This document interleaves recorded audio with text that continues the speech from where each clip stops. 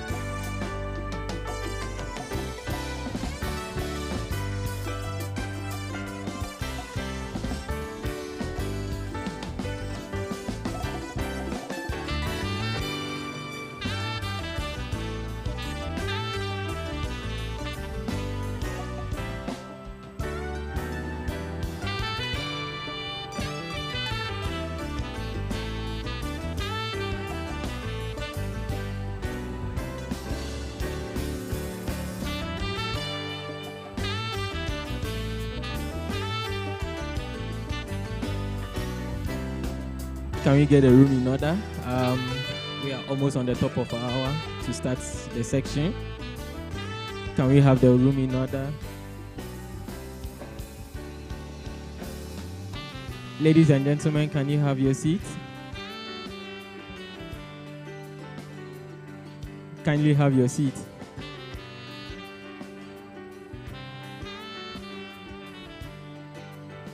kindly have your seat.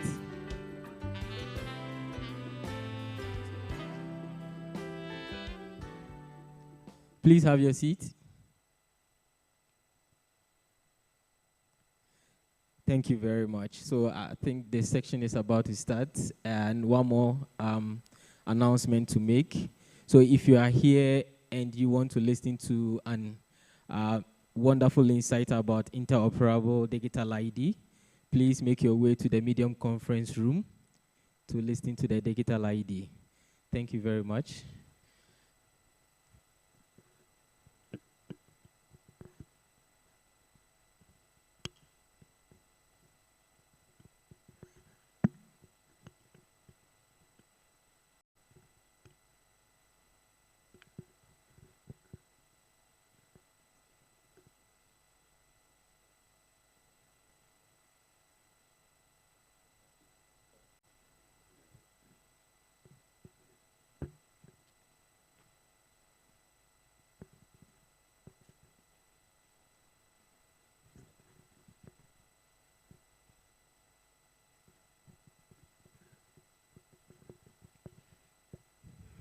All right, good morning, everyone. Good morning. Are we up yet or are we still sleeping? Good morning, everyone. There you go. And welcome to this very important session this morning. We'll be discussing the topic, advancing Africa's energy future towards the implementation of Africa's single electricity market, AFSEM for short, and the Continental Power System Master Plan, CMP. My name is Wilson Masango.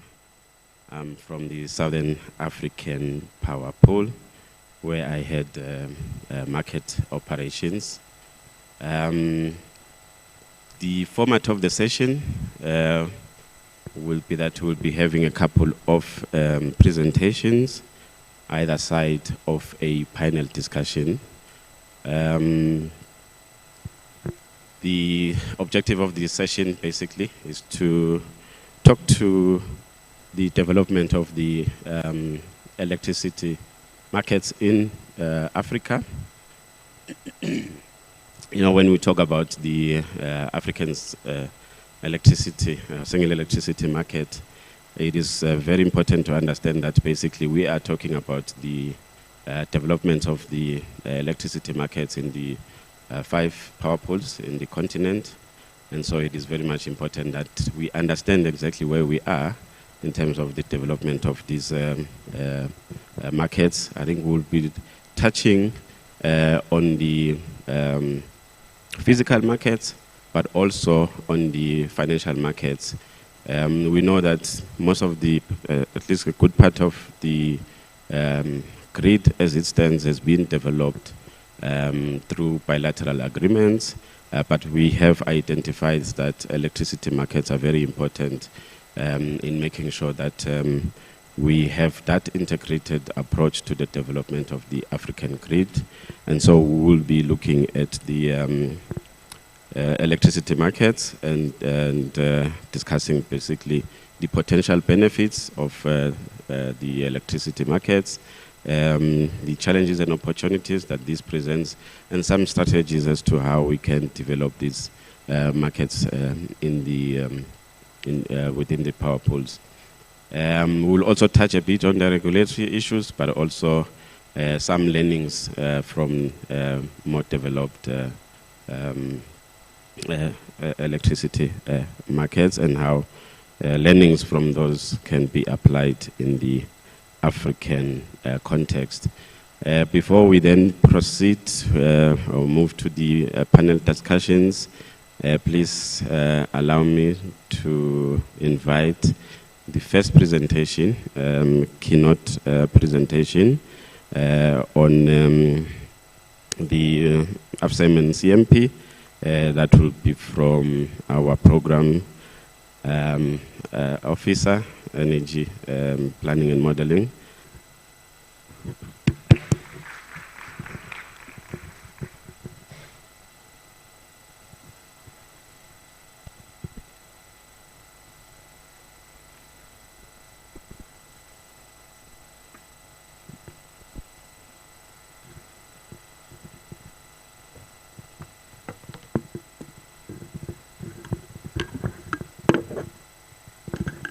Our IT, do we have the presentation ready?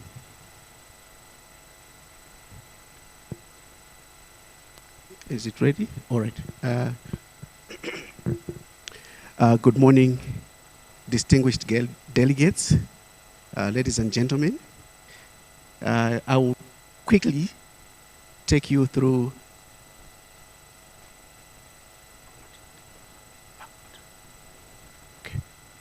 I'll quickly take you through the vision and the strategies that we have for the future of Africa energy through the implementation of Africa Single Electricity Market and Continental Power System Master Plan. Let me not dwell much on the presentation outline, because anyhow, this is the way it's going to be presented.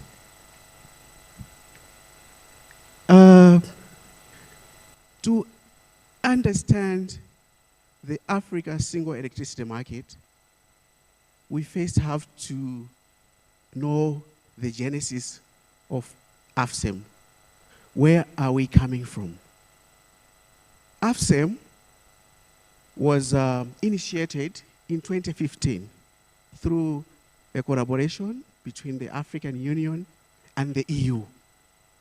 And the goal was to have a unified electricity market for the whole African continent.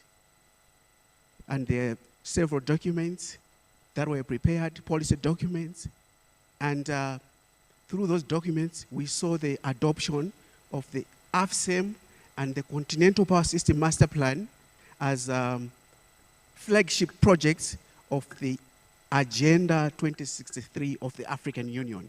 And this was done 2024 right here in Addis Ababa during the African Union Heads of State Summit. That's where we're coming from. And the goal of AFSEM is to have it fully operational by 2040. We want to have AFSEM operational by 2040. And it is going to be the world's largest interconnected grid, addressing needs of 1.4 billion Africans. Here we're just showing the governance structure of the AFSEM.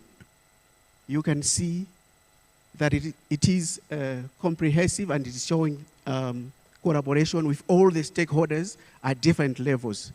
And this ensures that the AFSEM is not just an ambitious goal, but rather it has a strong foundation with all these stakeholders towards the realization of the AFSEM.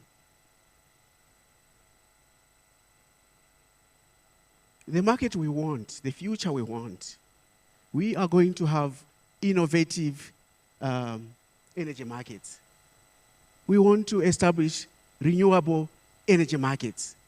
We want to establish electricity trading financial markets. And we would also want to have the carbon trading markets within the AFSEM. That is the goal that we have. This is the vision that we have. By 2040, this should be operational. This should be in place. And we've got key features for AFSEM. And we're looking at having clean energy corridors. We should make sure that we have developed transmission infrastructure to link renewable hubs to demand centers. We have green energy hubs to promote renewable energy zones, like the one in Morocco, the 500 megawatts a solar plant. And you know, that plant, they reduce 760,000 tons of emissions annually. This is the vision that we have through AFSEM. We are going to have AFSEM Electricity Exchange. This is a trading platform for electricity for the continent. Just like we have, or they have, the European Energy Exchange and all the other energy exchanges in the world. Our vision is to have the AFSEM electricity exchange. And we would also want to operationalize green bonds and renewable energy investment, financial instruments. We want to have a certification platform whereby we launch a system for certifying and trading renewable energy to attract international investors. Now, when we are talking of AFSEM, we have the Continental Power System Master Plan, which is a vehicle or a platform that sets the stage for the realization of AFSEM.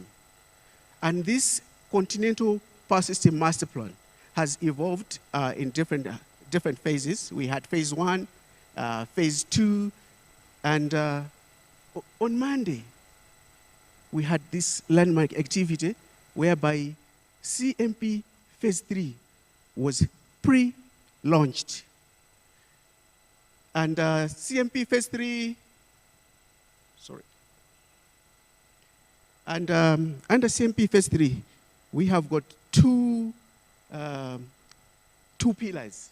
We have pillar 1, which has to do with long-term energy planning for the power pools, the RECs, and we have capacity building for the RECs. All these to set a platform for the realization of the African single electricity market. This session is about pillar 2, functional regional markets. We want to electricity trade. So we are going to establish the functional regional markets. There will be financial markets within the power pools. And under the CMP3 budget, within the period of CMP phase 3, we want to see electricity financial trading established. And this is going to be piloted at Southern African Power Pool because they are already ahead in terms of electricity trading. And this is included in our plans that through phase 3, we are going to have electricity financial market, power trading financial markets established at the Southern African Power Pool. In conclusion, AFSEM CMP represents a bold step towards a sustainable energy future for Africa. And by fostering collaboration, encouraging investments, and integrating our energy systems, we can address the needs of millions and pave way for economic growth and environmental sustainability. But it begins with all of us here. To realize AFSEM, each and everyone here has a role. Obrigado. Thank you very much. Asante sana.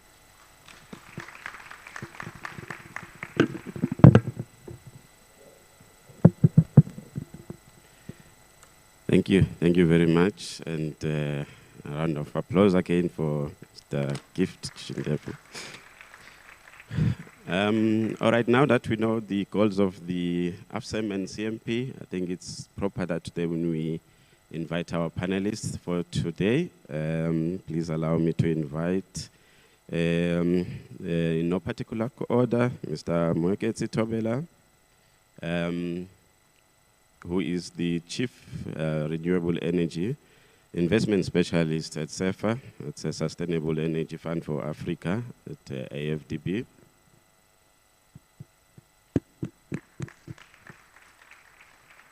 Engineer James Wahogo, who is the Secretary General as the Eastern African Power Pool. Dr. Michael, he told me how to pronounce the surname, but hey, it's very difficult. Just stick with how I read it, Togeby. But it's the Energy Sector Council at the Danish Embassy. Mr. Samson Masebinu, who's the project management specialist at, for energy at USAID or Power Africa. And last but certainly not least, Mr. Tione Mtalimanja, who is Senior Investment Officer at AIIB. Thank you.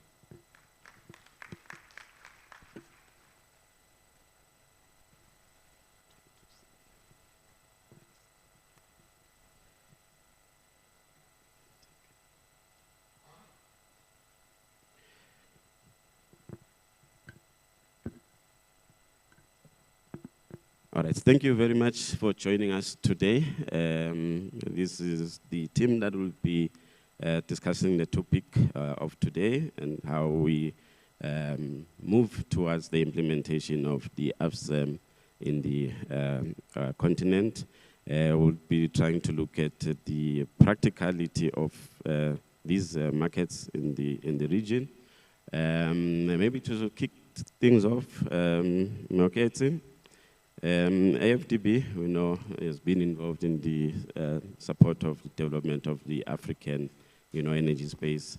If you can just tell us how then can the African Development Bank support the establishment and development of electricity markets? If you can touch on both the physical and financial markets within the power pools, and what role that you see these power pools, or rather these markets, playing in realizing the AFSEM strategic goal of enhancing energy security and economic growth in Africa.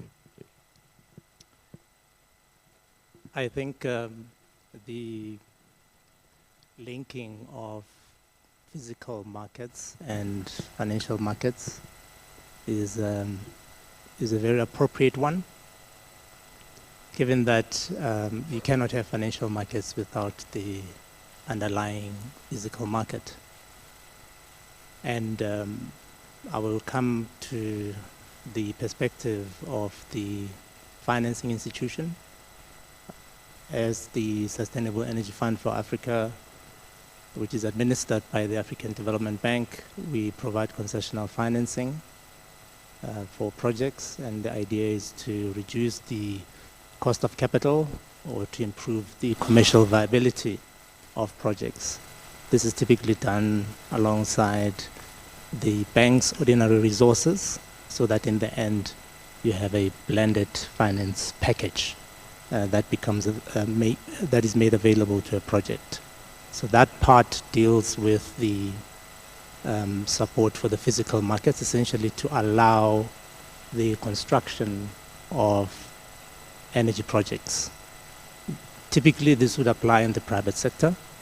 If you are working with utilities, then there are corporate loans that would be advanced, backed by the utilities balance sheet if it's strong enough. But in many instances, you also need to have a sovereign guarantee. So typically, that is the model that would be followed. If we finance a private sector project, IPP, one of the most important instruments would be a power purchase agreement, which allows for predictability in cash flows. The challenge when we are looking at projects that aim to sell to the market as the SAPP or future AFSEM is that there are no PPAs. They trade in the market and potentially are exposed to price risks. So the question is, how do you get such projects financed? And we already have these projects in several countries, Namibia, Botswana, as an example. They are licensed to export, but how do they access financing if they don't have PPAs? And this is where the question of financial markets becomes important. And maybe just to close the point and to avoid having a theoretical discussion, it's also good to highlight what the bank through CEFA is already doing, because it's very important when you're starting on an ambitious program such as this to have demonstrative projects where you can begin to test out these new models without taking too much risk. So the example that I'd like to illustrate is where you have an independent power producer that intends to sell into the Southern African power pool, and it does so through a PPA, a power purchase agreement, with an intermediary. The intermediary then sells the power into the market. What that does essentially is to create a quasi-swap. It's not a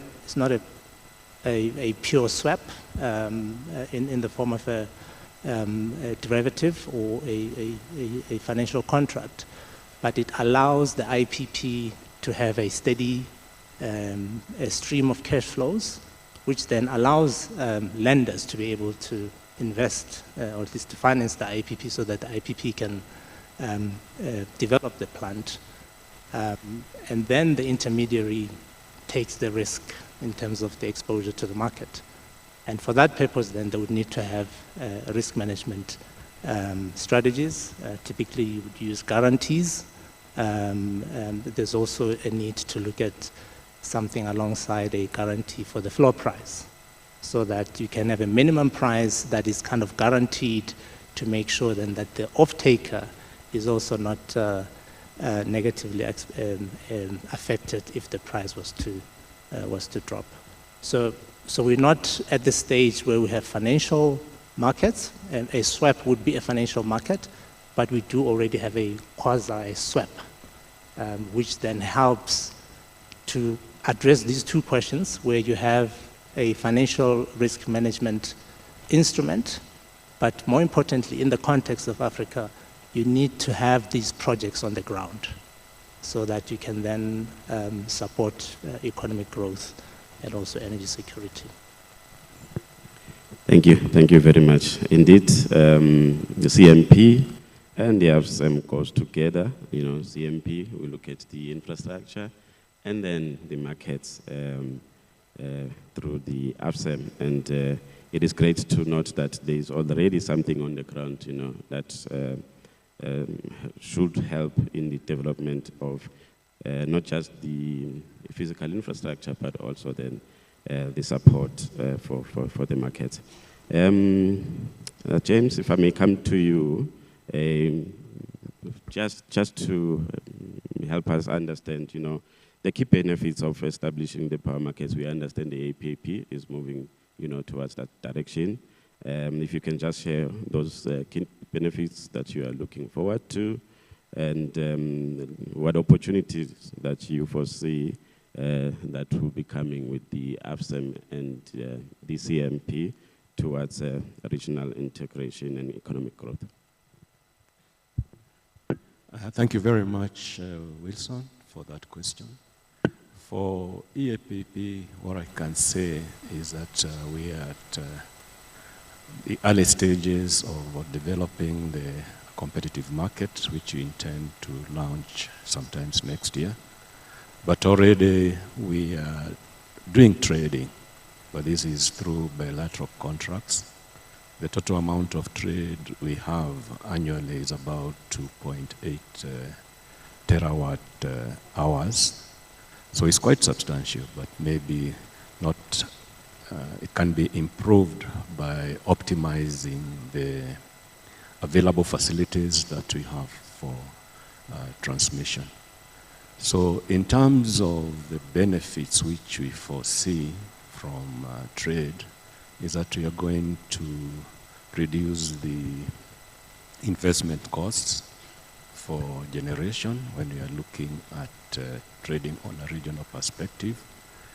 We don't have to have generation in every country, but some countries have more competitive generation resources, and they could be able to export at very low prices, cheap power to countries which have expensive options. And it will also create security in terms of stable supply, affordable. It will also increase access among our countries, and also unlock the great potential that East Africa has in terms of renewable energy, because we are going to have a large system with inertia which can be able to allow the integration of renewable energy sources such as solar and wind when they are complemented by the large hydropower, for instance, in Uganda and Ethiopia and Tanzania. These benefits have actually been studied. A few years ago, there was a study conducted by the World Bank, which said that if we optimize the trade among the transmission interconnectors that we have and interconnect with SAP, we would get an actual benefit of around $8 billion in 10 years.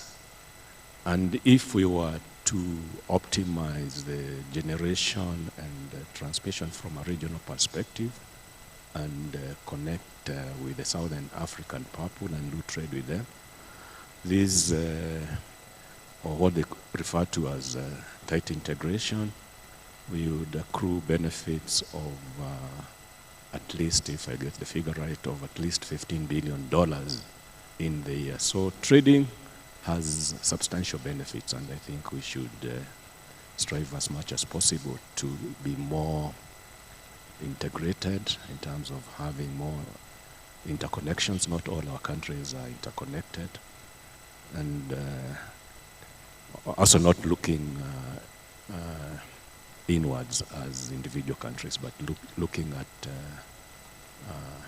generation and energy resources from a regional perspective. Thank you.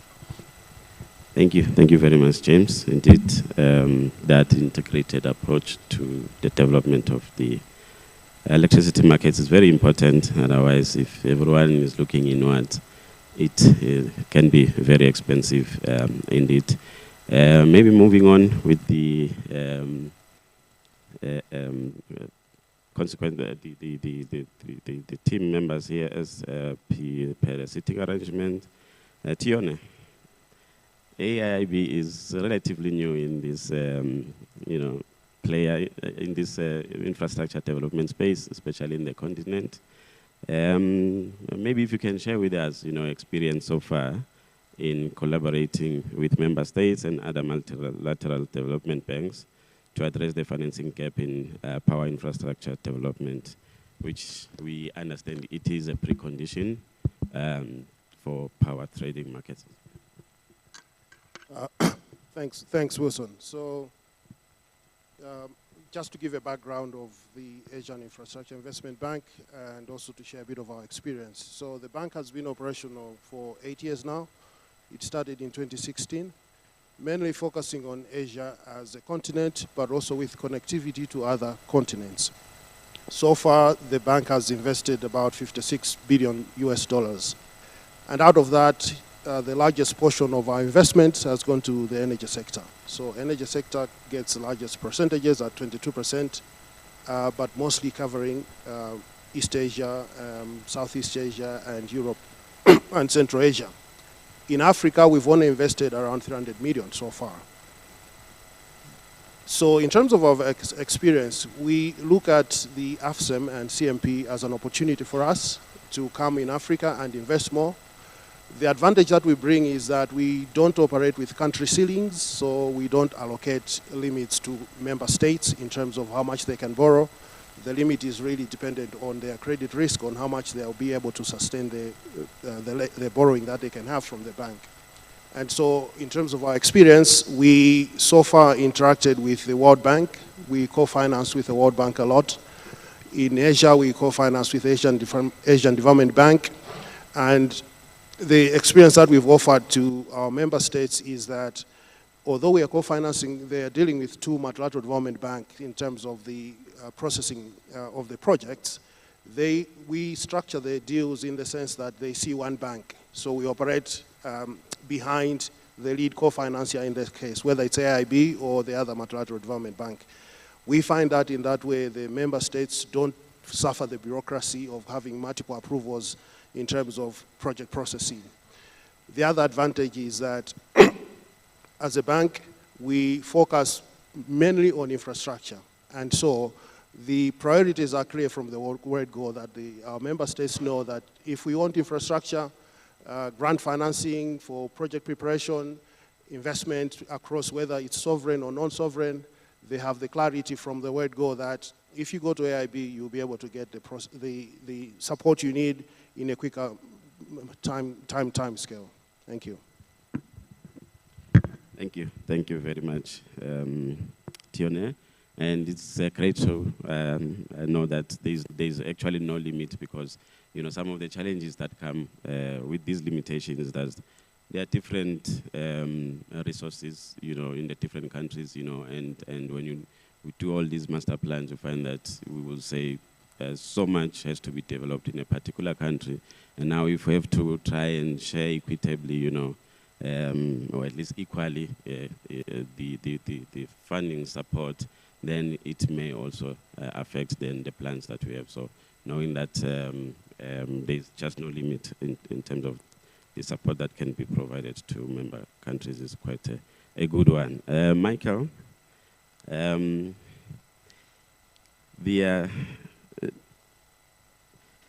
you've got experience from the other developed markets. Now we just want to know what then the electricity financial market models that are used in those developed, maybe even the Nordic power pool market, how those can help in the simulation of electricity generation, how it has helped in the European space, but also then how it can also be applied in Africa, taking into consideration the evolution of electricity prices and emissions produced by fossil fuel plants. So most importantly, we want to know how the learnings basically from those markets can be applied in Africa to develop the AFSEM and the CMP. Hello. Yeah. Good morning, everybody. We have heard about the benefit of power trade.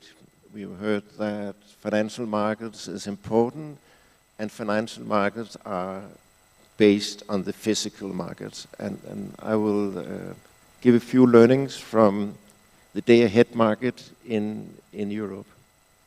I think there are some key learnings to catch there. In Europe, the day-ahead market is fully integrated across 24 countries, from Norway to Portugal, a distance of more than 4,000 kilometers, kind of comparable to African dimensions. So each bid that is submitted to the day-ahead market is shared between this very big market key. So high liquidity is a cornerstone for success. When the market is liquid, it can ensure competition, reliable price signals, and that the market participant can trust the results. By comparison, in Southern African power pool SAP, only around 1% of the region's electricity demand is traded at the day-ahead market, and at times even less. This points to an untapped opportunity to strengthen and expand the role of power pools in Africa. And my key point is that there is one feature that really makes the difference.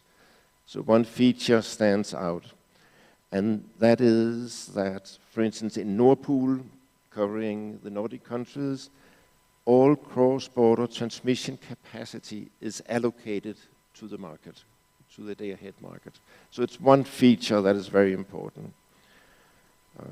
So if power should be traded between Denmark and Sweden, for example, it must happen through the power market.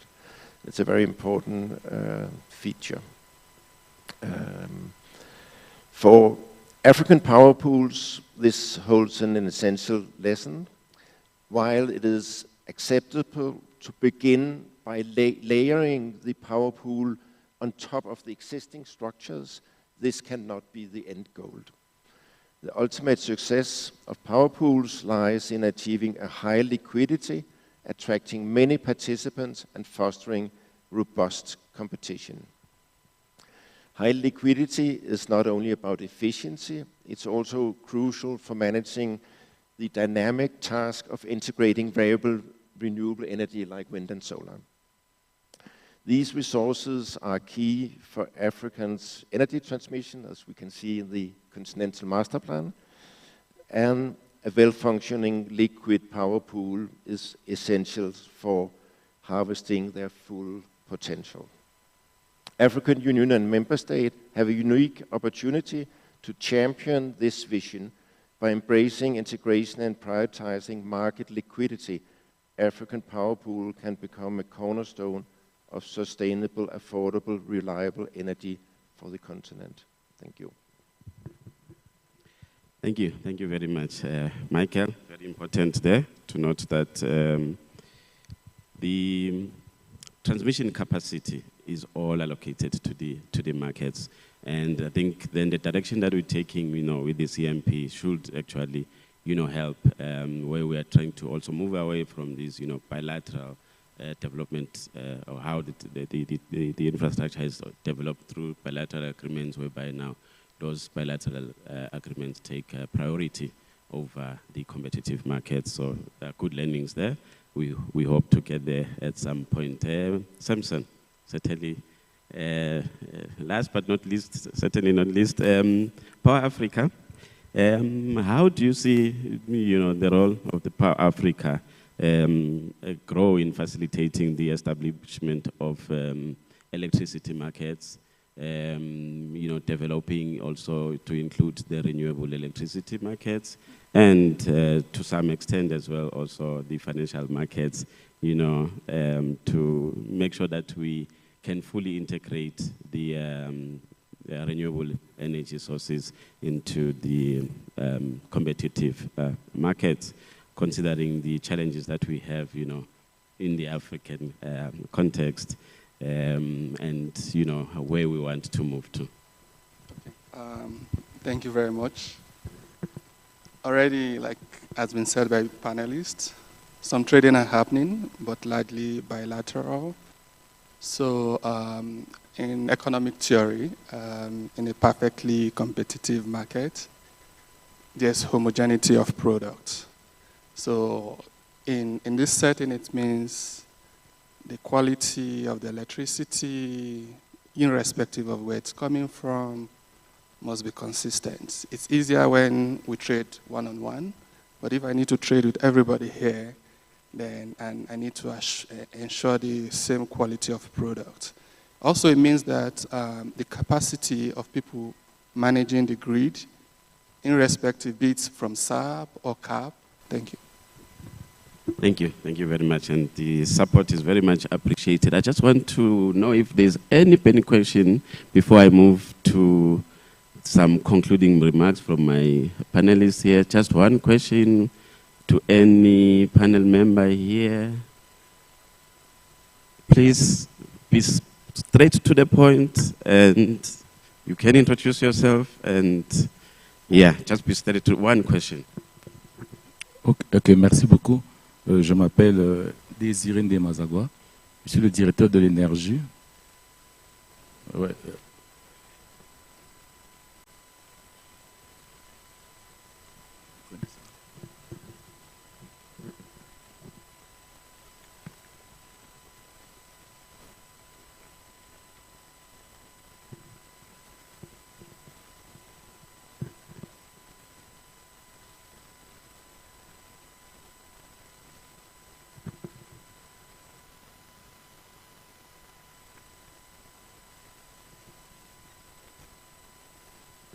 Ok.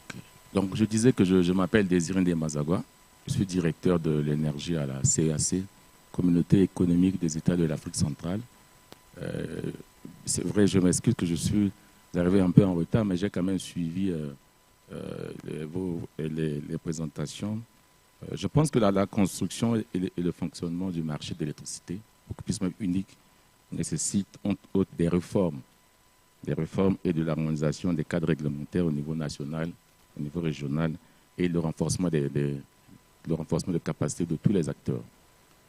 Pour ne pas beaucoup parler, ma question c'est que quel est le rôle des institutions régionales de régulation de l'électricité dans le développement du marché unique de l'électricité? Le rôle des institutions régionales de régulation de l'électricité. Merci.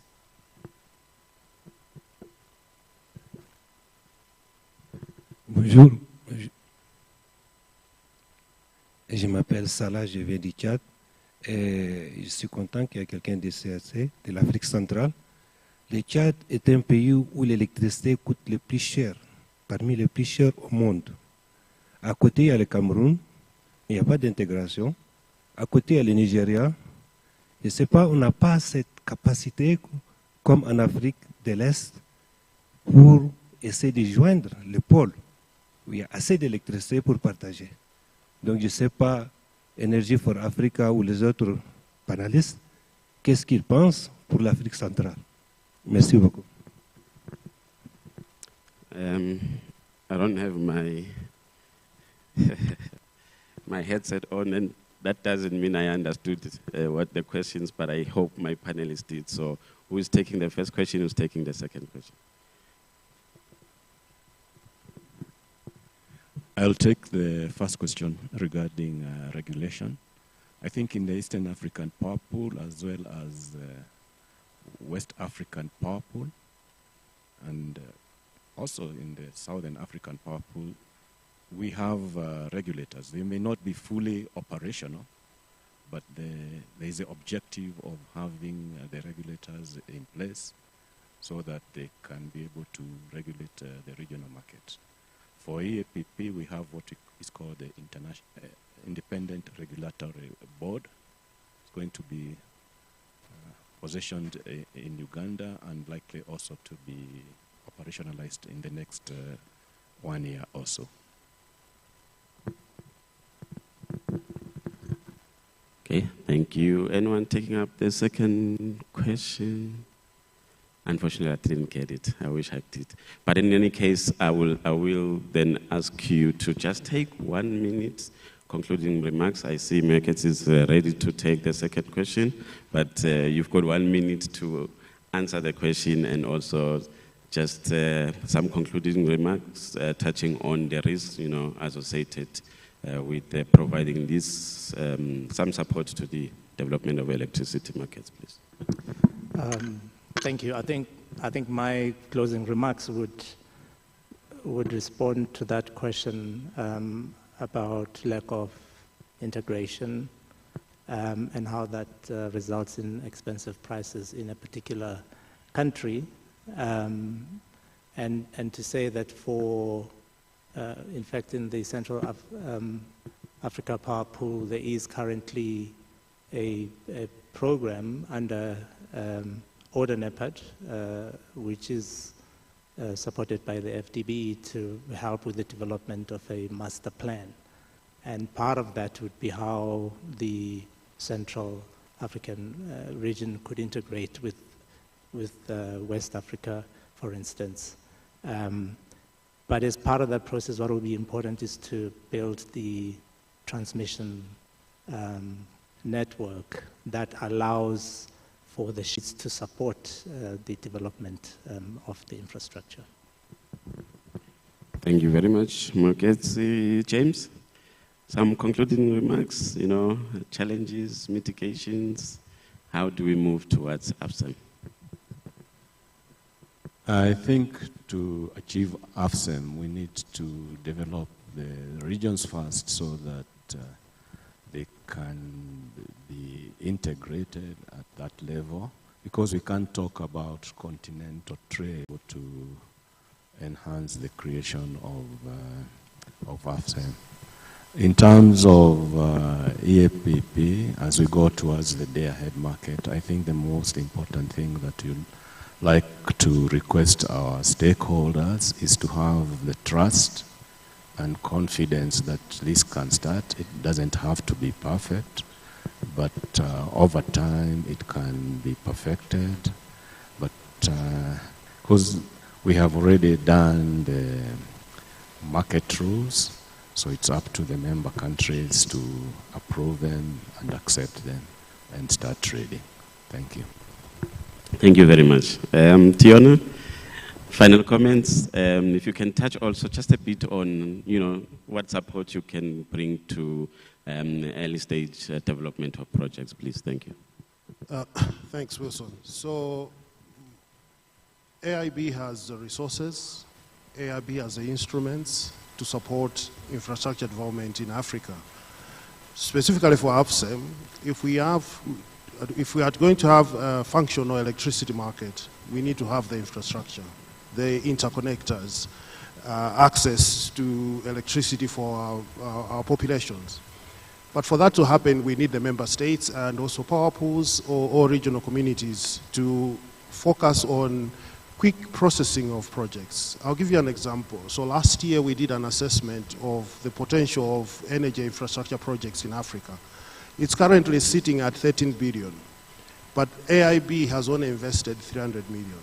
You see the gap there, the need, but it's the requests and getting projects moved quickly. So my challenge to member states, power pools, if you have projects, please come to us. We have the instruments, we'll be able to support you. Thank you. I like that.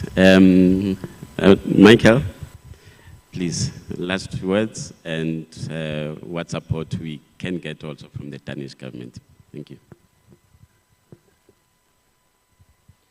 Yeah, I think just another case from my country, Denmark.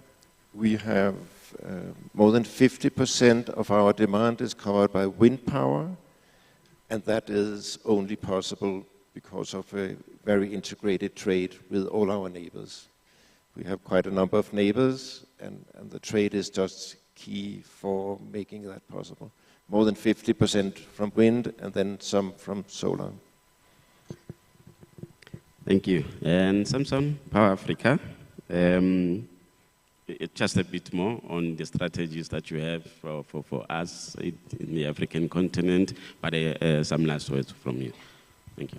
Yeah, so I think I'll just summarize as since we work as a partnership, I think building together this with strategic partnership between the public and the private sector as well as development organization can help to accelerate this move.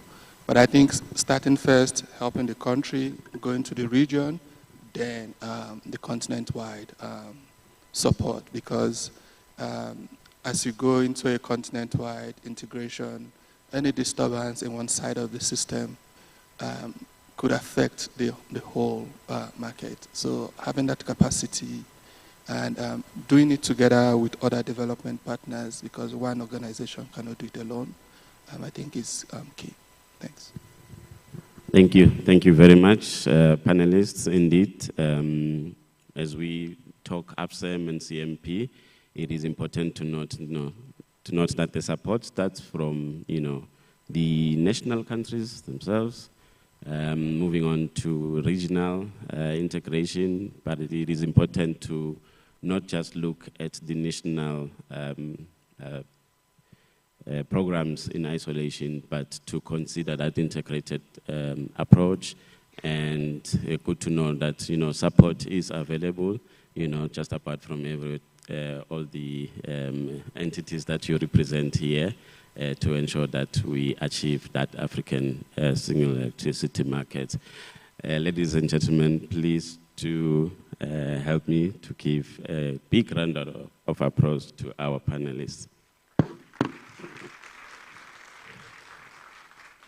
And as we conclude, please may I invite the Director of Infrastructure and Energy at the African Union Commission, for some concluding remarks.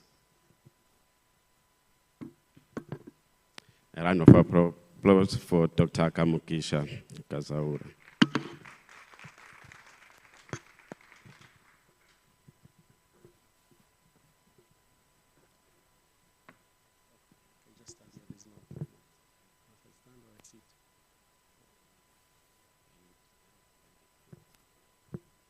While they bring it, I'll take a while.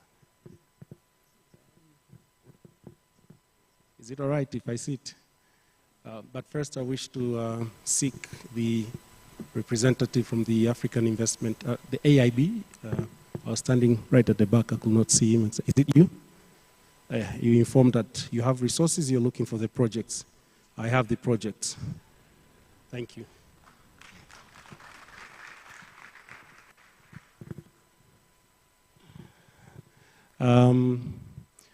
I'll start by thanking the colleagues from the African Union Commission as well as AUDA-NEPAD for organizing this very interesting session. I thank the panelists, the presenters, for sharing their insights towards advancing the implementation of the Africa Single Electricity Market as well as the Continental Power System Master Plan. The journey of the AFSEM and CMP has been long. We started in 2015, so it's almost 10 years. And it started with the support of the European Union, where we developed the necessary policy and strategic documents which were adopted last year. To give the AFSEM and CMP prominence and the highest level of political commitment, we proposed them to become the AU Agenda 2063 flagship projects, and they were adopted by the AU Assembly in February 2024. So it's been a long journey. 10 years later, they are part of the AU Agenda 2063. We expect, and I think you've heard it from the presentation which has been made, to have a fully operational electricity market, bringing together the 55 AU member states by 2040. That's 15 years from now. It's not going to be an easy journey. We have our short-term plan where we need to develop the prerequisite operational, technical, market, and regulatory frameworks, and at the same time, develop a pipeline of projects under the CMP, generation, transmission, and interconnection projects, which will link these electricity markets. It will require a lot of support, working together, the different stakeholders, in particular the AUC, AUDA-NEPAD, our power pools, and our different development partners. My call is for the next 5 years, where we want to achieve, at the very minimum, shallow trading between the power pools. We should exert all the required efforts to make sure that the soft components, which I've just mentioned, as well as the hard components under the CMP, are implemented. So I call upon to all our partners who have been supporting us in these initiatives, in particular the EU, the African Development Bank, IRENA, IE, International Atomic Energy Agency, under the CMP, etc., to continue working with us very closely to see that we attain this objective. We need to further build momentum. Having these two initiatives as Agenda 2063 flagship projects requires us to provide more efforts, more commitment to make sure that they are advanced. So my call, as I conclude, is as the AUC, together with AUDA-NEPAD, will continue working closely with our stakeholders, in particular the power pools, and I'm very glad to see the EAPP and SAPA here present. Our partners, I see the AIB, who's made a call that they have the resources, but they don't have the projects. The projects will be coming. We have the African Development Bank, the Danish government here represented, and the other partners who are here in the room, that we should work more closely to be able to accelerate and build the momentum of attaining this electricity market. It's going to be a unique one with 55 member states, the biggest electricity market in the world. It's a big ambition, but we're very confident that we'll be able to achieve it if we work in partnerships. With that, I thank you.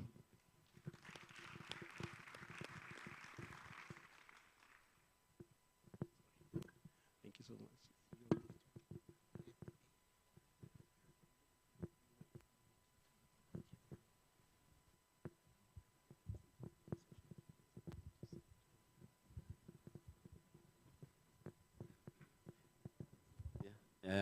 Once again, a big round of applause for everyone. Thank you.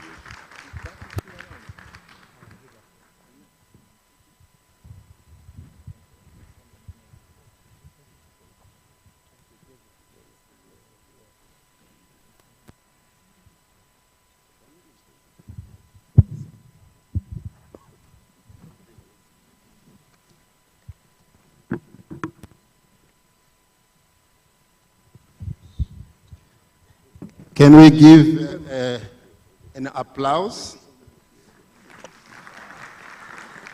Even if some of us might understand the market we know every day when we go to buy clothes, when we buy small things. But here we're talking about big things.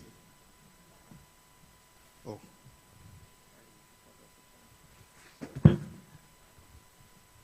So as they come off the stage, I want us now to brace ourselves and get ready for the next session, because this session is flowing into the next one, which is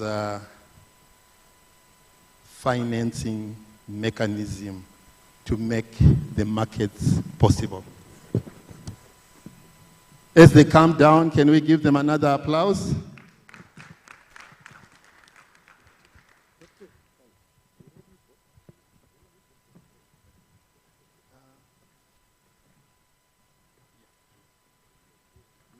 Good morning, ladies and gentlemen. Thank you very much for your participation in the AFSEM and CMP session. As Mr. Zana has said, upcoming is the CMP funding mechanisms in the multipurpose hall. We'll also be having the AI in action in the medium conference hall, sorry. I also have another announcement. So we've been told that if you're interested in joining the city tour, kindly assemble outside the venue at 5 p.m. Please do not go to your hotels. Assemble outside the venue at 5 p.m. Thank you. Okay, allow us to move into the next session without having to go for a break, so that at least we gain on time. Thank you, Wilson. I think it's one of the sessions which has a record to finish on time, even before the time is over. Thank you so much. The next session is on financing mechanism. Those who are in financing, those who like financing projects, please, it's time to listen. The way we are going to do it is very simple. This is preliminary findings of a study which was done as a specific support study. How do we finance the projects of the Continental Power System Master Plan so that the African single electricity can take shape? I hope you understand my introduction. Simple. How do we finance? The biggest challenge we have in Africa today is we have plenty of projects in energy. All these shortages of energy in many countries would not happen if the financing would flow to the projects. But unfortunately, the money is not flowing as we desire. So I would like to call first my co-pilot to come to the stage. That is Jeremy from the AFD, the French Development Bank, to come and sit in front. He's going to be a co-driver as well as a panelist. And I would like to call the consultant, Jose Luis, to come to the stage. And then I won't call the panelists now because I'm sure you want to see the presentation first. And I would like to ask those who are dealing with the electronic part to already throw the presentation on the screen so that Jose can give us a rundown of what are the findings. You want to be standing? You don't know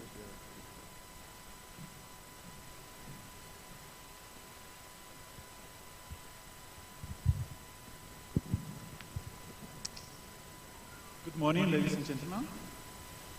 As our colleague Crispin said, this is a preliminary findings of study that we have been doing about funding mechanisms, focusing on the CMP. That means focusing mostly on CMP projects, transmission. Do I have the control?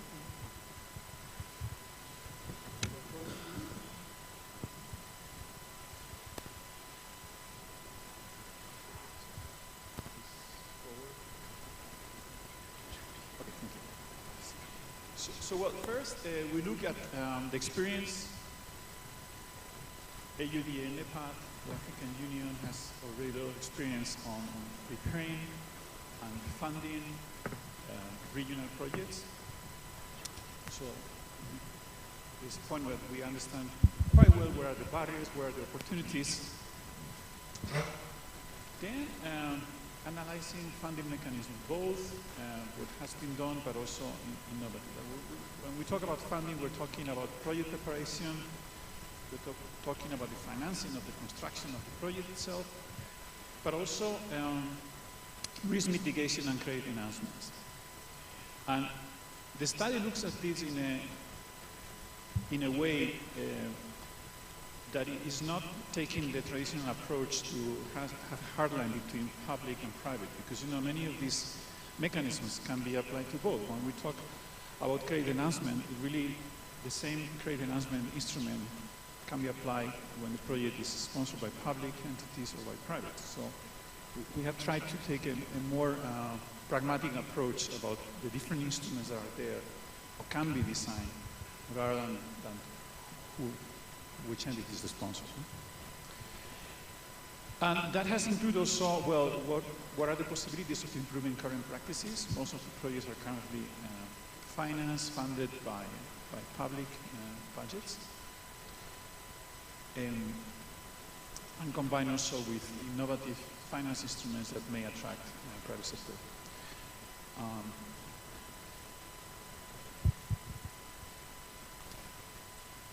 The current status of the power infrastructure in Africa is that public funding dominates, around 86% versus 14%. In power generation, this is changing very fast, but in transmission, it's still quite limited. So to get to the goal of having 300 gigawatts by 240, according to the studies by AUDA-NEPAD, the investment is about $1.3 trillion. And we know what are key barriers. As discussed before, one of the key barriers is project preparation. Yes, we have many projects in Africa, but how many of those are well prepared to get funding? And are just wonderful ideas, but there is either feasibility studies are not there, or the feasibility studies are very old and need to be done, etc. Then high perceived risk, that I think that's quickly changing as the utilities and the markets evolve. I think that the risk in many regions is improving. from the investor's point of view, but it's still a high perceived risk compared to other regions. Lower utility credit worthiness, that we must remind, it is not a consequence of management, but most of the time it's a consequence that there is a squeeze between the development goals of providing power, electricity to everybody, and while the acquisition power of the population is still low. So they are squeezed with very low tariffs. Cross-border coordination is improving with the different power pools, but it's still difficult. It's difficult here, it's difficult in Europe, it's difficult everywhere. You know, I work a lot in Latin America for the Central America power pool, and has been a successful experience, but at the same time I was living in the States, and within American states to transfer power is almost impossible. So it's not unique. It can be called traditional government budgets, backed by sovereign guarantees, direct public funding. And I include here blended finance, because you know sometimes you hear blended finance is innovative. Well, I don't think blended finance is innovative anymore. I mean, different blended finance basically mixing grants and debt, and this has been doing for many years. But on the other hand, there are some innovative solutions that could be applied both for public and private projects, like listing project bonds. There's an experience between Namibia and South Africa already more than 17 years ago, when a project bond was listed in both stock exchanges. Credit enhancements of those credit bonds. A number of market solutions that the detailed studies have. Again, this is a very preliminary, this is a summary. There's a lot of work behind this. Now, when we look about transmission, in particular, most of it is public sector funded. Still, maybe only 1% is private funded in Africa. And it goes mostly through the traditional mechanism, government allocations, multilateral lending, BFI. But little by little, there are new approaches, no? Right? Like independent power transmission contracts, different kinds of PPPs, private partnerships, project finance. Transmission, the involvement of the private sector in the transmission projects in other markets has evolved a lot. Again, working a lot in Latin America has grown a lot. But we must remember that the conditions are not the same. In Latin America, most of the countries are middle income, they can afford to pay more, they have more experience. But nevertheless, there are some innovative, some ways of funding that could be applicable to Africa. Then when we talk about risk mitigation, credit enhancements, again, we look at how to make the projects more bankable, independent if they are public or private. And more development banks and commercial banks are coming with instruments that can be used, like liquidity facilities, escrow accounts. In Latin America, what they call fideicomisos, a kind of trust fund that ring fences the cash flow of the project, is very, very used. Bank guarantees, insurance, regulatory, etc. Now, what is the preliminary conclusions tell us there are two key areas of improvement. One is project preparation funds. There is a huge pipeline of projects, but very few are well prepared to be bankable. That doesn't mean that they are not bankable. It's that, well, we need the studies, we need the updated studies, social, economic, financial, legal, that can make these projects attractive to the bankers, either being public or private, and investors. And then, obviously, to increase the menu of the funding mechanisms we have. Just not be limited to what has been done up to now, but open to other new funding mechanisms that have been analyzed in studies. So, as conclusions, improve project preparation. Actually, the study is suggesting to have a revolving fund for project preparation. Project preparation facilities, often they get grants from donors, and when the grant is finished, there is no more budget, and it's a problem for sustainability of the fund. So copying project preparation that has been done in many other markets, in regions, that the idea is to create a revolving fund, so a portion of the investment in new projects will go back to the fund to be able to keep funding the studies. Be more creative, use a mix of funding mechanisms without limiting ideas with hard barriers that are not there. For instance, sometimes when we talk about listing a project in the stock exchange, we only think about private sector, but that's not the case. Again, the Namibia South African transmission line that was funded a few years ago listed the project bond in the Johannesburg Stock Exchange as well as Windhoek, while the owners are the utilities of South Africa and Namibia. Very important, obviously, is customize these solutions to the different projects, to the different development of the different power pools. And very, very important to have a continuous stakeholder engagement. Quite often projects don't move on because there is a misunderstanding between the sponsors, the public, in general, the administrators, the utility. These kind of events help, but many, many more have to happen. So we break those barriers of trust that make possible to finance the projects. I'm not sure you are able to see this diagram well, but well, this is the idea coming from AUDA-NEPAD to have an ecosystem, to have a strong pipeline of CMP projects, starting by project preparation, technical assistance for project preparation, then have funding for pre-feasibility studies, feasibility studies, up to getting to the finance structuring, financing close. And the idea is to have a revolving fund.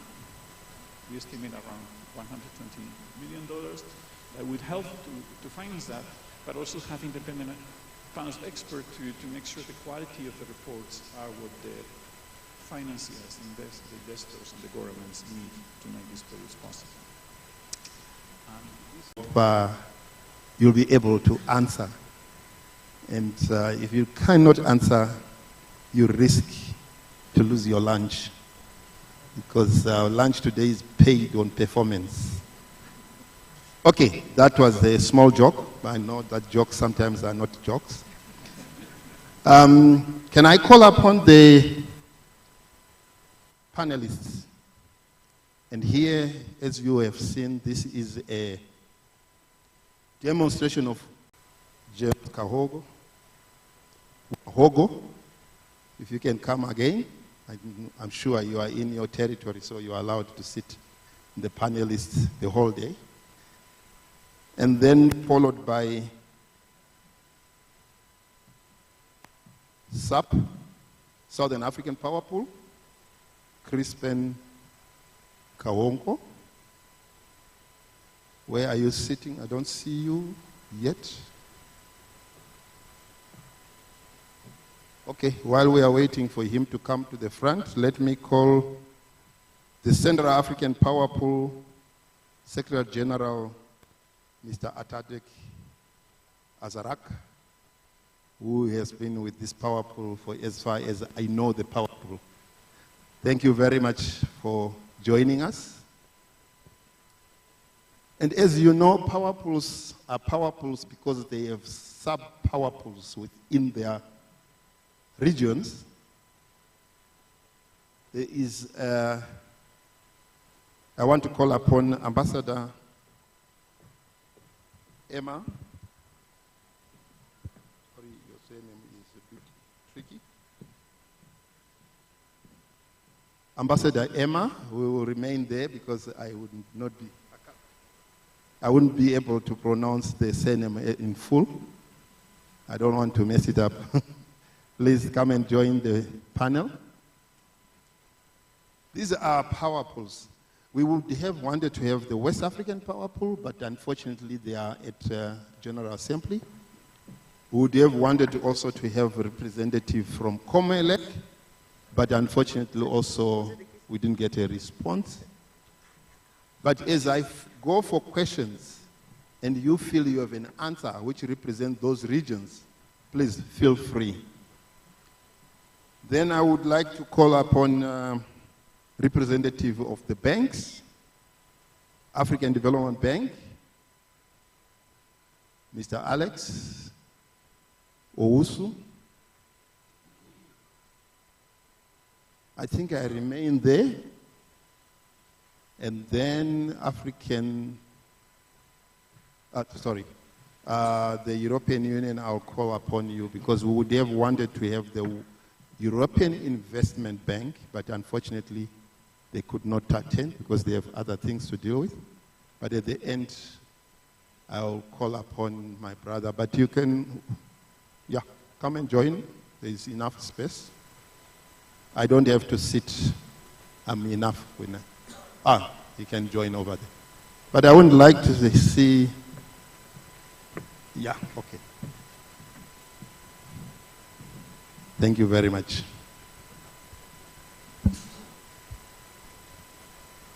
All right. Just for you to know, we are two moderators. One of the moderators is because of the language. So let me give, first of all, to my co-moderator, who is also a panelist, Jeremy, to say something in French so that we balance. Normally we just listen in English and the French has to go through a translation. Let's have a different version. If you can give me, you are the one who has supported this study, and your intentions are to see that we go forward with having a mechanism that is very practical, but give us in your version the summary which has been given, what you can add, but please don't tell us in English, tell us in French. Thank you. Merci Crispin. Bonjour à tous et merci aux organisateurs de nous permettre de présenter les résultats préliminaires de cette étude et d'échanger avec les power pools et les financiers sur cette question cruciale du comment financer l'ensemble de ces projets du CMP. Le gap est assez important, mais je pense que cette étude permettra de mettre les bases des mécanismes de financement, qu'ils soient une amélioration des systèmes de financement actuels, comme ça a été dit par José Luis. La plupart des projets d'interconnexion aujourd'hui sont financés par le public, par ce qu'on peut appeler des moyens traditionnels. Donc il est important de pouvoir améliorer et d'accélérer le financement des études, le financement des projets à travers ces moyens traditionnels, par les fonds des États, les DFIs, les partenaires techniques et financiers.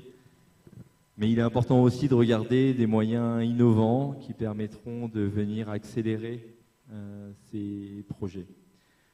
Donc je remercie José Luis et son équipe pour avoir produit cette étude, AUDA-NEPAD pour l'avoir commandée et managée.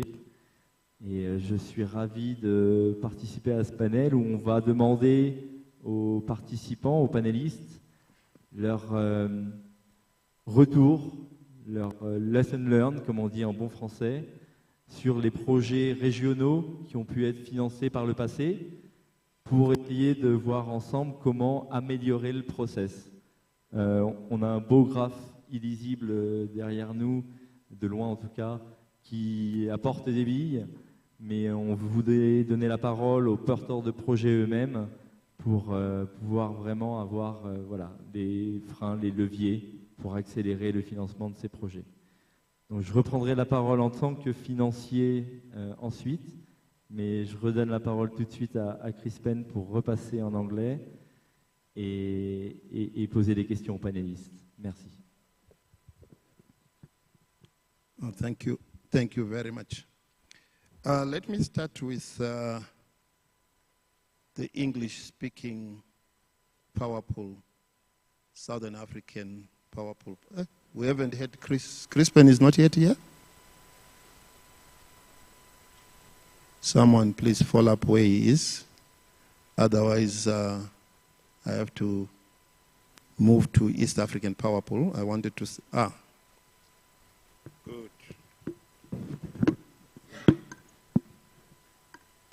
give him a bit of time to settle. Now I can stand, I have no problem. I am meant to be standing. Please join us. But otherwise, I changed my order. Let me start with the Eastern African power pool and ask a very simple question. You have listened to the presentation. You are also having a lot of projects that I see flying to different institutions. I see you have contacted already the AFD, you are talking to the African Development Bank, you are talking to different institutions which give money. But in your experience, what would you say has worked very well in terms of financing mechanisms? And what lessons would you like to share with colleagues here? And what would you say this could be improved? Let's try, my brother James, try to be.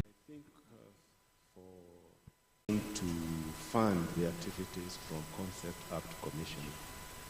I think for power pools and the NEPAD, you can only do so much. You can only maybe drive the project up to the feasibility study stage, and then maybe the project preparation. But in terms of the actual execution and financing, this has to be by the sovereign government. And maybe that's why we need to discuss more on how do we involve them right from the beginning. We do as power pools, but then how do they now get to know, or when do they start their engagement with the DFIs for funding the infrastructure? Thank you, James. Thank you for your input. I'll come later on with another question, but let me hear from SAP. SAP, unfortunately, you were not here when the presentation was done, so I will not ask you a question which is related to the presentation. I would rather ask a fresh question, which just comes to you as a special question. In your region, you are said to be moving very fast, faster than other regions, other power pools.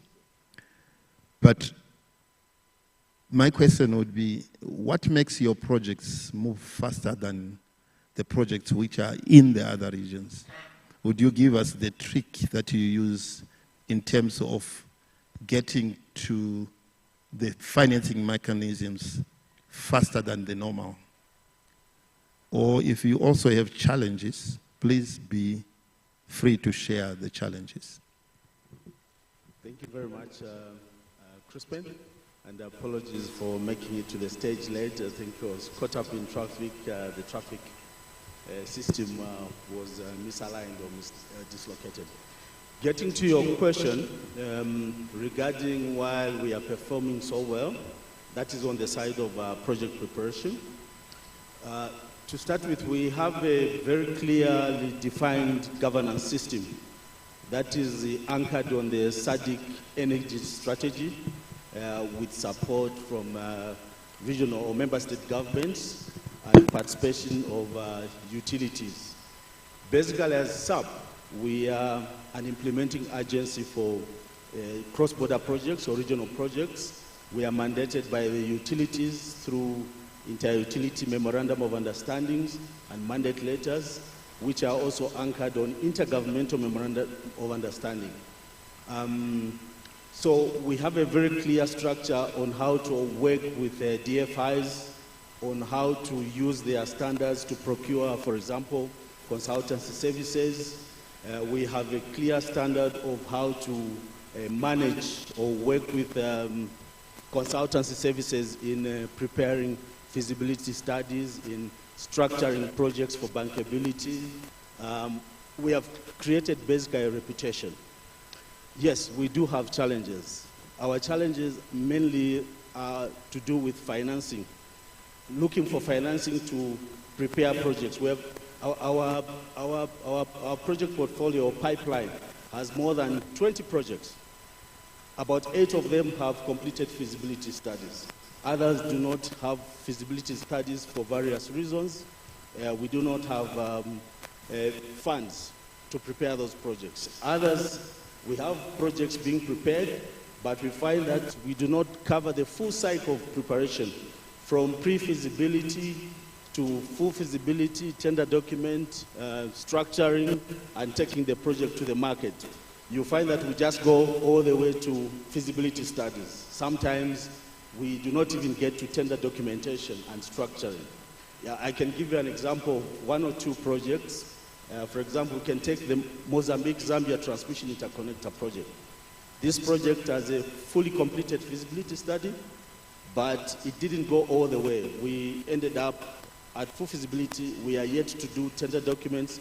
We are yet to prepare, for example, a project information memorandum so that we can then take this project to the market, look for investors or financials. Yeah, so we are still arranging that part. We have projects that we have taken all the way to transaction advisory services structuring. For example, the Angola-Namibia Transmission Interconnector project. It's currently undergoing structuring. We are hoping that we can reach financial close by the first quarter of next year with the support from the World Bank and the Angolan government. And then, of course, on the Namibian side, then we can say by mid next year, we can start going into EPC. Yes, we do have challenges, but primarily to do with financing or funding of project preparation, full cycle project preparation and structuring. The investment part, yes, like EAPP did mention, we do not have full control in terms of reaching financial close. That is a prerogative of the respective member states. But what we do, we facilitate, we promote the project both on the public sector side as well as on the private sector side. I'm not too sure whether my manager from the market did allude to the fact that we have entered into some innovative kind of financing approaches. We are currently developing what we call the Regional Transmission Infrastructure Financing Facility. This is one way of covering that gap on the investment side. This is trying to pull the private sector to play a role in financing the actualization of these generation and transmission projects for the SADC. Thank you. Thank you very much. I think with this, let me ask my co-moderator to move on to Central Africa Power Pool, but let's change the language. Okay. Merci, Crispin. C'est sympa ce truc en 2 langues, ça change un peu, ça fait du bien. Donc, on va demander la même question à notre collègue de la Central Africa Power Pool. Si vous pouvez nous partager une expérience de projet régional qui est en cours ou qui a abouti, les barrières que vous avez pu rencontrer, ce qui a bien marché, surtout le cycle du projet, des études à la recherche de financement, au procurement et puis à la finalisation des travaux. Merci. Merci, monsieur le modérateur. Le pôle énergétique de l'Afrique centrale, en cycle PAC, est une institution spécialisée de la communauté économique des États de l'Afrique centrale. Il a été mandaté par ces 11 États à mettre en œuvre le projet de l'Afrique centrale. Aujourd'hui, au niveau de notre portefeuille, nous avons 41 projets, dont 28 projets intégrateurs prioritaires et 13 projets transfrontaliers. Notre expérience palpant réside dans le projet d'interconnexion des réseaux électriques du Tchad et du Cameroun, qui a été suivi de bout en bout depuis 2013 jusqu'à 2017 et continue à ce jour. Financé par la BAD, nous avons, en tant qu'institution spécialisée de la CEAC en charge de la mise en œuvre de projets communautaires, nous avons mis en place un comité qui a suivi toutes les étapes d'élaboration des études de ce projet. Un projet majeur de par sa longueur, de par la superficie qu'il couvre, un projet majeur pour les deux pays, le Tchad et le Cameroun. À ce jour précisément, il est en phase de réalisation physique. Je reviens de N'Djamena d'ailleurs, où j'ai pris part à la deuxième réunion du comité technique de pilotage de la mise en œuvre de ce projet. Je tiens quand même à dire que le financement a été obtenu grâce à la BAD qui, en tant que chef de file, a très rapidement réussi à faire financer ce projet par la Banque mondiale, l'Union européenne, du côté du Tchad, côté du Cameroun, en plus des trois bailleurs, la BAD et la Banque mondiale et l'Union européenne, il y a la Banque islamique de développement. Donc ce projet est un projet très très important pour les populations, qui donnera un ouf, surtout au Tchad, qui tourne encore aujourd'hui avec des centrales thermiques fonctionnant surtout au gazole. Ce serait donc un apport significatif qui permettra aux industries, aux populations, à obtenir de l'énergie fiable, en qualité et en quantité. Les problèmes, il en a eu, effectivement, comme dans tout projet d'ailleurs. Commencé en 2013, il y a eu quelques petits soucis, ce qui a fait traîner le projet de 2 ans. Mais dès qu'il a été repris, il est sur la bonne voie et nous pensons que d'ici 2027, le projet sera opérationnel pour le bien-être des populations de ces deux pays. Comme je le disais avant-hier, je tiens à le redire ici, l'Afrique centrale, qui regorge d'importantes ressources énergétiques diversifiées, nous parlons même, l'Afrique centrale, c'est le deuxième bassin forestier du monde après l'Amazonie, 3e potentiel hydroélectrique du monde à travers la Russie et la Chine. Malheureusement, c'est la zone la moins électrifiée. C'est pour cela que nous pensons que les partenaires qui nous appuient, et nous les remercions d'ailleurs ici, tous ces partenaires financent nos projets. Nous les exhortons encore davantage à financer ces projets. Le partenariat privé manque au niveau de l'Afrique centrale. C'est ici l'occasion de les exhorter à venir s'implanter dans cette région, riche à tout point de vue, hein, comme je le dis, depuis l'hydroélectricité dans le bassin du Congo jusqu'au photovoltaïque dans le pays du Sahel comme le Tchad.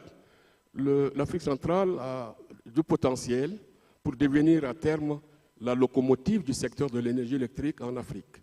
Et nous exhortons tous les partenaires à aller dans ce sens, à aider l'Afrique centrale pour que son potentiel puisse être mis en valeur pour le bien-être des industries, des populations et de l'ensemble de la communauté.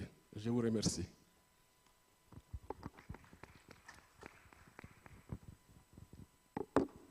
Thank you very much.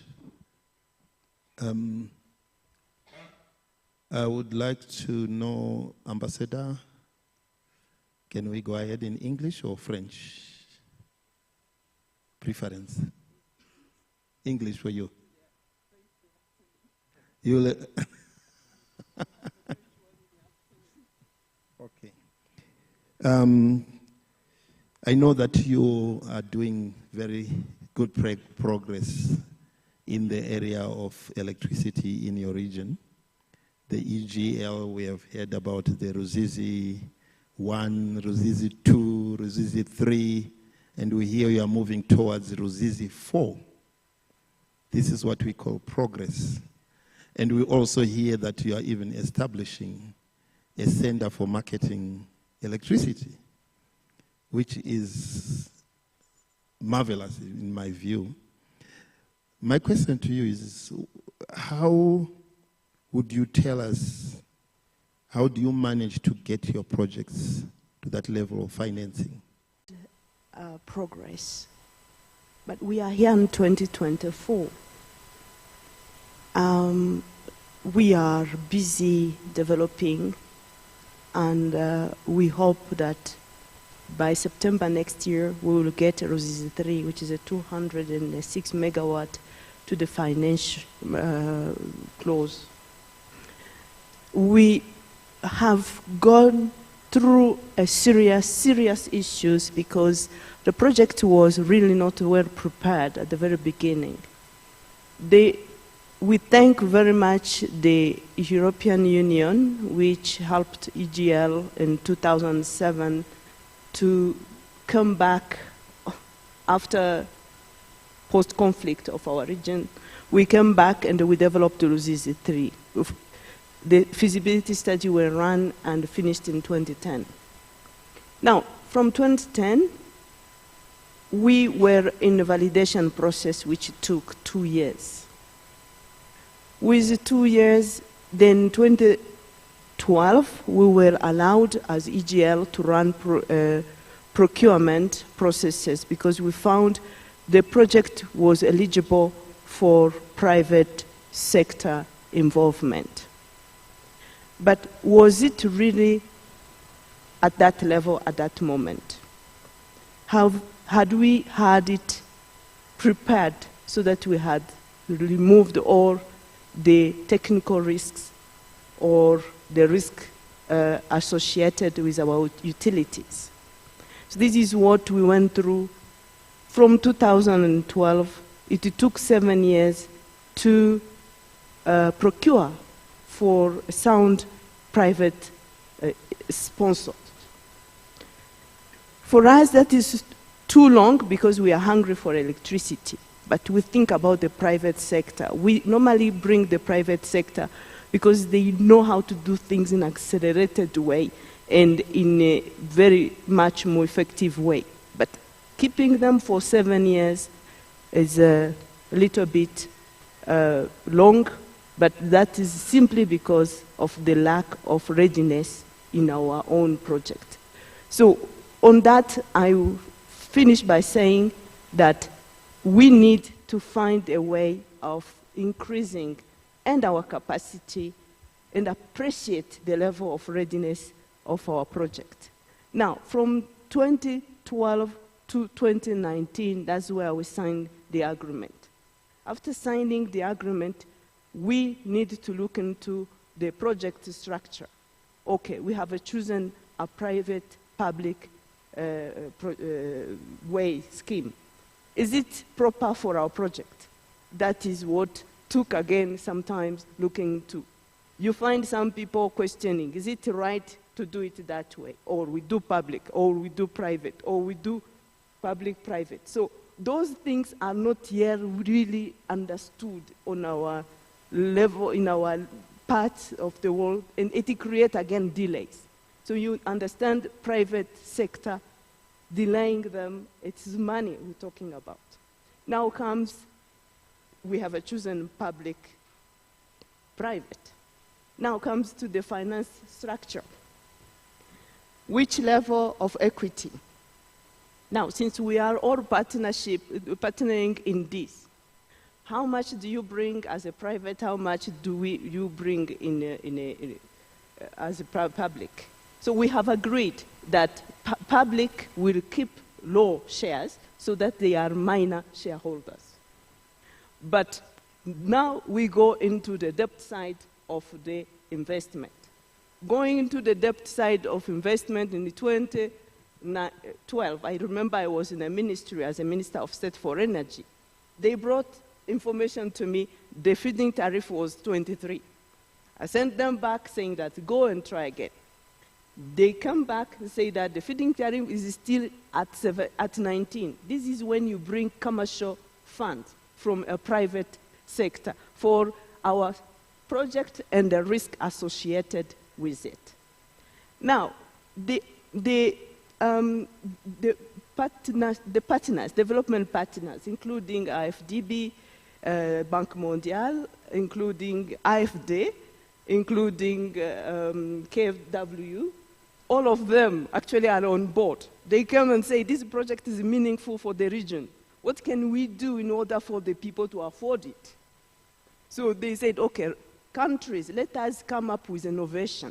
Let the country invest in the debt side of the project. So they facilitated, and we have got into now negotiation on lending, because we are borrowing from our institution, financial institution, and we are on lending. So institutions will also come and asking question. What if this project doesn't cost the same money, which is like the one you are borrowing? Then they also ask, who is going to pay if this project doesn't bring the return so that you can repay the loan?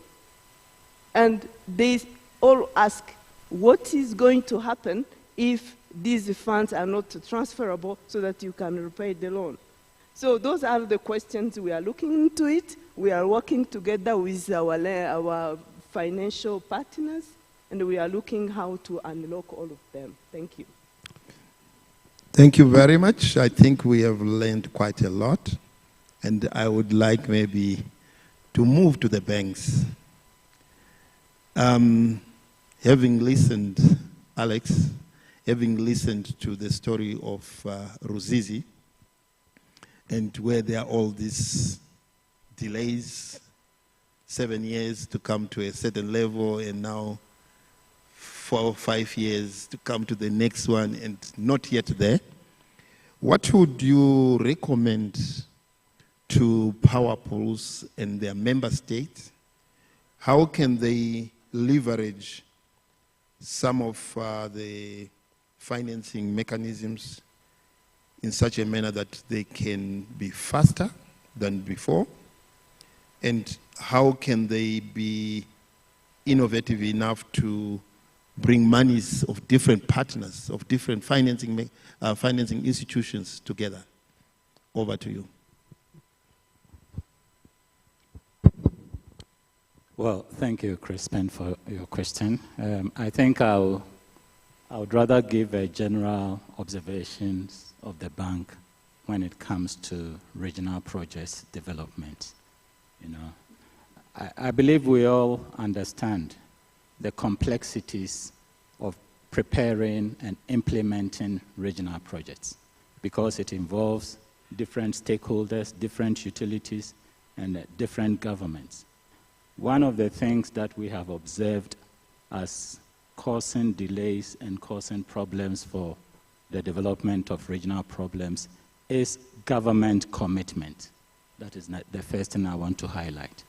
I think that the two countries, if it is a regional power interconnection project, you need the firm commitment of the governments. If the governments are not committed to the project, the funds can be secured, but the project will still drag. So I know normally a memorandum of understanding is signed between the governments involved and the utilities involved, but the commitment to these understandings sometimes is lacking. And let me give you a few examples.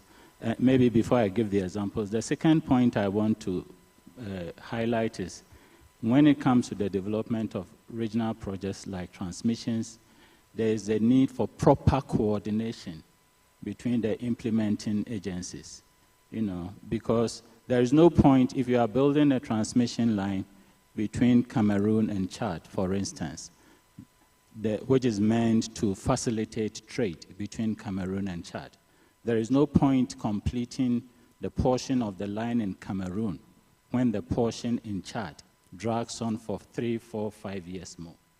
You end up with stranded assets in one country. That country must have borrowed money from financing institutions to develop their segment and needs the flows on the line to start repayments of their loan. They would have to sit down for a number of years for the other country to finish. So there is a need for proper coordination between the implementing agencies in the different countries involved. I'll give examples when I finish. And this is the reason why I think that the utilities and the power pools need to work very closely together when they are developing regional projects. There's a need to synchronize the timing of implementation of the project. I'll give 2-3 examples, and then maybe it will bring out the points that I want to make. There is a first example of what we call the coastal transmission backbone in West Africa. West African countries, Cote d'Ivoire, Ghana, Togo, and Benin, they have an interconnection up till Nigeria. So we were building a 330 kilovolts line between Ghana, Togo, Benin, and there is another 330 kilovolts line between Nigeria and Benin. The financing for this project was such that African Development Bank was paying for the segment of the line in Ghana and Benin and Nigeria. And then the Agence France de Développement, AFD, was financing the segment of the line in Togo. The three countries, Ghana, Benin, and Nigeria, closed their financing with the African Development Bank, but for some reason, Togo was not eligible for financing from the African Development, so they had to seek their own funding from AFD. The three countries secured their financing, started implementation of the project 2-3 years into implementation before Togo secured financing from AFD. So when the three countries finished, Ghana built its portion of the line to its border. Togo had to build from Togo segment to the Ghana border and to Benin border.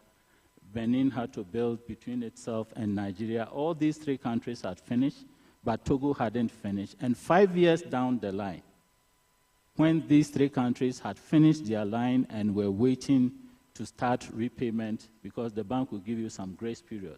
The grace period may be over, you would have to start repayment, yet Togo hadn't finished the segment of the line. So the line in the three countries had become a redundant asset for 5 good years, which is not good for anybody. So there's a need for proper coordination, proper synchronization of the timing of implementation, securing closing of financial transactions so that the implementation of those projects can be done synchronously. The second example I want to give is in the NELSAP. I always come back to NELSAP interconnectors. The bank gave money for power interconnectors between Rwanda, DRC, Uganda, Burundi, and I think Kenya. Uganda was connecting to Kenya. Rwanda was connecting to Uganda on 220 kilovolts lines. Okay, there were several, at the point when the loan was supposed to be closing, the segments that was financed by the bank, the countries came asking for, what do you call it? We had to postpone the closing day 3 times. After 3 times of closing days on the financing, the lines were still not completed, you know, because of political tension between some of the parties. So if you don't address the political issue, and that's why we call in the RECs, like ECOWAS, ECAS, ECA, SADC, they should double up on their political mobilization of the governments. Because the governments, you know, I think that if the governments are not committed to projects, even when you secure the funding, the projects, even up to today, I think some of the NELSAP interconnectors have not been built, when most of the loans they contracted had closed. Finally, again on government commitment, we have about $250 million project in Nigeria, building high voltage transmission lines. These are, I think, 330 kV lines from the southern part of Nigeria, where the gas resources are located, and most of the generation is located, to transport power to the northern parts of Nigeria, Kano and Kaduna, Abuja, and etc. The money is ready since 2019. The government of Nigeria has to pay about $40 to $50 million of compensation to project-affected persons. Okay? In 2022, we were told that there was going to be elections, there was going to be a change of government, so there was no budgetary allocation for that compensation pay. We should wait for the new government, and then when the new government comes, the compensation will be paid because contractors had already mobilized to site ready to implement the project. New government came, and apparently this project is not a priority for the government. And so up to today, we are still struggling. With contractors on site have to demobilize. So I just want to highlight these 3 points: coordination, government commitment, and the financing. To answer your okay, maybe let somebody else come in. Thank you very much. Thank you, Alex. I know we are writing guidelines of how we do it in future, and your input will be most welcome, because I think we have so many mechanisms which needs to be aligned. But I think my brother here, Nicolau, you have been listening, and I know you are not from the investment bank, but you know the investment bank itself, you know the EU mechanisms. You are from the INTPA, which is knowing what is happening in other sectors. So what is your take from what we have listened? I heard about risk, delaying things. I heard about many things. But the European Union always comes and tells us, we have a risk mitigation fund which we can help you. Please let us know a bit more. And let's be brief, because I want also to give 1 or 2 people from the audience to talk. Thank you very much. I will be very brief. So on our side, as EU, we work through grants, and until for many years we have been funding projects through grants. But as we knew that this was not enough to reach SDG 7 objectives, we decided to use a mechanism like blending, for instance, to leverage our grants. So blending, you have 2 types of blending. You have the public ones, sovereign, that my colleague from AFDB described very well, with all the problems that you can have when financing a transmission line, hydropower plants, with the sometimes lack of government involvement, but sometimes also problems with when you have interconnection, the line, for instance, being agreed and financed on one side, but you have other donors, other actors, stakeholders on the other side, and then the whole project is stuck for many years with the money that is associated stuck. So this is something that is quite an issue also for us. We're also working as blending in the private, with private entities.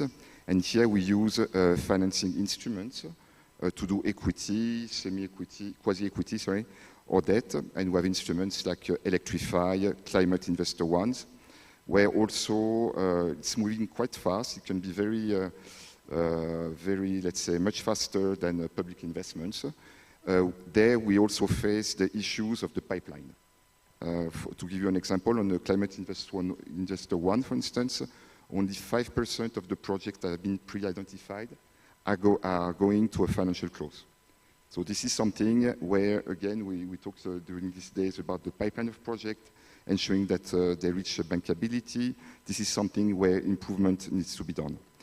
More recently, we have been using also guarantees. That was something that was quite common in other DFIs, but maybe less for the EU. So on the sovereign side, main partner is the European Investment Bank, where we work typically on public investment, also hydropower plants. Sometimes we complement blending investment in the public sector with guarantees. Something that is more recent is guarantees for the private sector, what we call open architecture in our language, to guarantees private operators in the energy sector, and the guarantees cover other fields, but as we speak today about energy, so in the energy sector, by de-risking investments. So as we speak, we are colleagues in Brussels and the colleagues of the Agence Française de Développement are signing a guarantee called Accelerate, that, for instance, de-risk the investment from an IPP by guaranteeing a certain, by providing a liquidity facility for 1 year, so meaning that it guarantees a certain level of payment in case of problem. And there is another component that is more on the utility side that guarantees the loan of the utilities, because as we know, the utilities are key actors to invest in the energy sector in all the countries, and we need to have utilities that are very robust, very strong, and very trustful. Therefore, it's important to invest in the restructuring of these utilities, and one of the ways of doing that is providing loans. But these loans, of course, are very risky, so the need of this guarantee. Maybe to conclude, a few fields, let's say, of development for us. We talked a lot about IPTs, so this is something extremely important also for us. We see in countries like South Africa, for instance, but in many other countries, connection is key. You can generate more electricity if you are not able to distribute, to transmit and distribute the electricity. It will not serve the purpose, let's say, and also in the Continental Master Plan framework, in the energy single market, this is something important.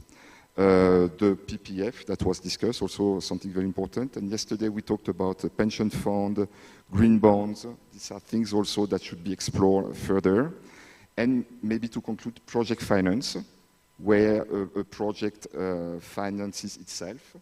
This is something also that should be explored and certainly reinforced in the future. So that's it for me. Thank you. Thank you very much. I think here we have a very big pool of information. I hope my brother, Jose Luis, you are taking notes of all what contributions are coming, because as we go to the next level of presentations or discussions, we wanted to have a better, to include all this information. But sorry, my brother co-moderator, I took over even the French speaking, put them into the English. But I have a question for you. After listening to this, and since you are the one who is funding the study, what is your take? But try to be brief, because I promised to give a question to the audience. Okay, thanks, Crispin. Before giving some takeaway from what we heard today, and I'll try to be brief, let me just say a few words about the French Development Agency, some figures. So basically, the French Development Agency, AFD, commits every year globally 12 billion euro for all sectors. Energy represents around 20-25%, and Africa 50% of the global amount. So it means that what we commit every year on the energy sector in the continent is around 1.2 billion euro. Regarding regional infrastructures, we've been involved in many projects in the continent. For instance, the interconnection between Ethiopia and Kenya, the interconnection between Tanzania, Zambia, and in West Africa, many projects like the OMVG, the interconnector Ghana-Burkina, and the northern corridor between Nigeria and Niger up to Burkina Faso. Regarding generation, as it has been said, we are also involved in the Ruzizi 3 project with our colleagues from the World Bank, from the EIB, from the African Development Bank, from the KfW, and from the European Union, obviously. So that's a huge project. Some lessons learned on those regional projects on our side, and we didn't coordinate with Alex before, but we have exactly the same point, so I will be very brief. First one, obviously, is commitment from high-level decision makers in both countries when it's about an interconnector, obviously. Second, I would put good studies and up-to-date ones because sometimes you have studies and once you arrive to the financing, you get a big financing gap because the study were too old. Same for the environmental and social issues. I mean, it has to be really up to date and up to the standards from the financiers. Third, the good coordination that was discussed between utilities, between the financiers themselves, on procurements, on ENS issue, environmental and social issues, and et cetera, et cetera.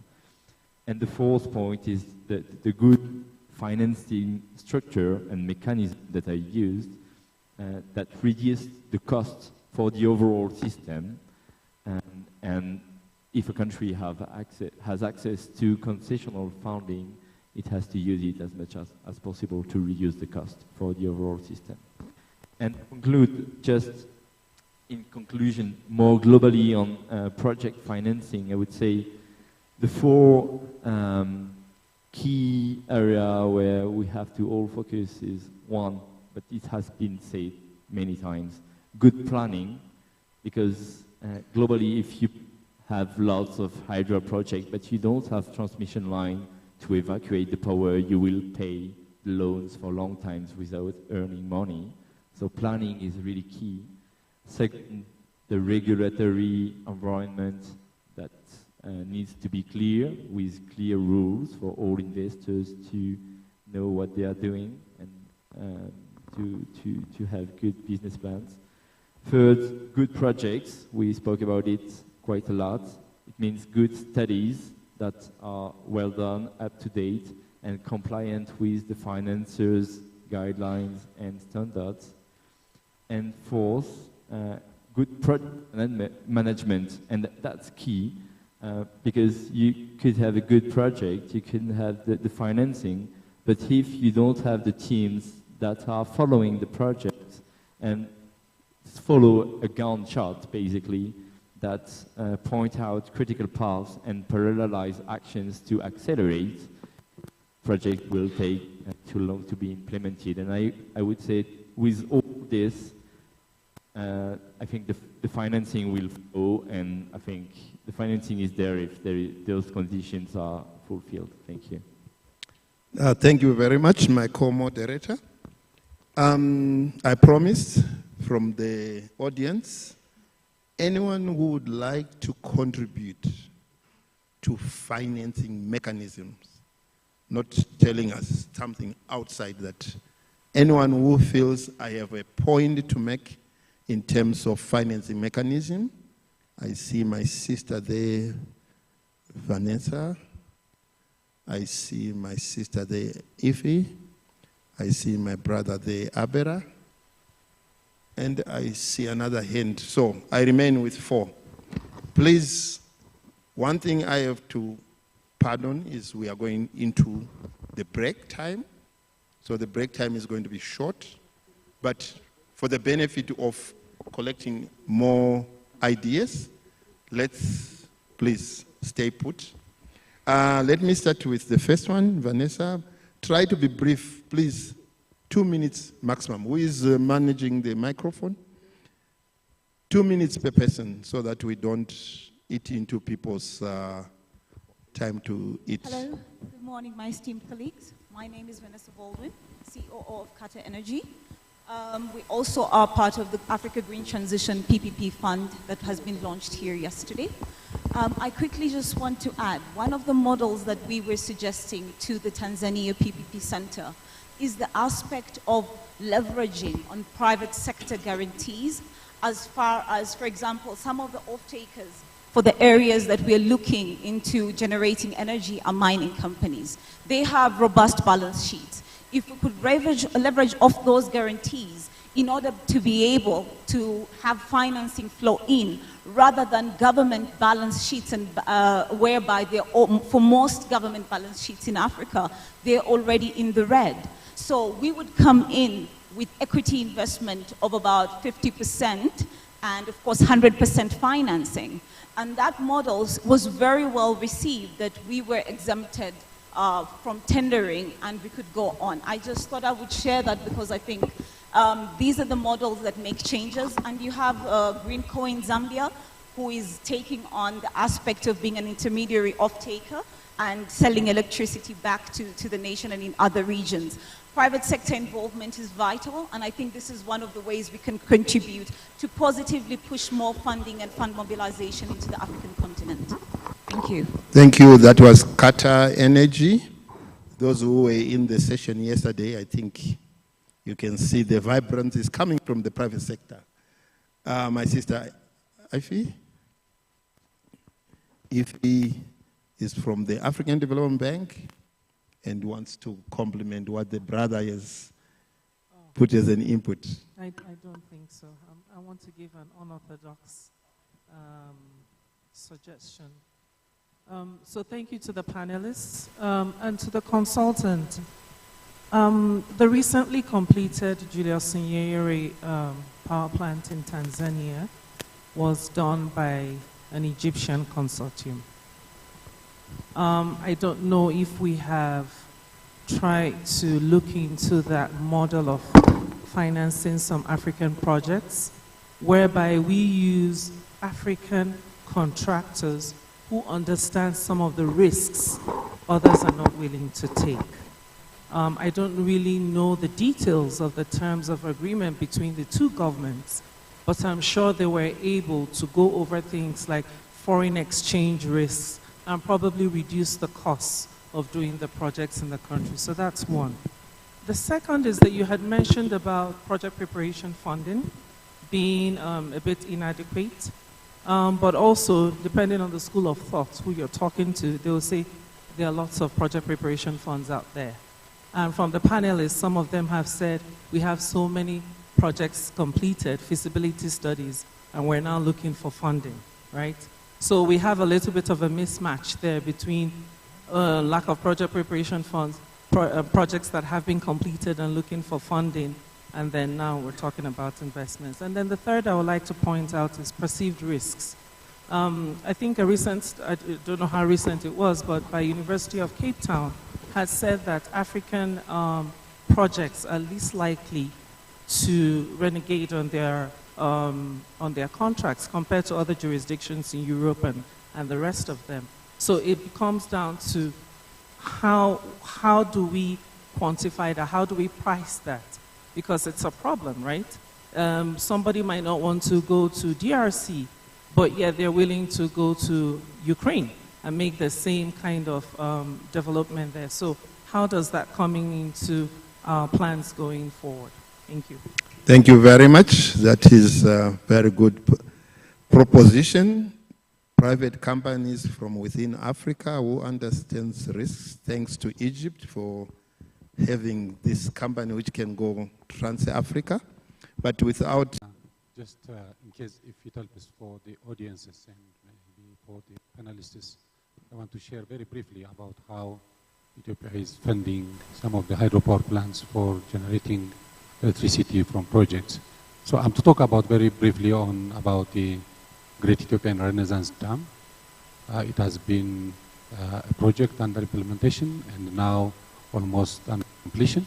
So this project was originally been in a plan in the previous regimes, but in the last 10, 12 years it has been under construction. And this project is purely and fully funded by the government of the fellow Ethiopian citizens only. Purely, 100% financed by the government of Ethiopia itself, from the treasury source, and from the fellow Ethiopian citizens, including from diasporas across the world, and the kindergarten school children. And the very fundamental secret behind this is just two points. One is, determination of the country. Ethiopia has more than 40 million people living in darkness, still looking for electricity, access for electricity. So we need to have our own determination, national determination of the state government and the citizens, and professionals and experts and the sectors. The second is building trust between the state and the citizens. And this is something that we were able to make it happen on the ground.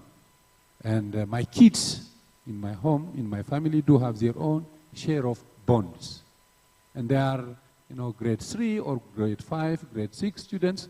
So this is a generation project. And the Great Ethiopian Renaissance Dam is going to be the largest hydropower plant in Africa and among the top 20 largest hydropower plant across the world. It will generate a total of 5,150 megawatt, which will make double of our national current power generation capacity. So I think building trust and having determinations between the states and between citizens and determination is something that we need to work around instead of on top of looking for additional financing mechanisms from financing institutions or from the banks from the outside. Thank you. Thank you. We get here, the point is local financing. I think we have quite a number of these examples of local financing. Yesterday I was speaking to the transport people from Egypt, and I hear that they finance the Suez Canal, the second Suez Canal, using local money. I think this is something we have to start looking at, and looking at what local money is available, how can people leverage on this money, rather than always looking for money from out there. Thank you very much, Abera. Thank you for joining. Number 4. Please introduce yourself, because my eyesight is a bit, I can't see who is who.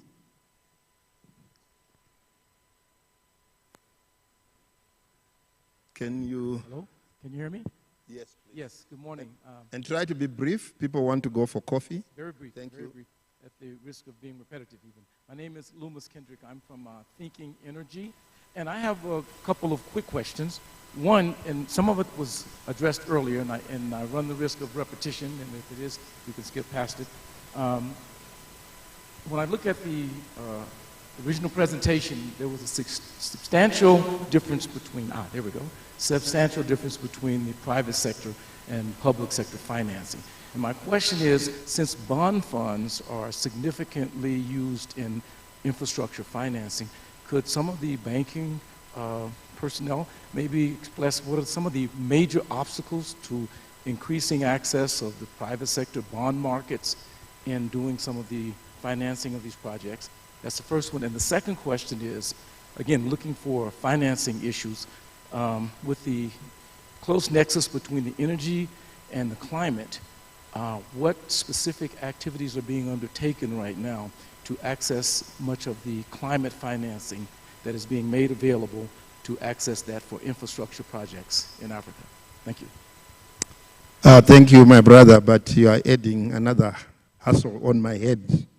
I had asked for suggestions, not questions, because I had asked enough questions. Can I make it a bit clearer, because I see more and more hands are coming up? For questions, I would suggest, if it is a question which needs just clarification, but otherwise the questions, if they are going to panelists, I didn't want to give them the burden of answering, because they answered the questions I asked them.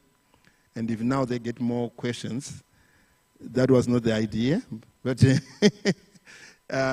time-wise also, I don't think our panels suggest that.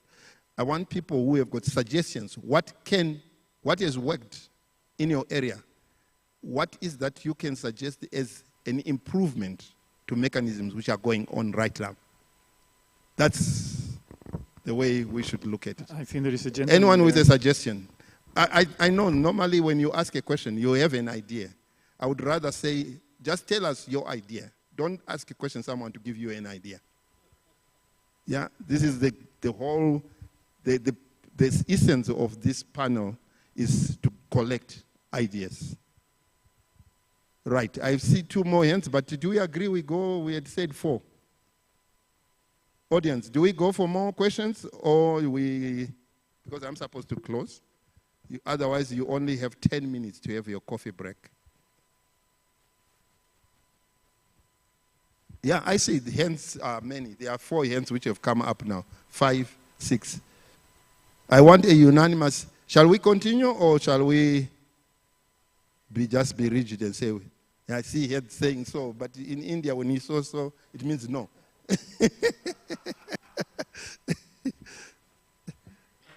Okay. Suggestions, please. No questions. I see the lady in the corner there, and then I see my brother Edward there.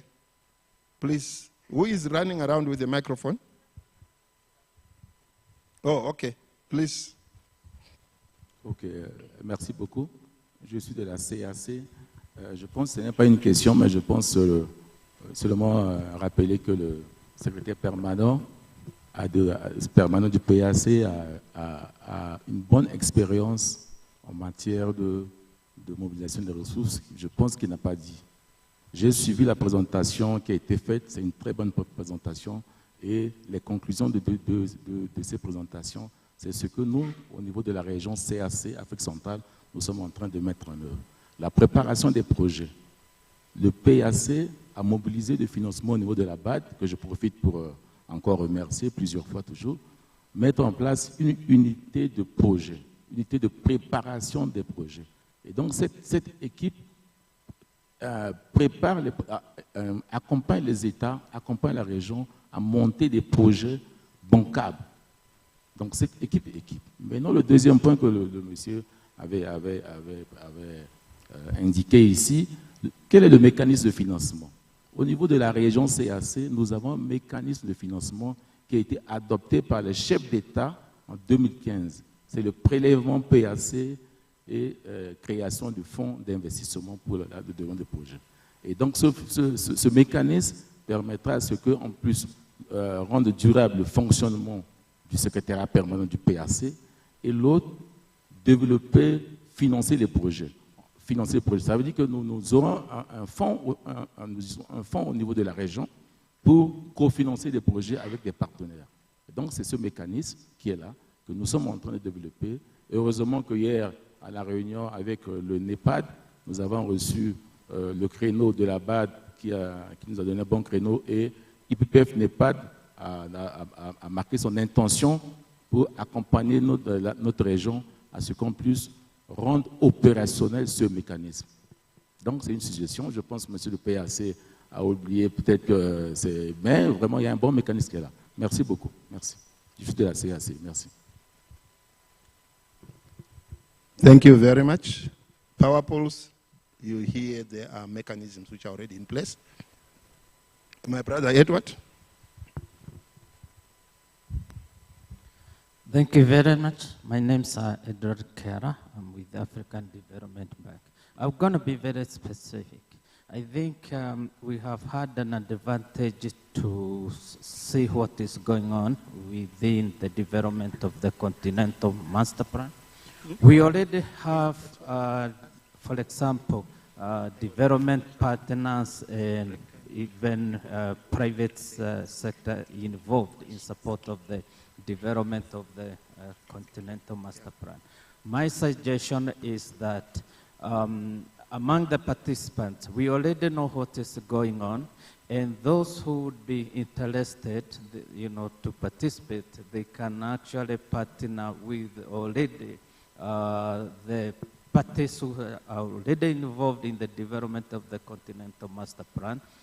Some of these projects to be developed will be complicated. It's going to require a lot of cooperation, maybe with governments, with the power pools and all that. So the combination of synergies in actually the development and financing of this project will be critical to the success of that. So I suggested that now that we know what is going on, those who would have interest to actually be part of these or future project developments, whether it's private sector and all that, to actually collaborate with partners and those who are involved so that we can move these agendas forward. Thank you. Thank you very much. I think you saw me being apprehended here. We have to close. There's no... I noticed there's someone there, but can we have a bilateral? I've been told to stop immediately. So there's no way we can go forward. That's why we had said only 4.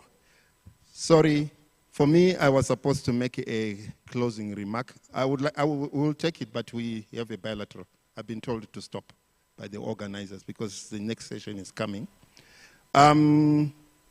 Edward, thanks you very much. I was supposed to make closing remarks, but you have already done it. We're looking for more partners in the Continental Power System Master Plan, and all of you, you are invited to come and pledge your position. Don't wait for an invitation. My brother, you posed questions, but I'm opening an invitation. Come and pledge your position within the Continental Power System Master Plan, which is meant to make the African single electricity market be a reality. That is my closing remarks. Thank you very much. Please, those who have energy, go and collect your coffee and come back for the next session, which will start in 10 minutes. Thank you very much. And applause to the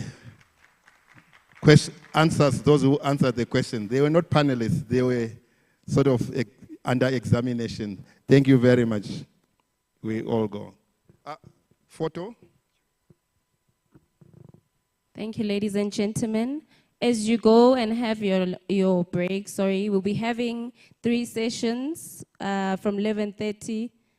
Well, it's not 11:30 now, but we'll be having, in the multi-purpose hall, we'll be having another CMP discussion on supporting implementation of the CMP. And then we'll be having how to foster youth and MSME participation in infrastructure, which will be in the Medium Conference. And then we'll be having the Revitalizing the CBN, which is the Continental Business Network for Accelerated Infrastructure and Industrialization Financing in Africa in Small Conference 1. For those of you who don't know where Small Conference 1, it's 2nd floor in the elevators, but it is a closed session, so it's by invitation only. Thank you.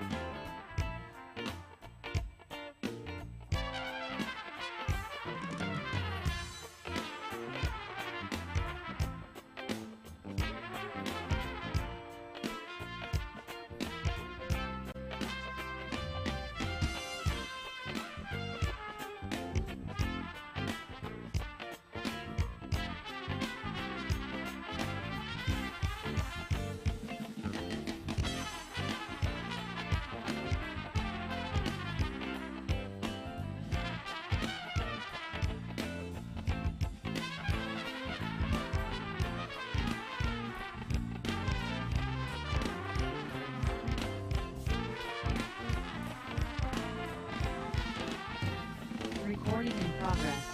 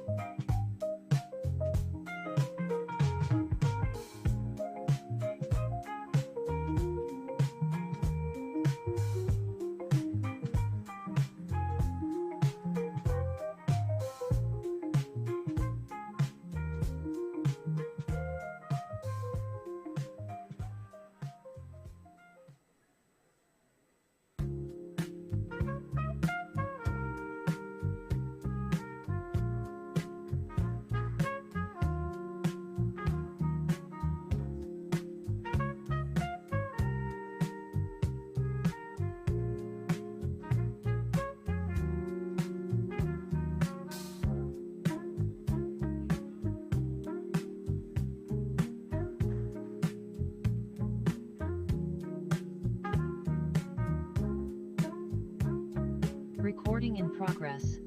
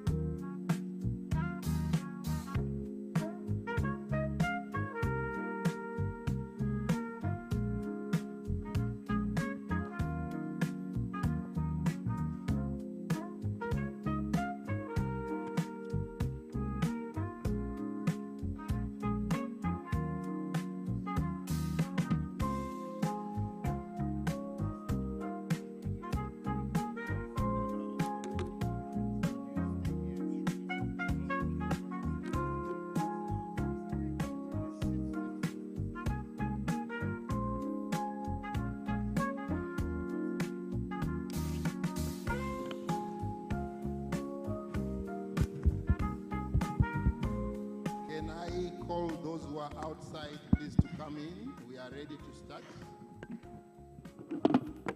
Those who are outside, please come in.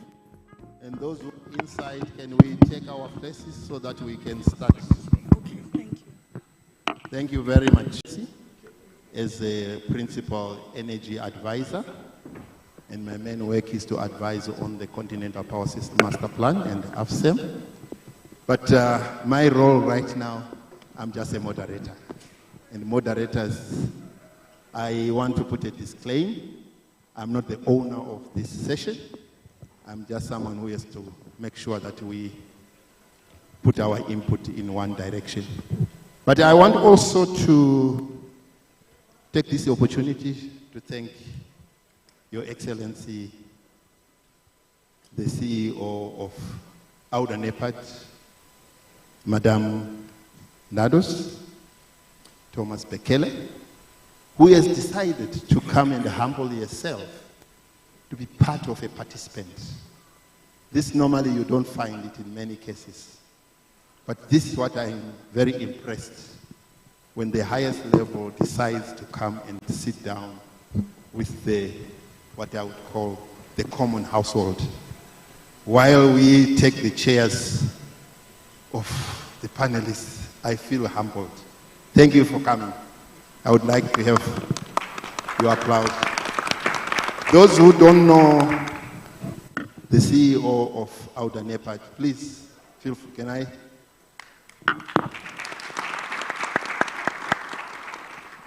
And for many of you to know, she started May 2022 and came in when the last PIDA week had finished. And this is the first PIDA week to come here. And this is also humbling us. Thank you very much. Let me call, I don't have to call the panelists. Panelists are already here. This session we are going into is known as the Independent Power Transmission, which is addressing the private sector. So again, and I think I will ask Ene, who is the lead, Get Transform, looking at all the projects being supported. Can we lift it and bring it here so that people speak from?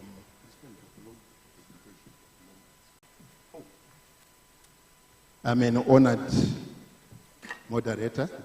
I'm having a cup of tea because I had no time to go for tea time.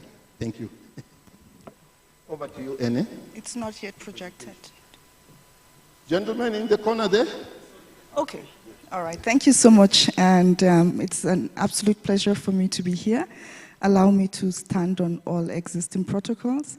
And thank you, Madam CEO, for being here. Thank you so much. I would just want to start with saying for the past, I think, 3 years, Get Transform, which is a technical assistance and capacity building program that supports public sector to move towards energy transition in their countries, specifically focusing in Africa, Latin America, and Central America. We have been supporting the AFSEM and CMP process starting from the phase 2, for example, where we did a lot of work with solar-specific studies and also procurement of softwares on network planning towards the CMP modeling. And going forward, we are also committed to continue supporting the process. Next slide, please. Oh, okay. Thank you. How? This? Okay.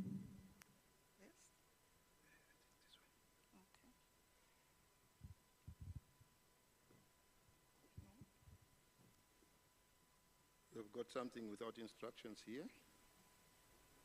Thank you.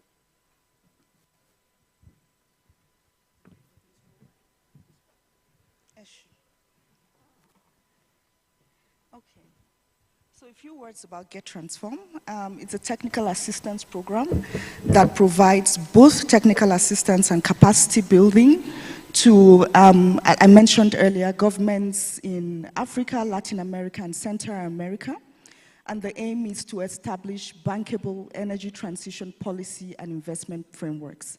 So basically, we support the government institutions through TA, that's technical assistance and capacity building on long-term energy planning, renewable energy grid integration, and regulation and market development. We have supported over 30 policy and regulatory frameworks. And we have been able to deliver world-class expertise across these countries and regions. Maybe just to emphasize here some of the countries that we have been working with in Namibia, Zimbabwe, South Africa, Gambia, Ghana, Uganda, Ethiopia, so a lot of countries that we have been working with in the past years. To speak a bit into the services that we offer, one is looking on long-term energy planning and basically supporting the implementation of the national integrated resource plans in the countries or the development of this national planning. Also looking into renewable energy grid integration and supporting countries to best integrate renewable energy. Also looking into on-grid regulation and market development, supporting procurement processes of renewable energy, and lastly, looking into off-grid regulation. So for example, mini-grid regulations, which we did, for example, in Uganda. AUC and AUDA-NEPAD to really understand CMP, support with the different studies and the modeling exercise that went into the development of the Continental Master Plan. And then we are also looking into the regional aspect because, I mean, with the Continental Master Plan on its own cannot achieve anything. So we support the power pools, so specifically the Southern African Power Pool and the Eastern African Power Pool, in terms of capacity building and update of their master plans. And we also support the national governments, specifically the utilities and the ministries, also with their national integrated resource plans. Allow me just to emphasize here that the key aim is to strengthen planning, procurement, and regulatory frameworks. So this nexus is very important and it's key. A lot of speakers spoke about how planning is important. For me, I think it's important to emphasize planning linked directly to procurement and linking it directly to regulatory frameworks. And from our perspective, this is really how to ensure that AFSEM is brought to life. So this is how we intend to go about it. So currently we have the CMP in place, and now our focus and our support with SAP and EAPP is to ensure that the updated the updated regional master plans speak directly. So real alignment with the Continental Master Plan, and also ensuring that the national utilities, which are members of these power pools, also have their plans that are aligned with the regional planning. So alignment across the 3 levels. And from my perspective, if we are able to achieve this alignment across these 3 levels, then we can be sure that we would have will make good progress in terms of achieving the CMP. Now, what does this mean specifically for the IPT model? What we have done, I think a lot of us have experience when it comes to the IPPs, so generation projects and how the private sector have played a huge role in attracting or in bringing investments into generation. what we have seen is this is not the case for transmission. I think one of the last speakers spoke about, I think 1% in terms of private sector participation in transmission. This means there's not a lot of information on how best do you attract financing into transmission infrastructure. For something that has for many years been the backbone of the government, and now bringing private sector, how could this work? And this is where, as Get Transform, we decided to look into the independent power transmission model, saying how can we use this model to attract investments into the sector. Specifically, we look at it across 4 phases. 1, international best practice. What has happened in the different countries? I think some of you already mentioned this is working maybe in Latin America. So we looked at Latin America, Asia, Africa, the EU, to understand how does IPT work there. And then we went to a next stage of saying, from the CMP, there are several projects there. I think there are 53 transmission projects at the CMP. How can we identify a potential list of projects of which the IPT model would be best suited? And we took the third stage to say, out of this list of projects, so the CMP transmission project and the generation project was derived from a set of criteria. So we built on that criteria, added additional criteria based on the IPT model and the best practice that has worked. And then we tried to pick about 2 pilots out of these to check the suitability of IPTs for this project. And that is ongoing at the moment. A few speakers will talk about the preliminary results. And then at the end, what we want to achieve is a roadmap for IPT projects in Africa. So from our perspective, looking at best practices, how do you look at the priority projects or the projects in the CMP, and how do you see pilots from these, of which IPT would be best suited, and then developing a roadmap based on the information that we have gotten from these 3 areas. What we would now like to hear from you in this session going forward are your questions and your experiences. So what have you done with other partners in different countries, and how can we learn from that to ensure that the roadmap is something that can be used in Africa to somehow drive investments in transmission? On that note, please allow me to hand over to our consultants, Dario, starting with Dario, who will be presenting, starting with Dimitris, apologies for that, who will start looking into some of the results of the work that we have done. We will present this and allow for 30 minutes to engage with everyone. So your questions, your comments, your suggestions, and how can we work together, how can we partner together. We are very much looking forward to a very good session. Thank you. So over to you, Dimitris.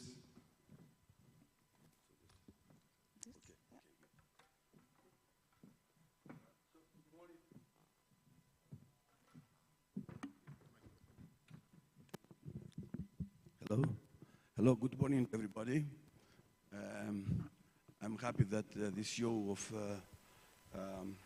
AUDA-NEPAD is here present, and I would like to welcome all of you. I am Dimitris Papastefanakis. I spent the last 10 years in Africa working on renewables energy, energy efficiency, and modeling and planning. And more particularly, we started very early on 2015 with the harmonization of electricity sector. Then we'll move to the modeling of the Continental Master Plan, phase 1, phase 2, and just by the end of September 23, the modeling phase was concluded and adopted by the heads of the states. This exercise of the master plan is not the classic approach. It's not business as usual. It's a particular approach that we followed, and this was based mainly on a participatory approach and on continuous training and update the results that we had in our modeling process. So through this process, we developed the vision for one African market, a vision for a single green and reliable electricity network. I think this is very important. It was done in very close cooperation with AUDA-NEPAD, with the power pools, with the strong support of the African Development Bank, and of course the cooperation partners, EU contributed on that, Get Transform, AFD, the Power Africa, IRENA. So this joint effort really concludes on a common approach for how to plan, how to develop the future activities of master plan in Africa. So this is how we started here, and of course in parallel with the African single electricity market, we develop guidelines in order to see how this market is going to be operated. So now after let's say this process and having the modeling results of 20 years CMP, an investment of about 1.3 trillion of euros dollars was, let's say, estimated. Out of those, about 40 million. This exercise has various steps, as explained also by Ene. The first one was related, what is the international experiences and how this experience will fit into the African context. After that, we made, by setting criteria, we went through the 56 transmission lines identified to see which one was the most suitable and which could afford the minimum criteria in order to move further for proposing at the end the roadmap. And what is going to be in the roadmap? This roadmap will be a recommendations of the applicability of such, let's say, and this is going of such models in Africa. And this will be ready by the end of the next year. And we would like, it's going to be, let's say, again, another consultation with you to finalize the most suitable ones. So in a few words, I think that the direction from the Continental Master Plan to the IPT models, we enter already on the third phase of the Continental Master Plan. And I would like to before, let's say, leaving the floor to Dario, to say something. In the PIDA Week 7 that took place 2 years ago in Nairobi, the AFSEM and the CMP was addressed only in 3 sessions. Really, I'm very happy and very proud, and this is a common job that we have reached in this PIDA 8 in this week. At least in 8 sessions out of 10, AFSEM and CMP was identified as the flagship projects, very important for the Agenda 2063. So I think now we are coming to a new phase that this is, let's say, the community that are the pillars, AFSEM, CMP, and AFES, that we will build in the future new models and possibilities for creating, let's say, a common market and a common single network. Thanks. Dario, over to you.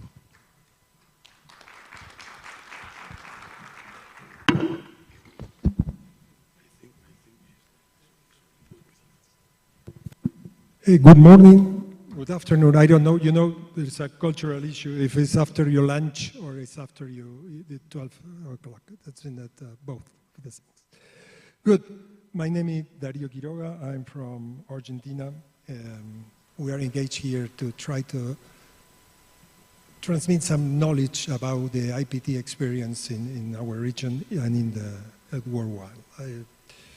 I have a few minutes. That means I will go straight to the points, and I hope I can use this very well. Okay. What's the independent power transmission?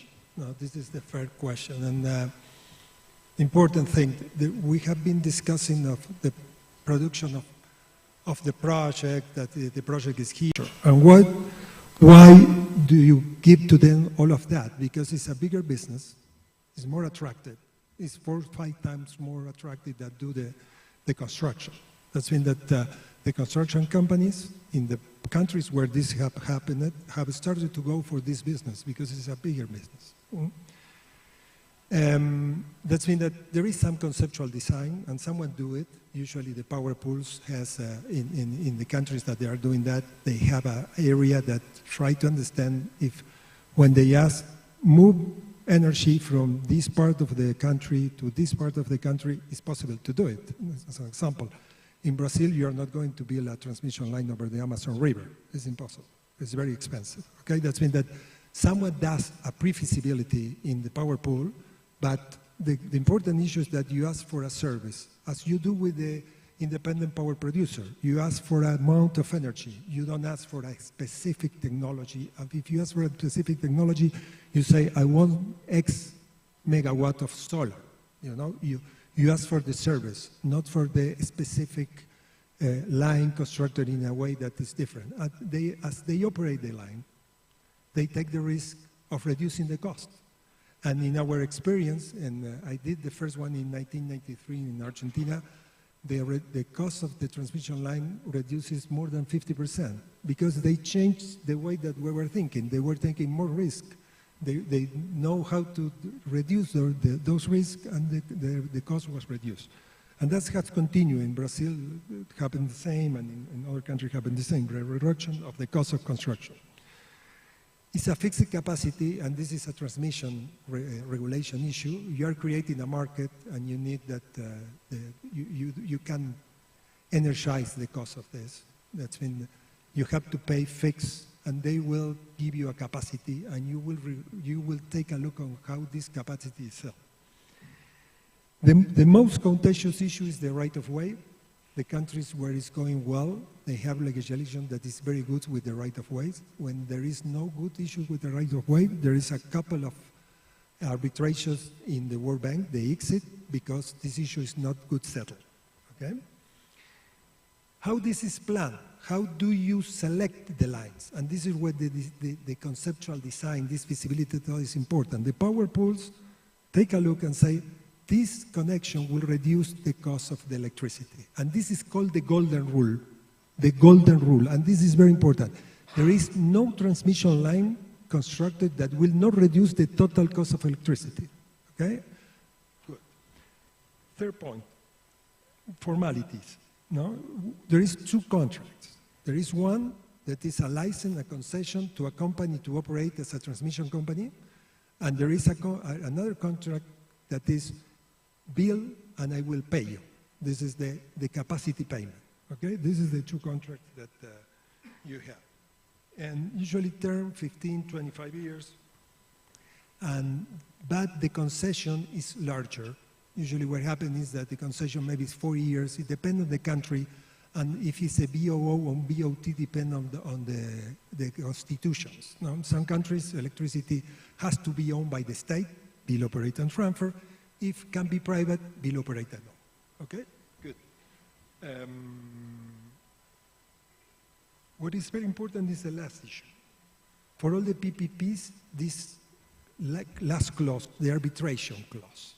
There is a lot of specific clause in the contract that allow the private sector to reduce the risk. Because at the end of the day, what we are doing is de-risking the construction of the line. There is a database in the World Bank with about 300 projects, I think it's 235 projects in there until 2022 that are IPTs. There is a lot of information. We take a look on that. We have worked in half of them. That's mean that we know a lot more than that. And I will take some, you can read everything. I will select some issues to speak. Only 10 IPTs. That means that the companies that does this kind of business are doing 10. If you go to the market with 50, they are not going to be supplied. You have to develop the new business, okay? There is a lot of people doing that.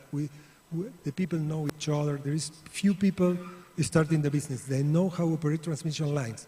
If it's in high power voltage, it's a very complex business. There is a lot of people doing that, okay? This is one point. The credit rating is not important because the way that you structure the credit rating of the countries is not important because you structure that with a lot of contracts that de-risk the project. But what is very important is all the projects has a off-taker that is good and can pay. That means that they are in countries where tariffs tend to recover the future cash flows. Then you don't know if they're going to recover all the past investment, but the new ones are recovering the tariff, okay? The arbitration clause, as I said, this is very important. And also, sorry? Hello, can you move your slides, please, on the screen?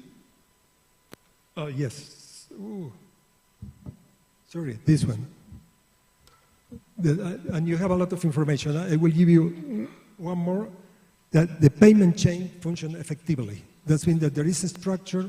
Someone was talking about the trust in Latin America. Usually the payment system in some of the countries, 3 of them, of the 17, that there is a trust that collects the money for the transmission line, okay?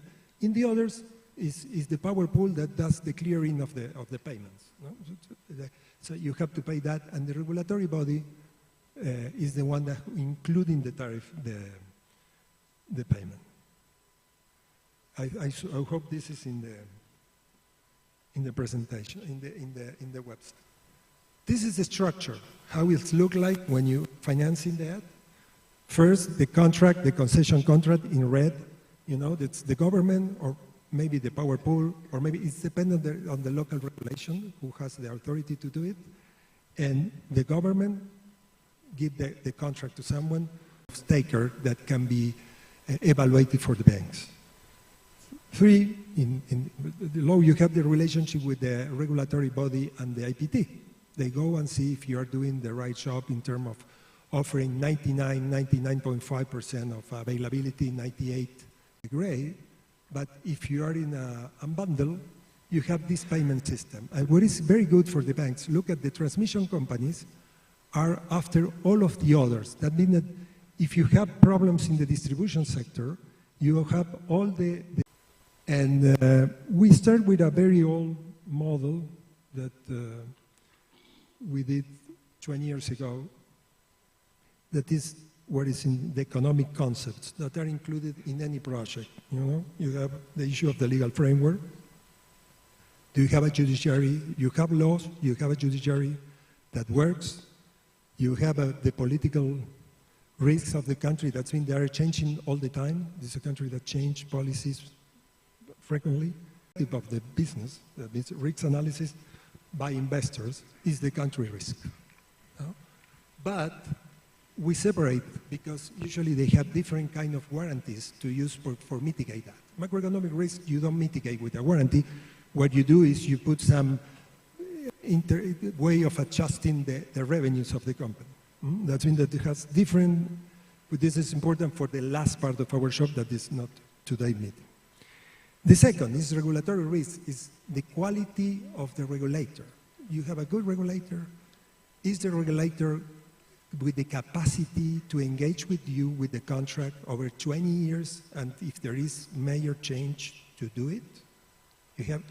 Is the regulator willing to have is able, and is the capacity of the countries that have very, very high tariff in Latin America and have very poor people, usually have a problem with this, this framework. Usually when you have a lot of poor people and you have very low tariff because you have maybe natural gas with electricity, which we have in the South American part, the structure is going very well and the electricity is going for places where there is very, very poor people. The scale of the project is very important. No, this is a breaking issue. If you're going to do a transmission line is 20 million, don't do it. Because it's not business for an international company to put a manager for this business. 20 million, it will be a business that will produce $2 million and the manager will cost you $300,000 a year. It's not going to happen, okay? That means that we need 100 projects that are over 100 million to 300 million. This scale is very important for the projects. And the most challenging issue that we will have is the international coordination, because the experience is that two systems, remember that power pools have responsibility over the dispatch, not over the construction of the line. The construction of the line is a local responsibility, and you will have two countries that you have to coordinate. In the previous session, they were talking about that. And this coordination is very difficult and has to be done in the correct way. There is as for example, when we go to the experience of international lines, what we find is that there is a company that is the off-taker and they do both lines together. This is not the case that we are going to do because we are trying to supply the general market, the central market. That's mean that we need coordination from the government to solve the issue. And to do that, we need the plans of each country. State has to build very small line. That's mean that Brazilian did it and the Uruguayan put a connection. There is other cases, and the other cases, usually coordination arrive maybe 1 year later, one of the other side. Finally, is how we're going to do it. We are looking for cases that can be success, because at the end of the day, what we want is the introduction of the concept. This is what the client wants. This is, look, this is a good idea. This is the way to mobilize, because the CMP needs $33,000 million. You're not going to do it with the government. You know, you go to take a look on the size of the African Development Bank, 190,000 million in assets, and you need 33,000 for this plan. That's 10,000 million is the guarantee system of the World Bank. You need private sector. You know, there is no public capital to cover that. If you want to do it, private sector solution, the way to do it is to start to some of the countries that can do it, and this is what we are looking for. We are looking for pilots where the regulation and the state of the market is there to do it. And we are looking for what? IPP contracts. That means that where they already have a tender, you have the regulation. We are going for that. Regulation that allows the participation of the private sector.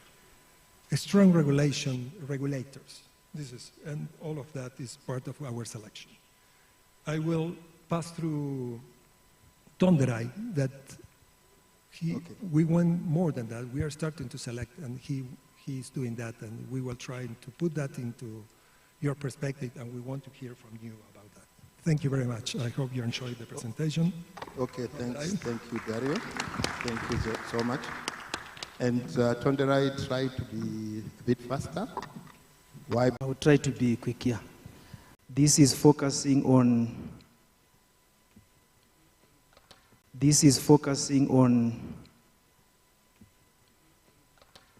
identifying potential projects where this IPT model can be implemented. So the focus here was to look at those projects with the most favorable conditions suited for private investment for this IPT model. So it was a two-part selection process that we applied on the prioritized CMP projects. So I think it's Dimitris who mentioned that there were about 56 transmission projects that we prioritized as part of the CMP. And what was important now was to apply this criteria, and we applied it per region. So in terms of the part one, it was a binary pass or filter where we were screening out those projects that we deemed not favorable for this model. So the projects that then make it to the next phase, which is now the part two, we then applied a weighted approach for ranking of those projects. So the first part is for screening out the projects, and then the second part is for ranking the projects. So from that ranking, the intention is then to identify those projects that rank the highest, and then we can have further discussions to see if we can then, let's say, create a roadmap for implementation based on those selected pilots. Okay, so for the part one, which is the filter, those were the 4 factors that we considered. First, we considered the legal and institutional framework. So in terms of the assessment, we're looking into the existing frameworks to see, do they permit private investment in transmission at least in one of those countries where the interconnector will be traversing. I think what is important also to mention, alluding to what previous speakers spoke about, is the difficulty of implementing a cross-border projects across more than 2 countries. So in terms of this screening as well, those projects that involve more than 2 countries, I mean, for example, I give for SAP, we have Zabona, which involves 4 countries. So such projects were not then considered for this, because we are trying to identify also those projects with the least complexity. So I think that was the first part.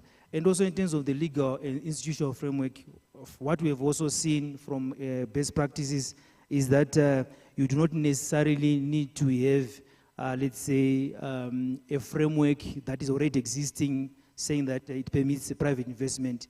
These projects can be implemented as specific projects to address a specific need. So they can just come in, and then the framework may not really change much, but it can be implemented even in those frameworks that do not necessarily, let's say permit investment in transmission. But for these pilots, this was important because if there's a framework already existing, it shows that the countries are already supportive and moving towards that direction. Then tendering process, it's important that there is a strong, let's say, history of tendering within the countries. This was also important consideration. Then project maturity, completion of feasibility studies. So we are looking at pilots where we can, let's say, get moving in terms of the financing aspects. So we're trying also to screen out those projects which do not have complete feasibility studies. So project maturity was also an important aspect. Then lastly, capital requirements, as Dario mentioned, that the project should be sufficiently large enough to absorb all the transaction costs that are associated with project financing.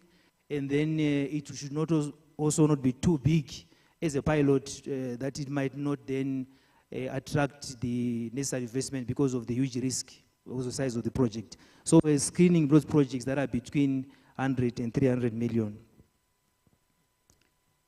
Then the next level is those projects that then make it to the next part 2, which is now for the ranking of the projects. For those we are now considering, first important part is also what Dario mentioned, the issue of robust cross-border transmission planning. So if it's done, let's say, at a country level, you normally refer to the transmission development plan, which typically will look at various scenarios and then look at the projects that, let's say, are needed in all those scenarios. So if a project is needed, let's say, in 7 scenarios that have been considered, that there is a likelihood that that project is a high priority project and is likely to be utilized under various conditions going into the future. So the planning process is a key aspect, because for this you are paying for capacity, not the quantity of power that is flowing across the transmission line. The investor will not take risk for the quantity of power flowing in the line, but for the capacity that they are availing. So it's important that the planning is robust so that the asset is needed. Because when the asset is needed, typically people will pay for what they need. But if a line is built and it's not being used, it also becomes a challenge in terms of payments. Then the second point was the issue of tariffs and the strength of payment chain. So we looked at the countries, referring to the Africa Energy Portal, to rank them in terms of the strength of tariff, because the issues around non-cost reflective tariffs in Africa. So it's important that at least in those countries they are also competitive in that regard. Then project economic value, this was referring to the CMP, comparing the projects. Then what was also mentioned by Dario, the issue of, am I doing well time? Okay, servitudes and rights of way. Very important. There must be an existence of a clearly defined process for procuring rights of way or servitudes. That is why I think even in the first place we're saying that at least you should have feasibility studies, you must have done your environmental and social impact assessment, so that at least your project is advanced to a certain level to where you are now looking at servitude acquisition. So if the process is not clear and there could be challenges with the acquisition process, it just makes this project, of identifying a pilot difficult. So in those countries where there's a clearly defined way of procuring servitudes, they also rank higher in terms of the weighting that we included. Yeah. So I will just emphasize on those points that are most important. Okay, then in terms of the list of projects that we then selected as potential pilots for the regions, I think as Ene mentioned, there are quite a number that we're considering, but from this list, the intention is that to select maybe 1 or 2 pilots that will then be further developed, and on those bases formulate a roadmap for implementing the IPT projects. So I'll just caution also my colleagues at the power pool level that this is not a ranking of the priorities at regional level. We've looked at projects that are candidates and that are priorities, but not in terms of how you would rank them. There could be another project which is ranking very high, but not necessarily according to the IPT model. It might have been excluded because it includes many countries, or it might have been excluded because of the size of the project. So I think just also to be clear on that. So you can see that most of the projects that we see are making it onto the list are in the sub-region, and then we also have got EAPP, WAP, and then CAP. Yeah. So I think for COMELEC, it was also in a case of insufficient information. So you see that COMELEC is not listed here. But I would say for the sub-region, we have got Botswana, South Africa interconnector, with the Isang Maikeng interconnector, high in terms of the, let's say, ranking based on the criteria that we applied. There's also the DRC, Kolwezi, Solwezi. Yeah, I think those are that's the list for SAP. Then I think also what to mention, I know for SAP there are quite important projects like ANA, which is advanced, which is advanced now to almost, as Mr. Crispin was mentioning, that next year they are looking to even securing the financing.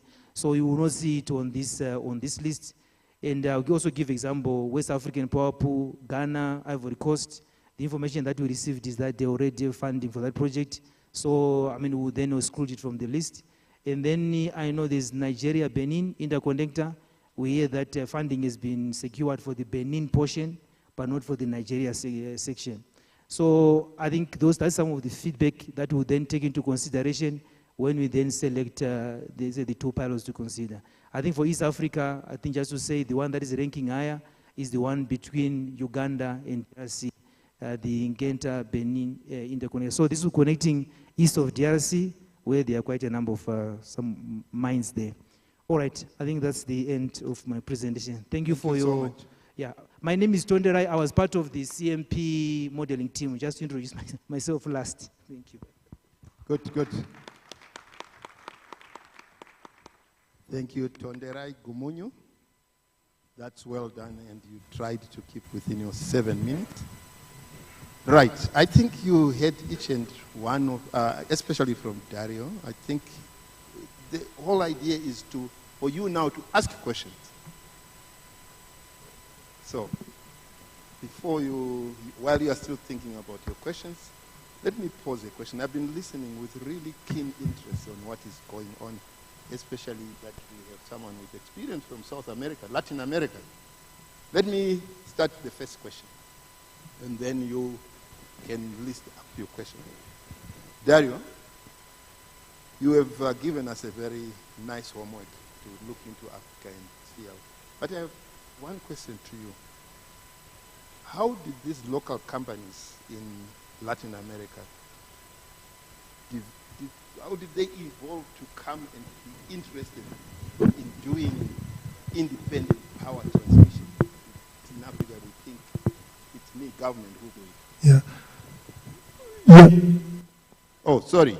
My question was, how did the private company got so interested to do independent power transmissions? Because here in Africa, we normally say this is the utilities business, not private sector. Yeah. So let's hear from what happened. What happened is that the market started to shift. You were a construction company doing that for the utility, and a new business come to you that is 4 times bigger, and you're already constructing. You're a local company constructing, doing services, And that's create a local, what happened is that in Argentina, there is a couple of companies that after that, they went to export. And in the region, we have 2 Colombian companies that are winning all around the region. You know, as you say Colombia, it's a cafe, but no, they are doing very well in this business. We already know they have lines in Brazil, in Chile, in Peru. They have the interconnection between Bolivia and Peru. That's mean that one of them was a former transmission company. They moved in a way to growth. Another was a construction company that became an IPT. That's mean that this is one of the things that we will look for. That's to find countries where this exists to create the local capacity for the future of the business. This is the way forward in this. This is what Get4 is looking for. Thank you very much. Yeah. Reminds me, my father was a builder, and he built for the family a big house because he had learned as a builder. So those companies which are doing transmission, why don't they own transmission lines? Nice case. Now questions from the public. I see one hand here. I'll take 4 hands to begin with. Only one hand. Okay, please. Many of us have no questions because most probably we are not yet convinced this is how it should be. But I am convinced. Thank you very much. My name is Yaki Silia. I host a program that does long-term forecasting on various aspects of Africa. We work with AUDA-NEPAD and we forecast across various dimensions and so on. We struggle with what you are presenting here today quite a lot because I struggle to see the solution that you are offering, which is very, of course, commendable, to try and get private capital from a first world country, from the global north, to adopt a risk profile that doesn't really work on the continent. So even if you add all those pilot projects together, it's literally a drop in the ocean in the 1.3 trillion that you are mentioning. So you're trying to find a solution for the high risk premium in Africa, in simple terms. And there are, I think, 3 ways to that. You can go through this very complicated process, if you excuse the way of arguing that, and get a few companies maybe to invest. But the result is very high risk premiums for the customer, for Africa. We can't afford it. We are told our GDP to debt ratio is too high, and so on and so forth. So I guess there are 3 options. The first option is get African governments to do the normal utility development as they should and accept the risk and pay it from public funds. And you're trying to circumvent that, and I'm not sure if that is really possible. The second, if you want capital from the global north to do this, somebody else needs to pick up the risk premium. And that can either be used development assistance, or governments in the global north have to pick up the tab. The third option is ask China to do it, because the Chinese government will accept the risk premium. I just struggle to see how one can get significant momentum, scale, behind these projects that would alleviate the challenge of energy poverty in Africa. I don't really have a solution except for the 3 options that I present. But I mean, the UN Secretary General has indicated, Africa pays 8 times the risk premium of global north companies. It just seems fantastic effort, but will this deliver the result that at scale that you are speaking about? So, thank you very much. Thank you very much. I see now more hands have come up. Now okay, I always want to start with ladies. Ify? Oh. Okay.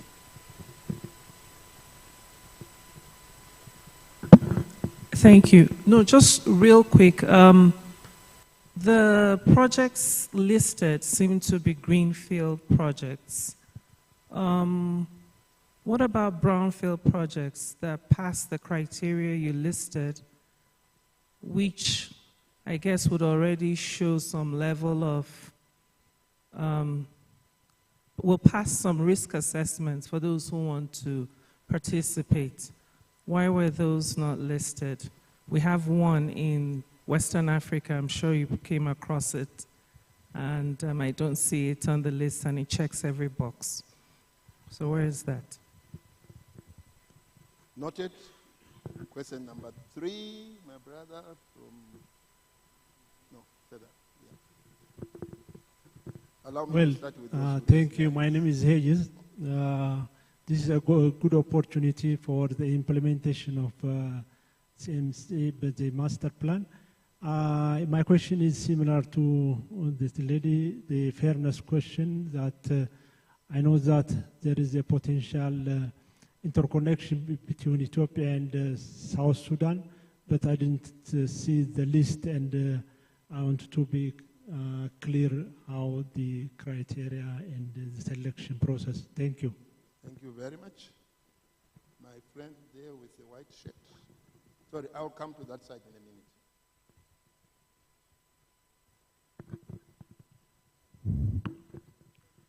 Je m'appelle Ben Omar Atmantara. Je suis des îles Comores. Bon, pour moi, ça nous intéresse. Je suis des infrastructures, bien sûr, mais c'est l'opportunité pour nous qu'on habite dans des îles qui sont insulaires, qui sont des petites îles, bien sûr, et que dans notre développement socio-économique, la notion des énergies renouvelables, on en parle beaucoup avec le gouvernement de l'Union des Comores.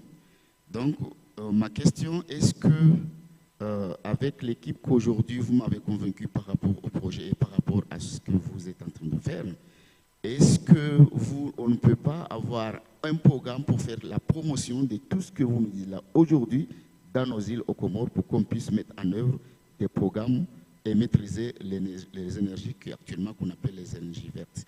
Donc, c'est l'opportunité que nous, les Comores, on en parle parce que déjà, on a une île qu'on a classée du réserve biosphère.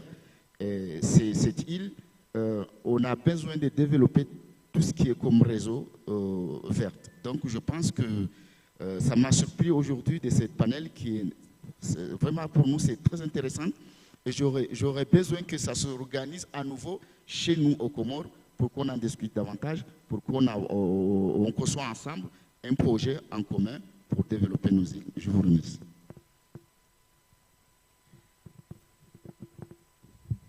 Thank you very much. I think we answered these 4 questions first before we move to the second round.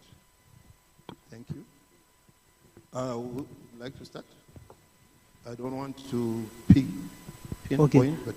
Or I'll start with some of the questions, but yeah, I'll then leave I think the question is especially around the very high risk premium for Africa and how now we'll be able to, let's say, pay for this if we want to attract financing from, so you take that one. Maybe I'll start with the other questions, then you can take those ones afterwards. Okay. In terms of projects listed, seem to be greenfield. Yeah, so in terms of the project that we listed, is that we, I mean, it was actually a bias towards greenfield projects. Why?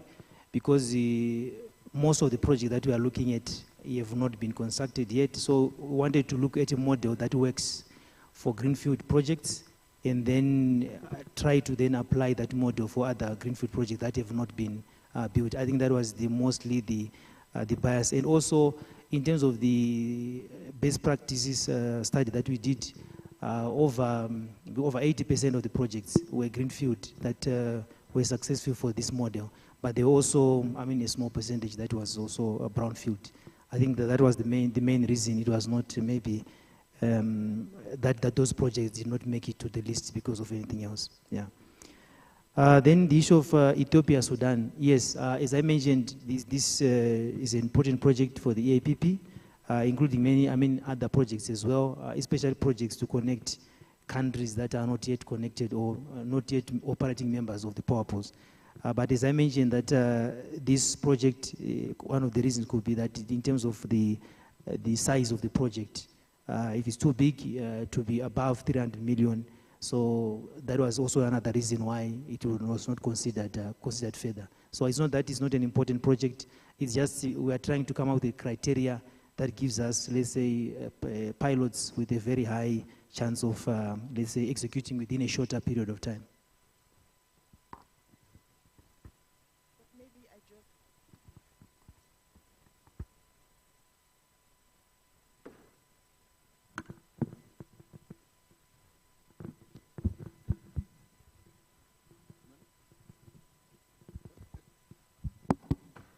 Okay, so just to add to what he said, we don't want to fix our focus on the two pilots. We want to, I think at the end what we want to say is they are best practice and we will need to create a roadmap. The two pilots is just, by the way, it will demonstrate how we can come up with a roadmap. But at the end, I think a lot of you here can use the knowledge product, so the roadmap, the best practice, to see how we can scale this. But we need to also test with these two pilots what is possible. So I just want to encourage you not to fix your attention on the two pilots and why your country is not there or which interconnection. This is just a pilot and there are huge possibilities to scale on this based on the findings we will come up with. Thank you. The issue of the risk, very good question, very good point. That was the same question that I posed when they told me that I have to do that. I'm becoming old and the junior group of partners are leading, they're very good partners. And one of them, the commercial one, said, you should do that, we want this. And I say, okay. When they engaged, I was on holiday, they didn't tell me that, so I was surprised. I have some doubt at the possibility of doing it. But the first question that I put myself was this one, and I put a team of guys to research some risk premium. I'm a PhD in finance, and this was my point. I said, look, I want to see that. And there is two countries that I have seen that they came from a very, very low, very, very high country risk premium. They have gone down, and over the years, they are not investment grade. One is, the other not, that they started by very, very high risk premiums over the country. There is other countries, these countries can be comparable to some countries in Africa, and this is where we're trying to focus our attention, because we don't want to solve the issue, we want to introduce the concept. This is a different way. After that, while the countries will return to their path or they will go to solve these issues, they will be able to be there. And I was talking to someone there who said, the model started in the high-income countries of the region, Chile, Argentina, Brazil. They moved to the middle, Colombia, Peru, the others. And right now, we are the low, medium-income countries with the model. And there is low-middle. It's the case of Guatemala that they have been using the model for almost 20 years. And if you see the risks of the country is really, really high, by the power sector has been working with those contracts very well. And there is investment there with very cheap cost because they have fixed the issue of the subsidies. They have the subsidy structure that allow them to have an incredible good electricity sector. That's been there is a lot of examples, and we will try to choose wisely to confront this issue. But we thought on that. Yeah, thank you. We have very little time according to my clock here. We have literally only 5 minutes. So I want to go to that side. Yeah, just a couple of comments. First, for my colleague from the Institute for Security Studies, I think we need to break that paradigm of bringing North Hemisphere money to Africa. There is a lot of money in Africa in pension funds, and none of it is going to transmission, and very little to generation. Africa has a very young labor force, which means the amount of capital in African pension funds is going to keep increasing, while in Europe we have the opposite problem.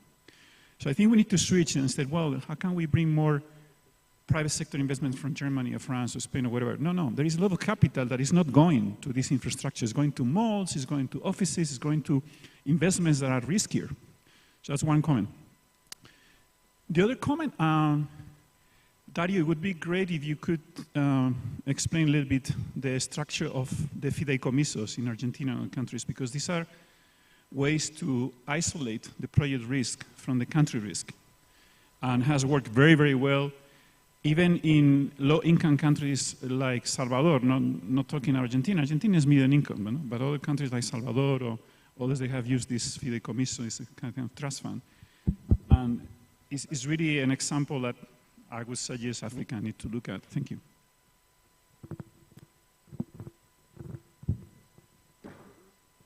Right, I see here Director from ECAS.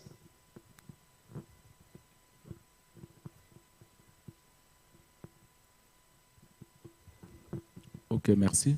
Donc, je félicite les présentateurs. Merci beaucoup. Bon, j'ai une seule question. J'avais plusieurs questions, mais j'ai une seule question. J'ai vu que dans le cadre d'implémentation, ça se fait au niveau national, tout ça, et au niveau régional. Mais au niveau régional, il n'y a pas les CER, il n'y a pas les communautés économiques régionales. Pourquoi vous n'avez pas cité les communautés économiques régionales? Je voulais seulement savoir ça. Parce que les pôles énergétiques sont les bras droits des CER. Et toute une bonne entrée vers les pôles passe par les CER. Mais pourquoi les CER n'ont pas été ciblés ou bien n'ont pas été visés ici? Merci.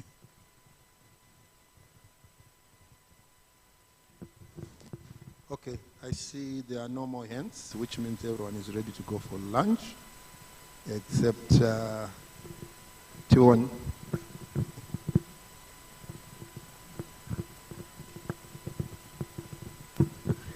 Thanks. Just a quick one. Wilson Masango from Southern African Power Pool. You talked of the payments coming from fixed capacity charges for such lines. Just to appreciate, the projects that you've actually looked at, exactly who is going to be paying, for those lines. We are talking about AFSEM, which we're hoping more transmission capacity would be availed to the competitive markets. With this structure, how does it fit into the whole AFSEM framework? Yeah, thank you. Thank you for that question. Now over to the panel. I think you asked a very difficult question. They are still deciding who answers. Okay, I will start with the question that was asked about REX, and then Dario, can you take the question that he asked on who pays for the line, since it will be part of the market? Yeah. All right. In terms of the REX, yeah, we really understand the importance of the REX, and for such projects, we work through AUDA-NEPAD. And then at the stage that we are in, which is mostly at a technical level, where we are looking at which potential pilots, we have been engaging power pools. But in terms of the next level of engagement, will then be to engage, let's say, the REC and then the member state that is part of that REC, because these projects will be sitting in the countries, and I think from the structure that you saw, is actually the government that's then expected to, in terms of running, let's say whether it's the contracting, it's mostly the government, but whether it's the transmission company or a government appointed body. So there is a next level of then engaging the countries. Do they want to support such a model? Are they interested in such a model? Because mostly this has been used at country level, but in this case we want to apply it at cross-border level. So meaning that both countries should then be interested in terms of supporting this kind of model. So I would say we will still come to then engage with you as we progress with developing the roadmap. Then Dario, can you take that? I'm going for both. The one about the trust, we can discuss after that in Spanish as well. But the trusts are an important way of reducing risk of the systems in some of the countries. Hello? Yeah, I think that it's not the microphone, it's my voice, sorry, that I usually speak very low. I have some spy issue, I think. Look, the trust, it's a very good idea in some countries being used. The country that use that, except for Salvador, they use it because there are a lot of people paying and collecting. And this is also a way to simplify the market.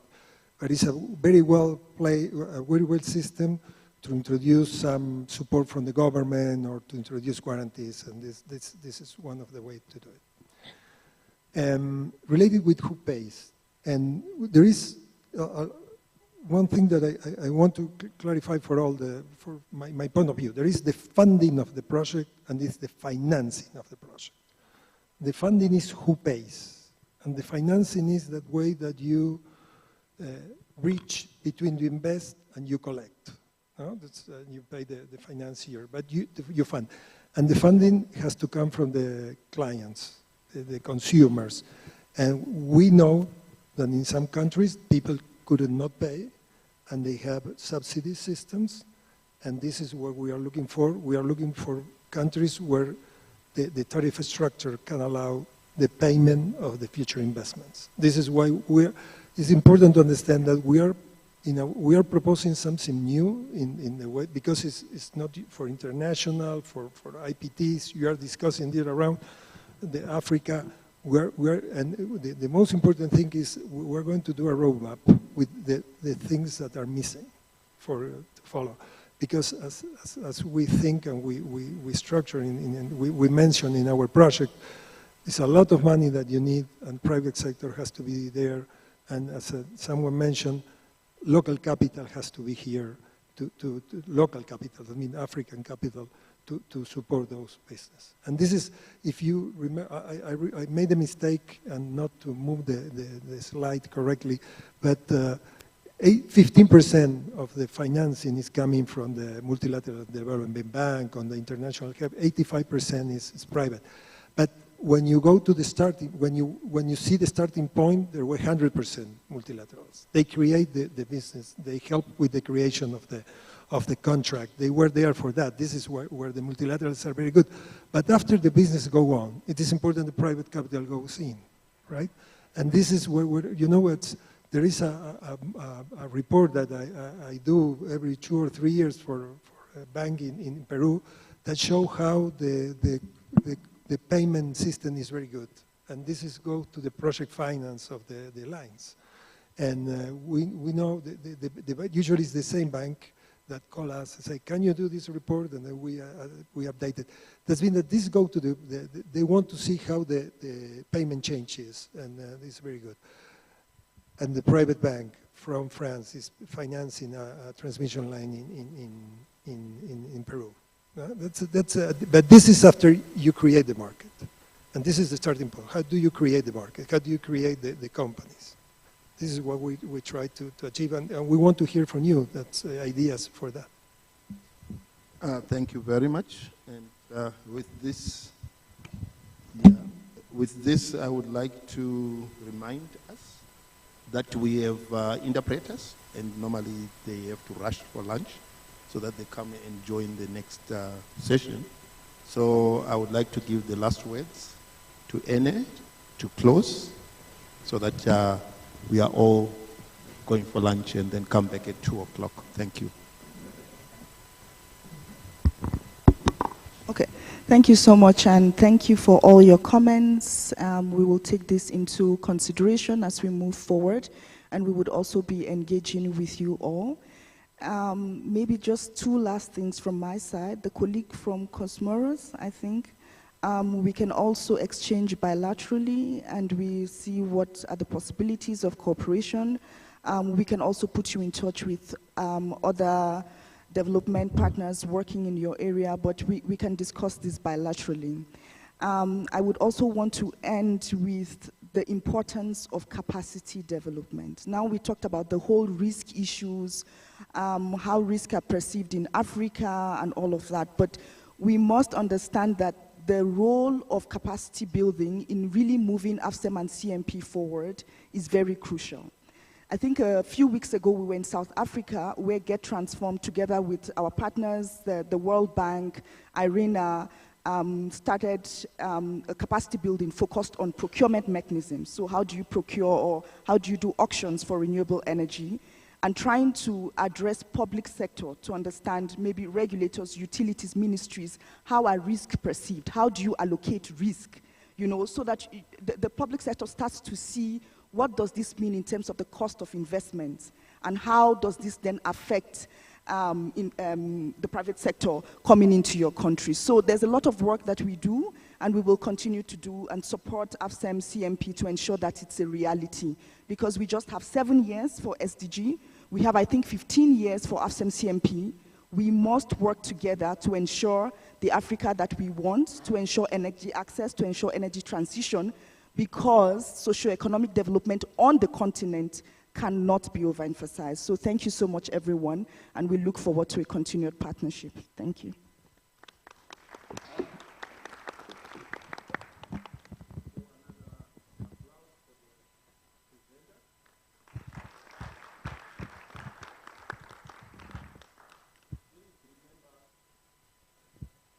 Remember to be back as quickly as possible. 2 o'clock we have another session starting here, or medium. Where are my colleagues who manage the timetable?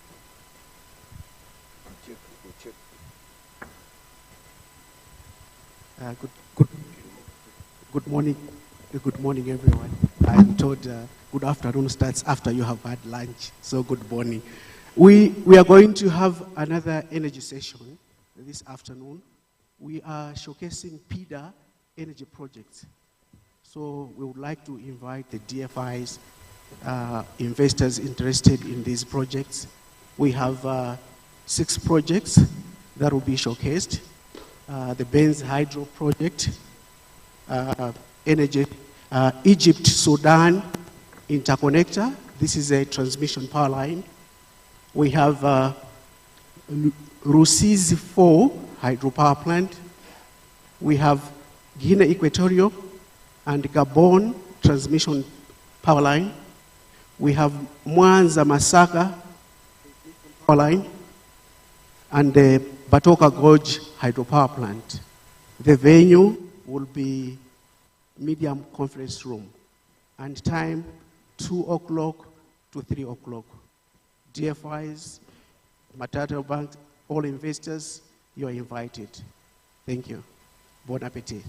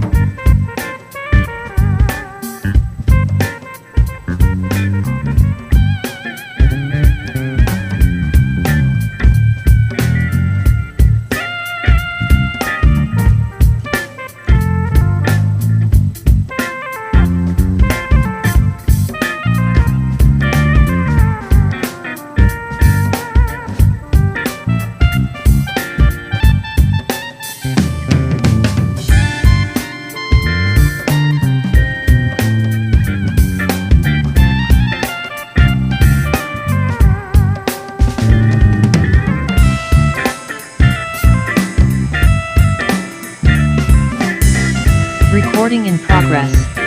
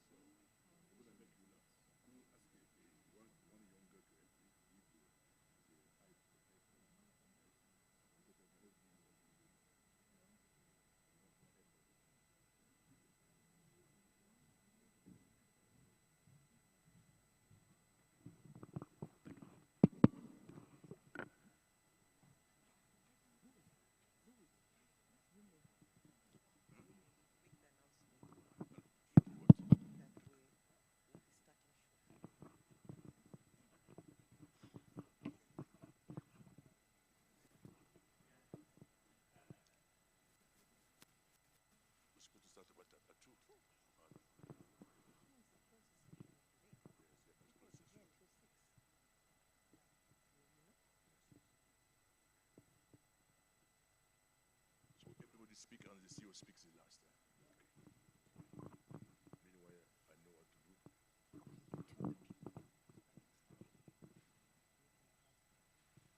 Are we speaking in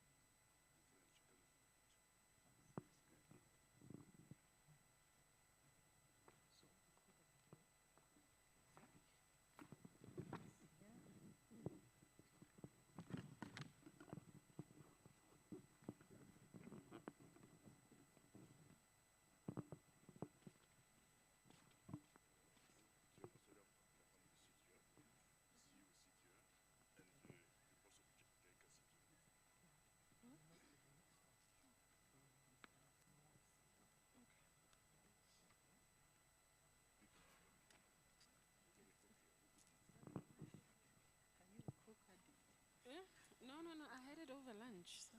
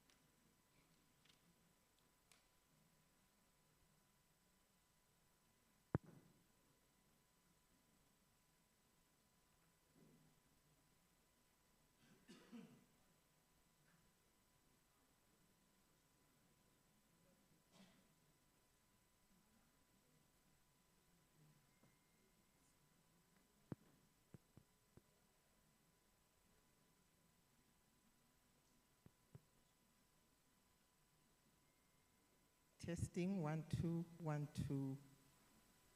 We start in the next 5 seconds.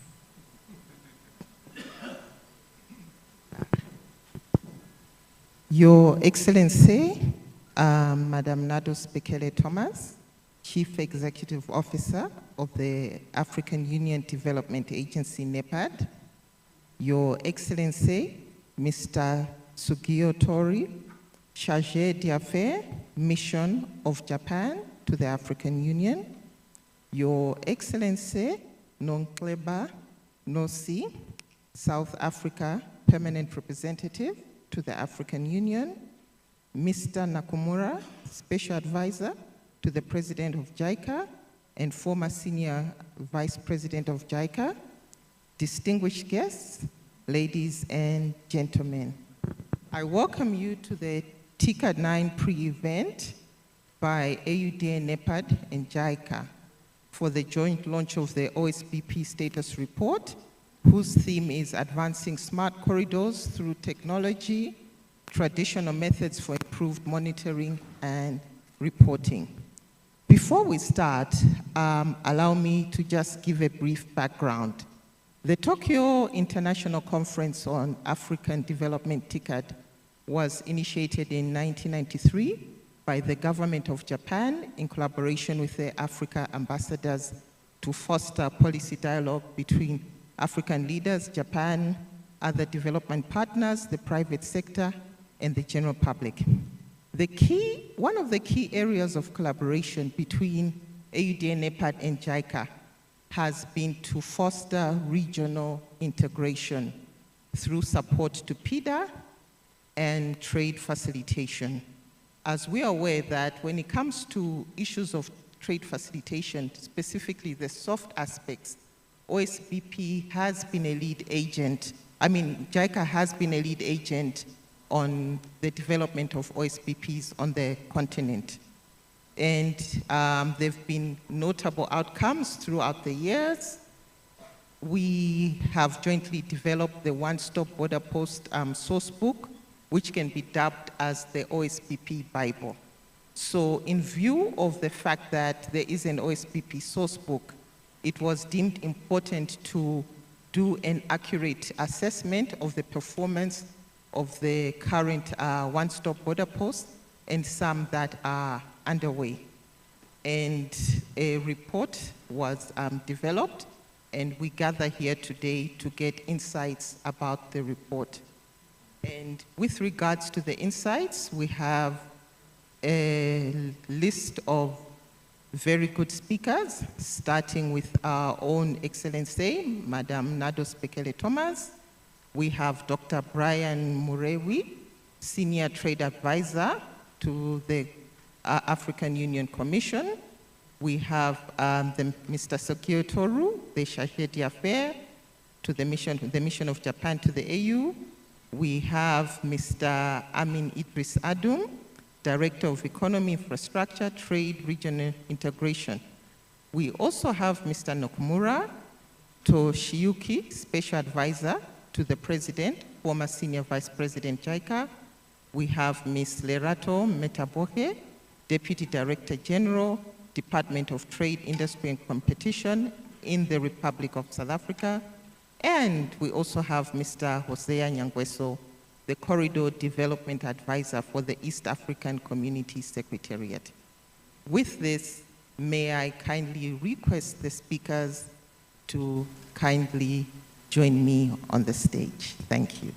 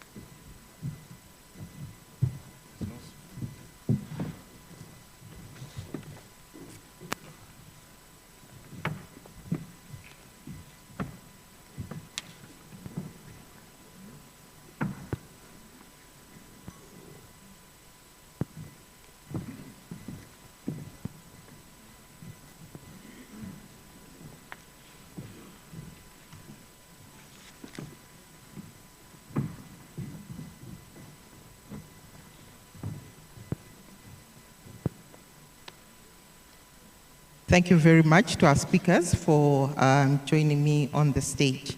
So to kickstart, as most of us are aware that the African Union has a framework to boost intra-African trade. And one of the key areas mentioned under trade facilitation within the framework is the issue of reducing waiting time at borders by 50%. In view of that, I'll kindly request Dr. Brian Murewi, Senior Trade Advisor, to give us more insights. Thank you.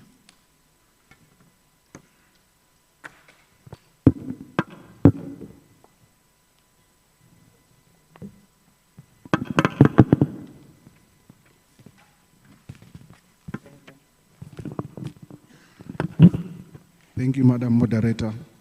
Your Excellency, Madam Bekele Nados, the Chief Executive Officer of AUDA-NEPAD, Your Excellencies, ambassadors here present, distinguished colleagues from regional economic communities. On behalf of His Excellency Commissioner Mchanga, the Commissioner for Economic Development, Trade, Tourism, Industry and Minerals, I welcome you all to this launch. Just a bit of context, as the Commission, we take keen interest in knowing how we are going to implement the AFCFTA through various trade initiatives on trade facilitation. On this particular one, we take keen interest in one-stop border posts because they provide the framework for easy movement of goods and services across the continent. As the momentum gathers on the implementation of the AFCFTA, one-stop border posts become key, and it is against this background that under Agenda 2063, we aspire to see a coordinated and integrated Africa. With that remarks, I wish you successful deliberations. Thank you.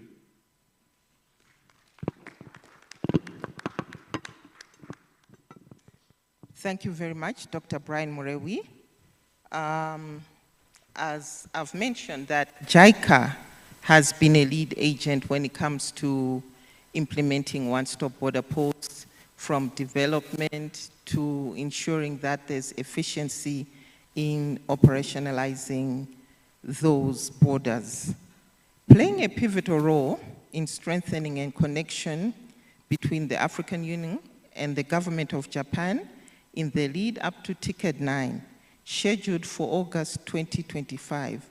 Once again, it is my honor to request Mr. Sugio-san, Chargé d'Affaires, to kindly give us his remarks.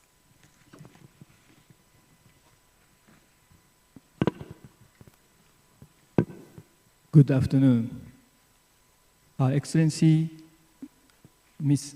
Nados Bekele-Thomas, Chief Executive Officer, African Union Development Agency, AUDA-NEPAD, Dr. Brian Murewi, Senior Trade Advisor for Economic Development, Trade, Tourism, Industry, Mining, African Union Commission, Mr. Nakamura Toshiyuki, Special Advisor to the President of JICA, distinguished guests, ladies, gentlemen. It is my great honor to address you today at 8th PIDA event. Allow me to first express my deepest gratitude to our gracious host, the government of Ethiopia, as well as our co-organizers, African Union Commission, AUDA-NEPAD, for their tireless effort in bringing this important event to success. I am speaking on behalf of Ambassador Nakagawa Tsutomu, Mission of Japan to the African Union, who is currently returned to Japan on his official duties. Today, I'd like to make remarks briefly on focusing on two key areas that reflect Japan's commitment to Africa. First, the partnership between Japan and Africa through TICAD. Two, Japan's contribution to Africa's regional integration, particularly through the One-Stop Border Post Initiative, or SVP. Since its inception in 1993, TICAD, the Tokyo International Conference on African Development, has served as a unique platform for dialogue and cooperation between Africa and international communities. Guided by principle of African ownership and international cooperation, TICAD has achieved significant milestones. Today's event, centered on OSBP, a tangible outcome of TICAD initiatives, represent a new chapter in Japan-Africa partnership. Over the past 3 decades, TICAD has proven to be an essential forum for addressing shared challenges between Africa and international community. At TICAD in 2022, former Prime Minister Kishida announced a commitment of $30 billion in investment over 3 years, focusing on investment in people and fostering quality growth. As we look ahead to TICAD 9 in 2025 next year, we anticipate further advancement in our collaboration. A hallmark of Japan's approach has been development of high-quality infrastructure. By leveraging advanced Japanese technology and expertise, we aim to create infrastructure that is reliable, durable, capable of fostering long-term growth in Africa. This aligns closely with the African Union's PIDA initiatives, demonstrates our shared vision for sustainable development. The OSBP initiative has been a groundbreaking effort to enhance cross-border logistics and trade efficiency in Africa. Since the first OSBP was established in Childu, border area between Zambia and Zimbabwe in 2009, Japan and AUDA-NEPAD have worked hand in hand to expand this model to the African continent. To date, Japan has supported the development of and the enhancement of OSBP facilities in 14 locations across 11 African countries. The launch of the OSBP status report today represents a significant milestone. This report leverages data from the traditional time management survey while incorporating new technologies such as the logistic monitoring systems, which enables real-time vehicle tracking. These advancements play a crucial role in driving development of smart corridors across the continent, facilitating enhanced connectivity. The completion of this report clearly indicates that Africa is taking the lead in advancing infrastructure development through the PIDA framework. We are confident that this report will guide Africa toward innovative and efficient border management, thereby accelerating trade and regional integration. Japan remains committed to supporting these efforts by leveraging the combined expertise of AUDA-NEPAD, JICA, and other partners. Together, we will continue drive infrastructure development across Africa, celebrating milestones like today as a testament to our enduring partnership. Japan also in its own journey of post-war recovery, shaped by the support of the international community. And infrastructure development played a vital role in achieving economic success. For example, Japan high-speed rail, Shinkansen, stands as a symbol of transformative power of infrastructure built with international cooperation. Today, we aspire to share this experience with Africa, contributing to a future where we grow and prosper together. We all familiar with the AU's motto, African solutions for African wishes. We, Japan, fully support that. And we also believe that Africa will go well beyond that motto and in the near future play a leading role in addressing global challenge altogether. Thank you very much for your attention.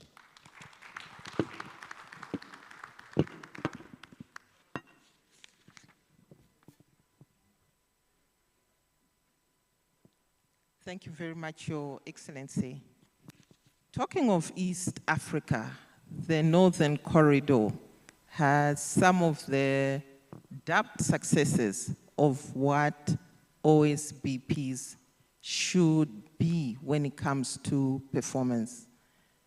Although COVID had its own contradictions, because integration was put on the shelves when it came to the mutual recognition of certificates, we saw borders like Malaba, borders like Namanga, having snaking queues of 20 kilometers approximately.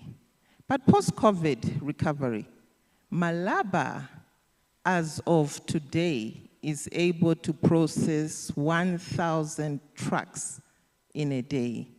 We have EAC to give us more insights on performance. Thank you.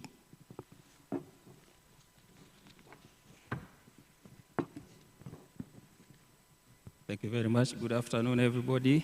Your Excellency, Madam Nados Bekele-Thomas, CEO of AUDA-NEPAD, distinguished speakers, ladies and gentlemen.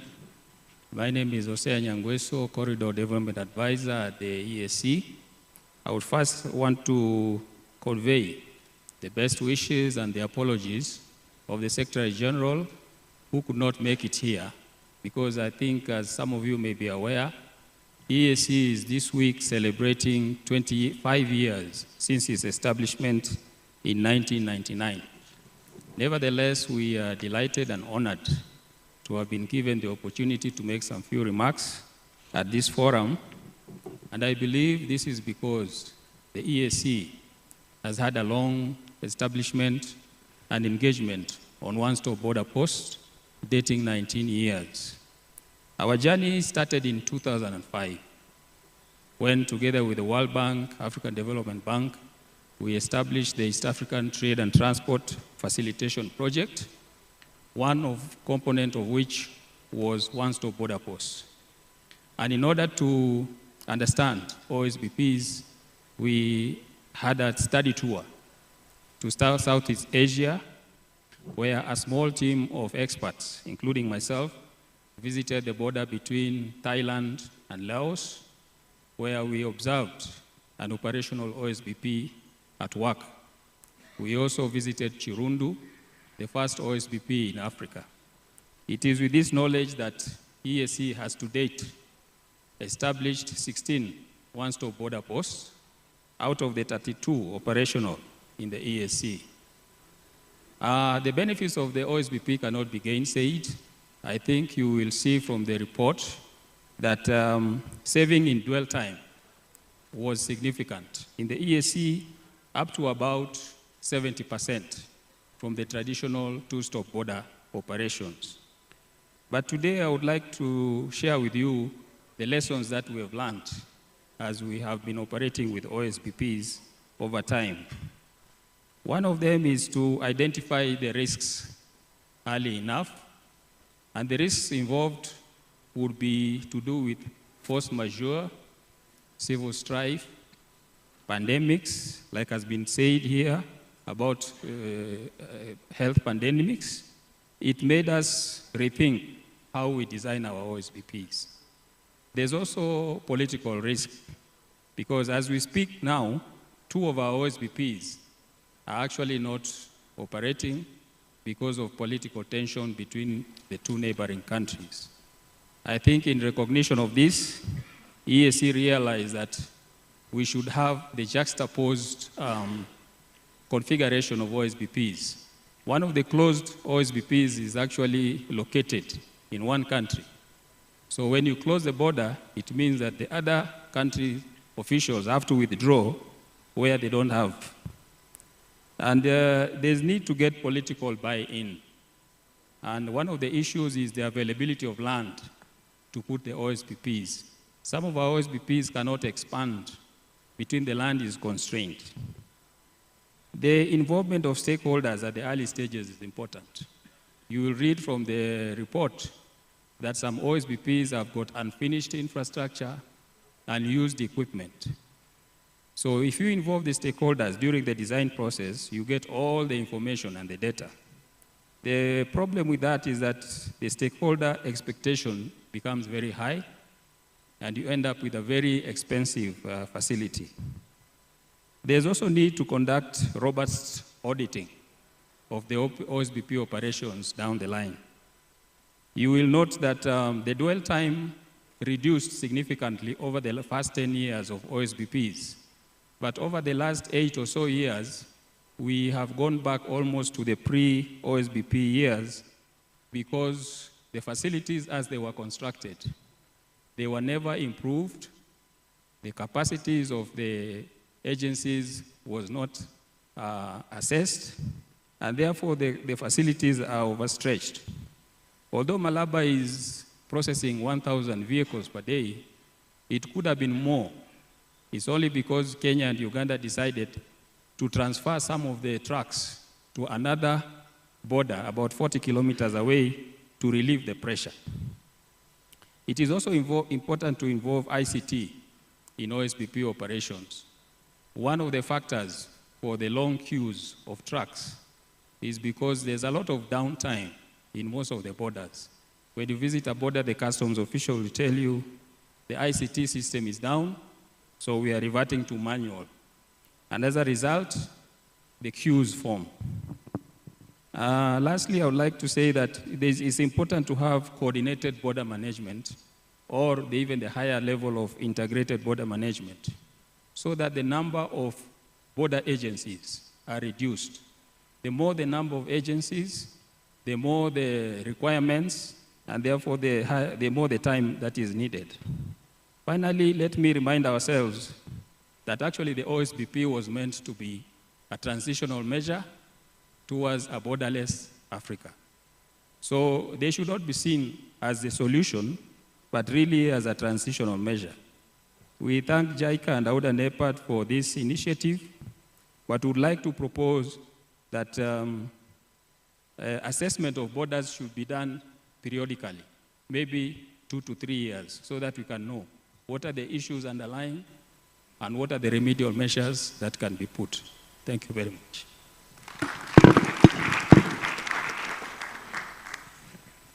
Thank you very much, Mr. Nyankweso. We've heard about what's happening in the Northern Corridor. Now, let's go to the North-South Corridor. Let's go to the anchor port and the anchor border around there. To give us these remarks is Ms. Lerato Matabohe, Deputy Director General, Department of Trade, Industry, and Competition of the Republic of South Africa. I always call her the FUMD of OSBPs and corridors and trade. She preaches intra-African trade. Thank you. Thank you. Thank you very much, Madam Program Director, Ms. Kisa. A happy birthday to you. Your Excellency, Mrs. Nados Bekele-Thomas, CEO of AUDA-NEPAD. Your Excellency, Ambassador Nongce Balosi, South Africa's permanent representative to the African Union. Can we deal with the echo?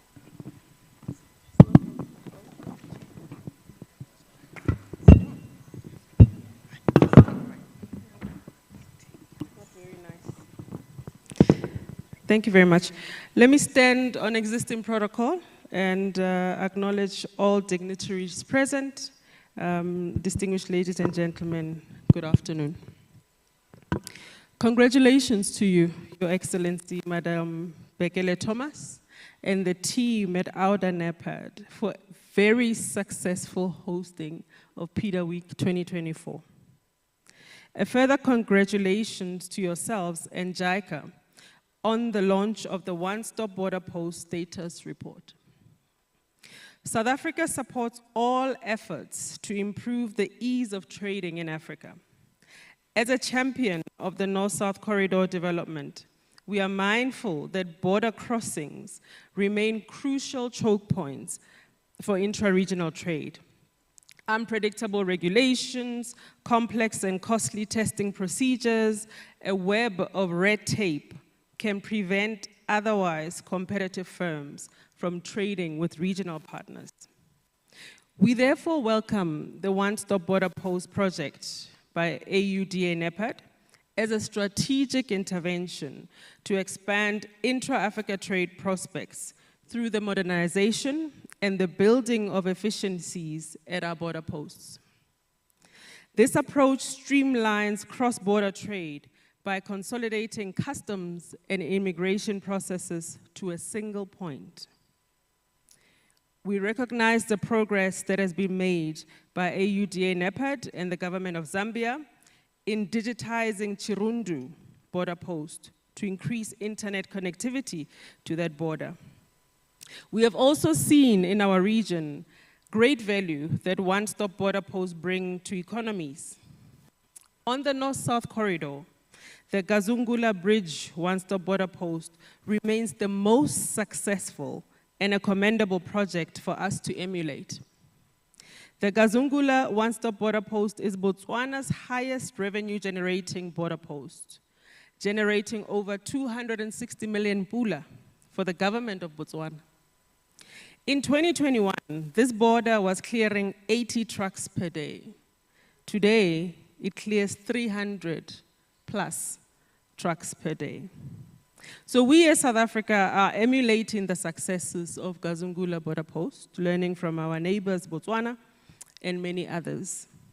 We have issued a request for proposals, RFQ, for a public-private partnership on One-Stop Border Post, which we closed on the 24th of October, 2024.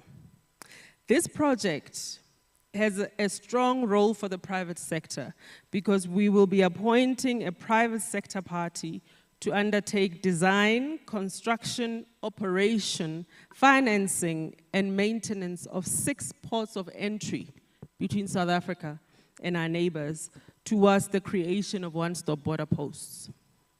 These are Beit Bridge with Zimbabwe, Kopfontein with Botswana, Lebombo Post with Mozambique, Oshoek with Eswatini, Vicksburg with Lesotho, as well as Maseru with Lesotho. This entire project is estimated to be around $505 million US. The central drivers for this PPP project that we're embarking upon are ensuring that, one, we improve efficiencies at our borders and that landlocked countries have an opportunity and an ability to increase their exports. We believe that we will achieve this through investing in our cross-border infrastructure links, especially border post upgrades. South Africa remains committed to facilitating intra-African trade, and we will continue to champion the success and efficiencies of the North-South Corridor as a strategic integration project for the continent. We look forward to providing a progress update to yourselves and to our heads of states and governments in February next year, as we strive to reverse the colonial patterns of infrastructure provision and consumption in Africa towards an integrated, prosperous, and peaceful continent that is a respected global player. We will industrialize and integrate Africa through the intrinsic talents and for the intrinsic needs of the African child. That is our generational mission. Thank you.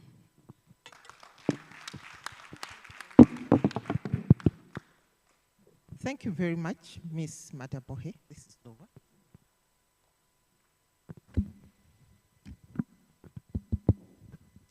Thank you very much, Ms. Madabohe.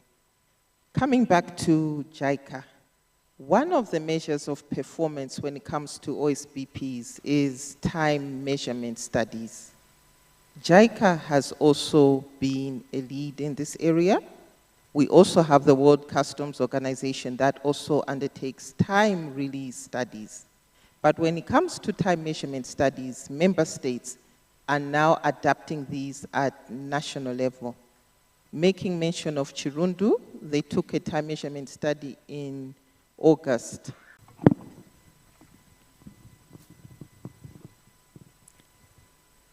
Dear friend, Nardos Bekele-san, CEO of AUDA-NEPAD, Sugio-san, Shared Affairs Mission of Japan to the AU, Honorable Member of the AUC, Honorable Representative from REX and Member States, Honorable guests, ladies and gentlemen. It is with profound honor and gratitude that I stand before you today to participate in the 8th PIDA Week this year as a partner organization for the first time following the previous PIDA Week in Kenya. At this occasion, please allow me to summarize JICA's infrastructure and trade facilitation commitment, Africa, at the continental, regional, and country levels. At the continental level, last year at Zanzibar, at the African Union Specialized Technical Committee on Transport, Transcontinental and Interregional Infrastructure and Energy, which brought together leads on infrastructure in Africa, the PIDA first 10-year implementation report and the second PIDA Priority Action Plan project, prospectus, prepared by AUDA-NEPAD and JICA were launched. This October in Tokyo, JICA hosted the AUDA-NEPAD JICA Annual Consultation Conference headed by the CEO Nardos Bekele-san, and an open event was held where Africa's regional integration was widely introduced and the Japanese version of PIDA report was launched. JICA's commitment to AUDA-NEPAD has been demonstrated by the dispatch of infrastructure advisors since 2015. This year marks the 10th anniversary of cooperation between AUDA-NEPAD and JICA since the signing of the first MOC in 2014. We hope to further expand our collaboration.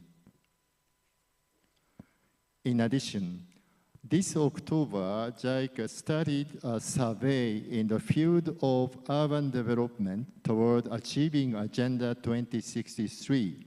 The survey will aim at understanding the status of urban and corridor development in Africa and suggesting cooperation approaches in the field of urban development, considering Africa's industrial structure and regional characteristics in order to achieve sustainable economic development in Africa.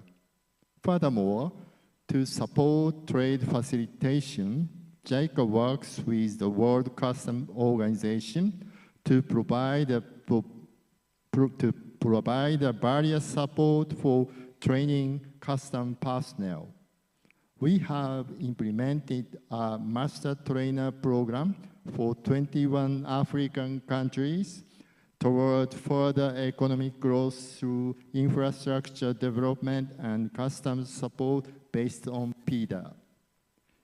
At regional level, JICA sent advisor for customs and trade facility and regional development at ESC and advisor for green finance at the Development Bank of Southern Africa, DBSA.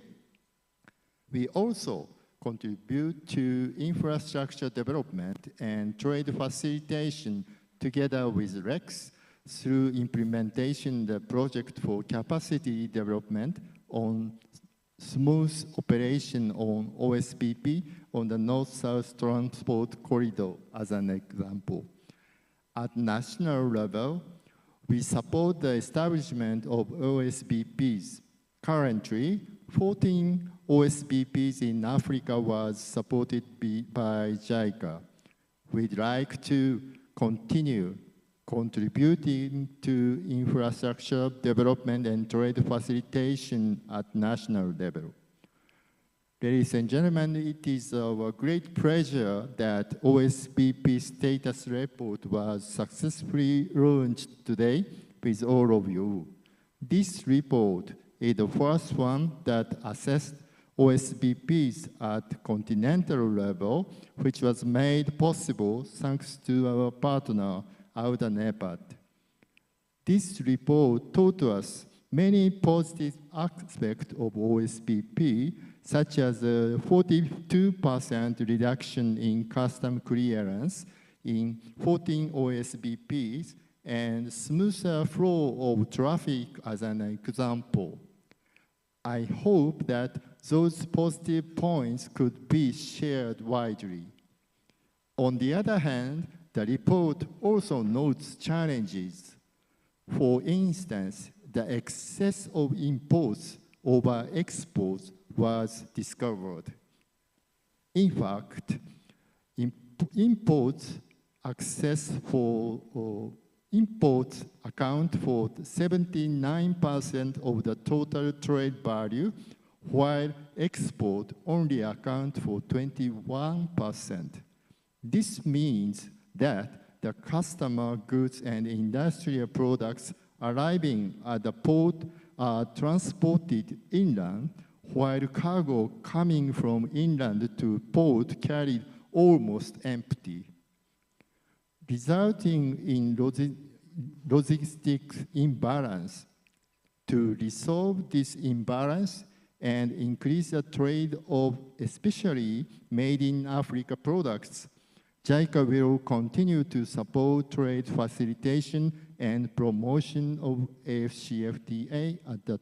At the same time, JICA will also work on enhancing competitiveness of Africa's industry, including manufacturing through industrial development and capacity development, including Afrikaizen and Homegrown Solution Accelerator Program led by AUDA-NEPAD, so that the Made in Africa product will be available not only Africa, but also beyond the continent. At TICAD 9, which will be held in Yokohama, Japan in August next year, side event on regional integration will be planned. In preparation for TICAD 9, we'd like to work closely together with the government Japan and together with all of you to explore innovative approaches for solving development challenges in Africa. JICA, together with the government of Japan, will continue to contribute to the Africa we want, especially for more connected Africa at the national, regional, and continental levels, in line with the Agenda 26.3 and the second 10-year implementation plan. I thank you.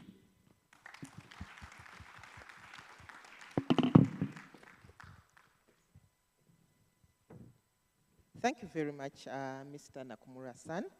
So from all these speakers so far, we've heard Africa has 85 borders. 35 of those have been converted into OSBPs. 50% of the 35 OSBPs were developed in collaboration with JICA. Please take note, on the road to TICAD 9. We've also learned of the best practices by ASC and the need and the emphasis of sustainability when it comes to digitalization to reduce dwell time.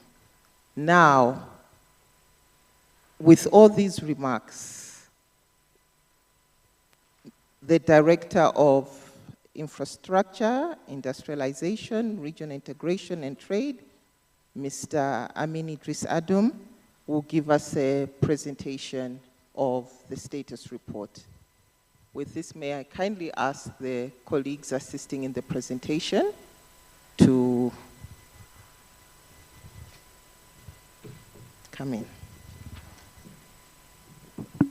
Thank you, Kisa, Excellencies, ladies and gentlemen. Let me begin by highlighting the unity of business in Africa. This is extremely important.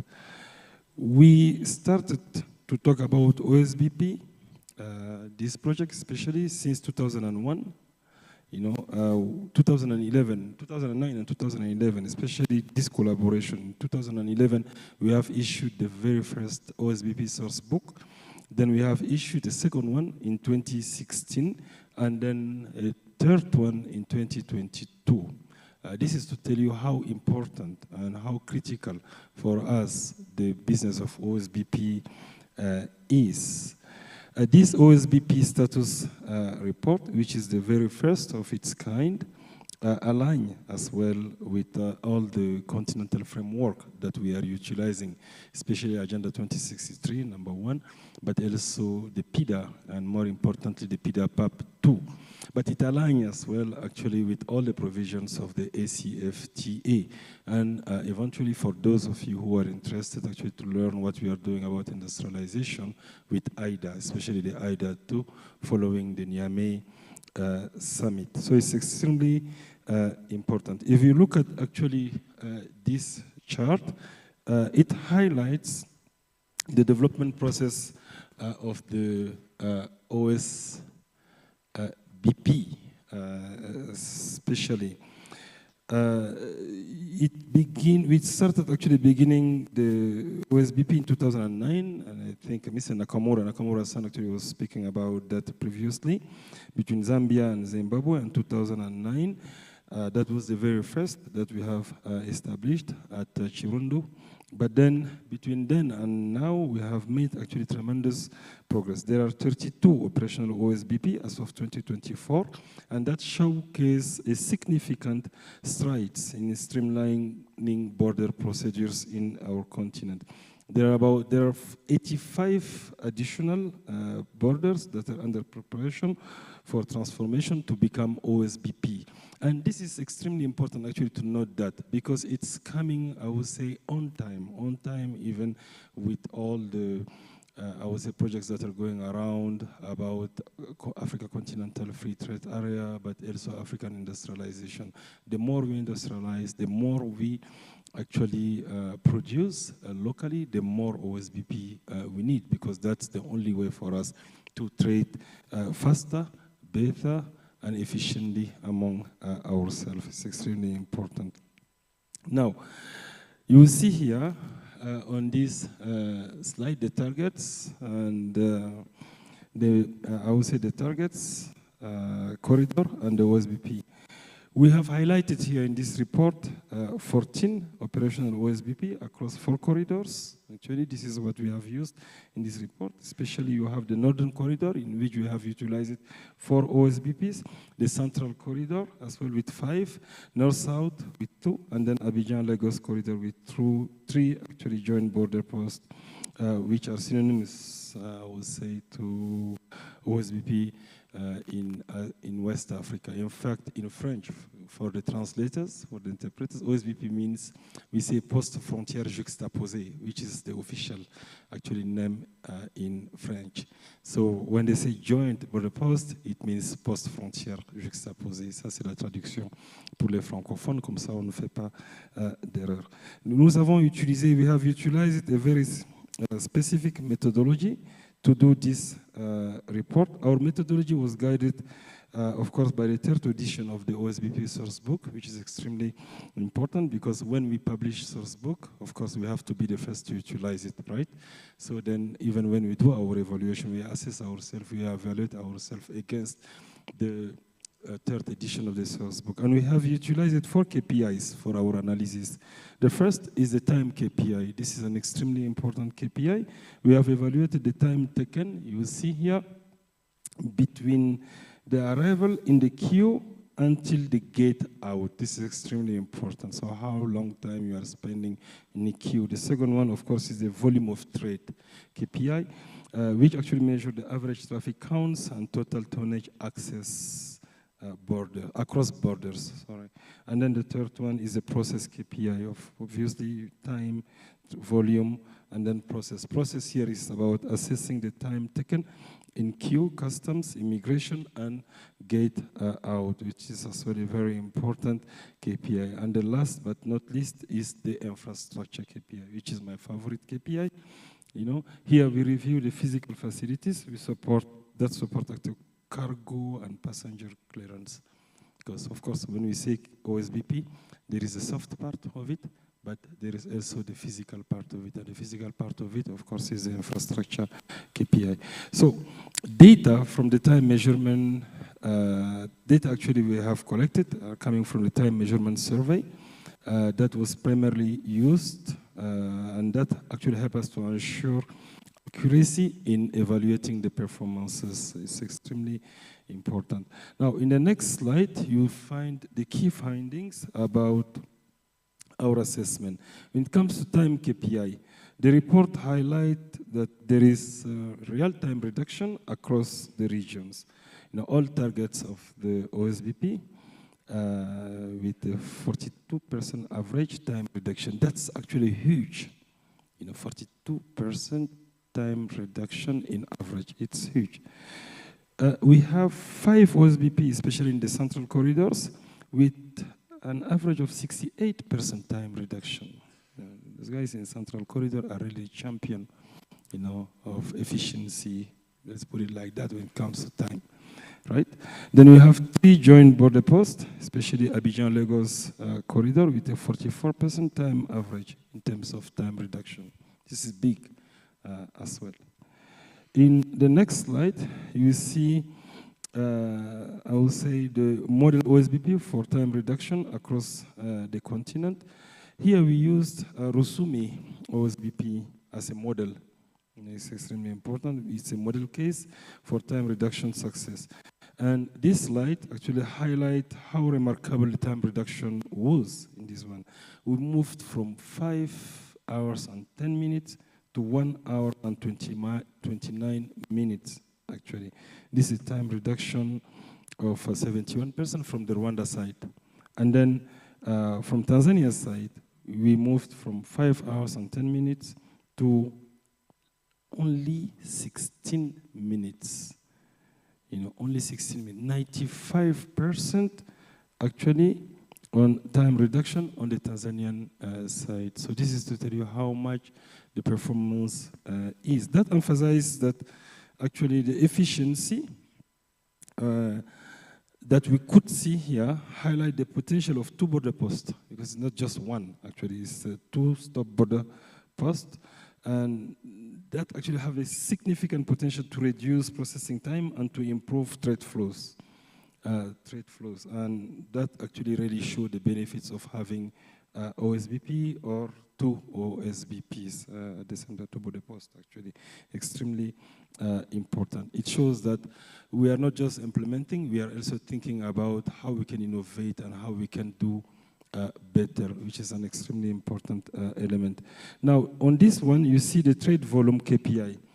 So in the trade volume KPI, we want to emphasize the growth in trade volume with most of OSBPs that you can see here. We have 5 OSBPs that have exceeded actually the baseline. They have even doubled their baseline. Extremely important. You have Malaba OSBP. I think it was Kisa who was speaking about the Malaba OSBP. This is the busiest OSBP.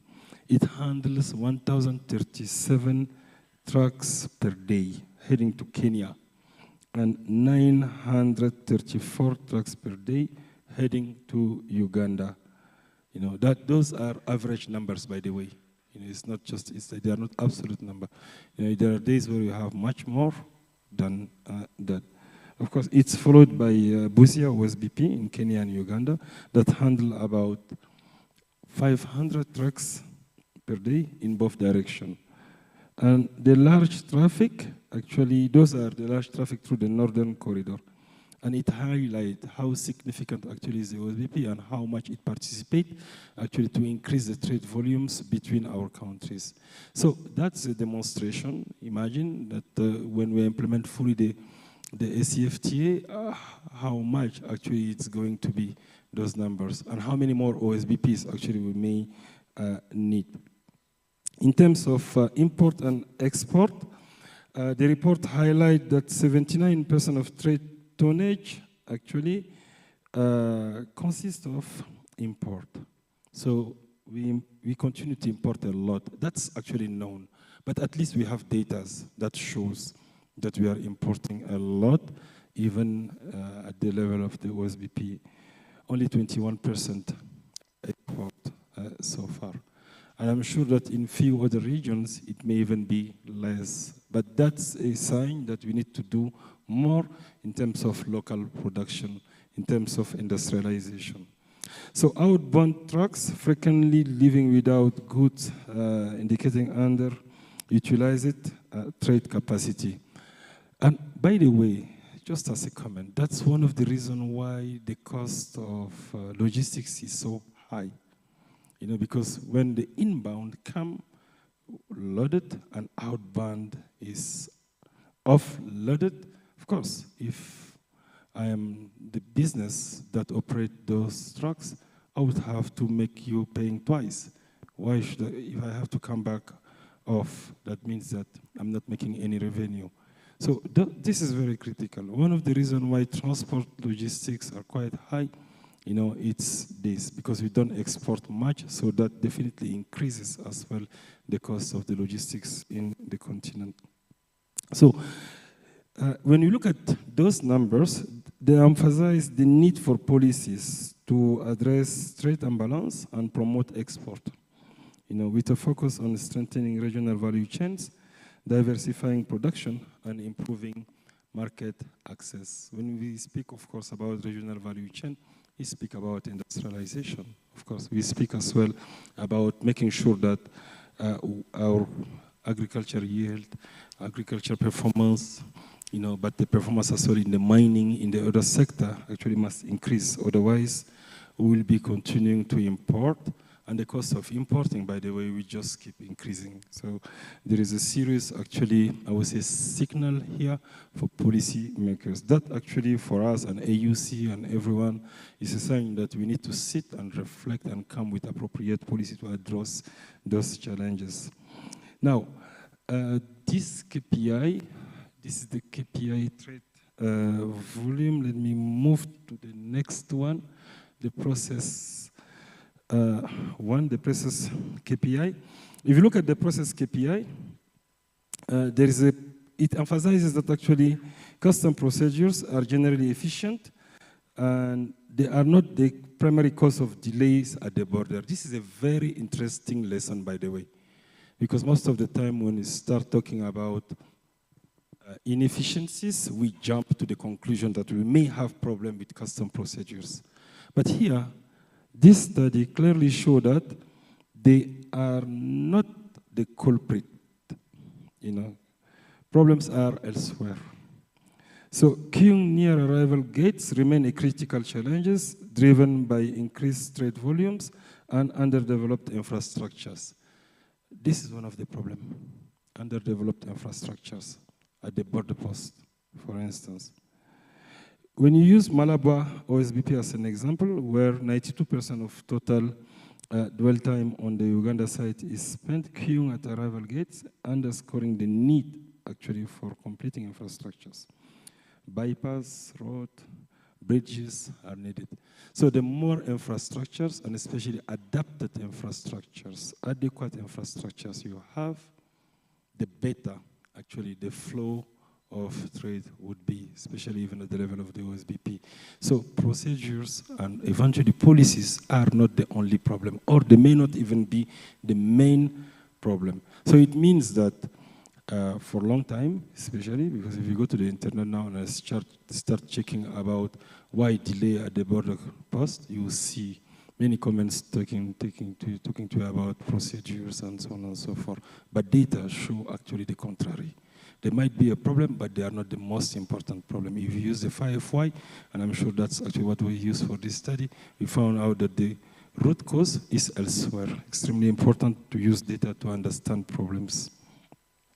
In conclusion, here, for this presentation, the report highlights that the OSBP status report compiles key findings from 14 OSBPs.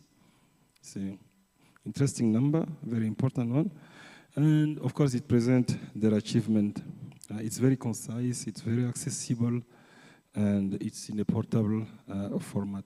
So I would like really to encourage each of you to look at the report, to take your time to read it. If you are a business, if you are a policy maker, if you are a researcher, student, partner, I think this report will be useful for you. I would like to conclude actually by saying that OSVP play a very important role in terms of, I would say, trade facilitation, of course, regional integration, obviously, but also economic transformation. Of course, if you produce and you are not capable of exporting, it's a big problem. So OSBP have really the potential to help us to create these regional markets that we all want to create.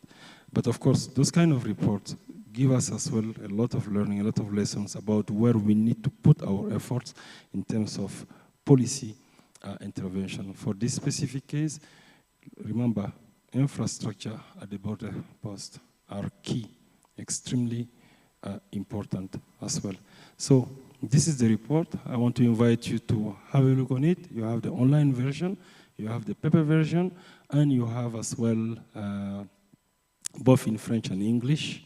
By the way, I would like to thank actually JICA as well, Mr. Nakamura and his team, all of them, who have made this report possible, of course, along with our team, Kisa, Mustafa, George, all the people, actually, Flor, all the people working on the trade facilitation. Of course, our team from Japan, Junpei as well, Homasan, all of them, because they are part of our team. Thank you very much, ladies and gentlemen, for your attention.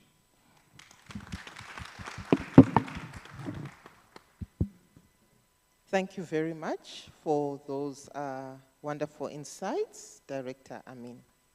Last but not least, prior to the official launch and the ribbon cutting, Her Excellency Mrs. Nados Bekele Thomas, in different roles in the span of her career, she has been a leading advocate for corridor development. Borders are not new to her. She's done studies on the economic impact of select borders, one of them being Namanga, on specific value chains. It is now my honor to request Her Excellency CEO to give her special remarks.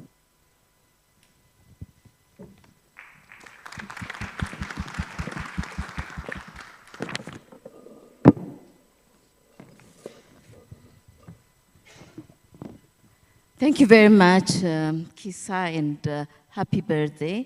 I don't know why you have your birthday at this day, whether it's by design or coincidence, but anyway, happy birthday to you.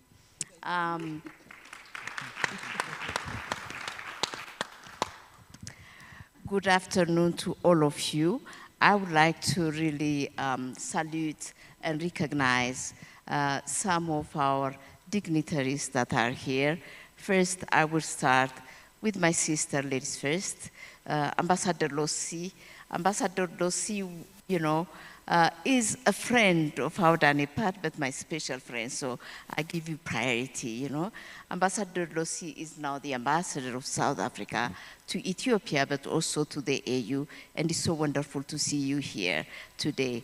And I would also like to recognize next to you our steering committee member, because he's my boss, so I have to really recognize him, and would turn to our partners here, Excellency Mr. Sugio Toru-san, welcome, sir, and you know, my friend, Mr.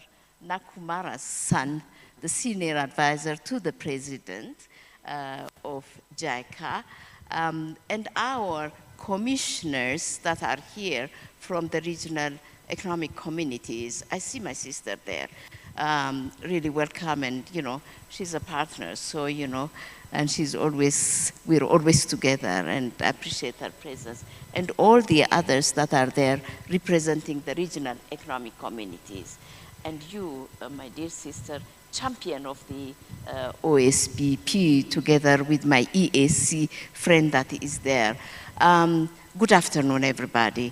This is an exciting period. It's an exciting period because we are launching a status report, you know, status report of our efforts in, you know, really making sure that our border posts are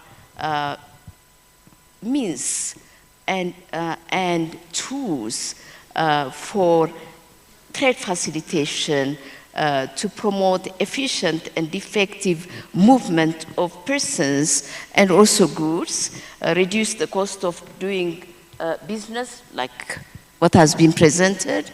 And therefore, you know, this is a very important strategic intervention of AUDA-NEPAD and our partners, especially JICA, to make sure that the AFCFTA is realized.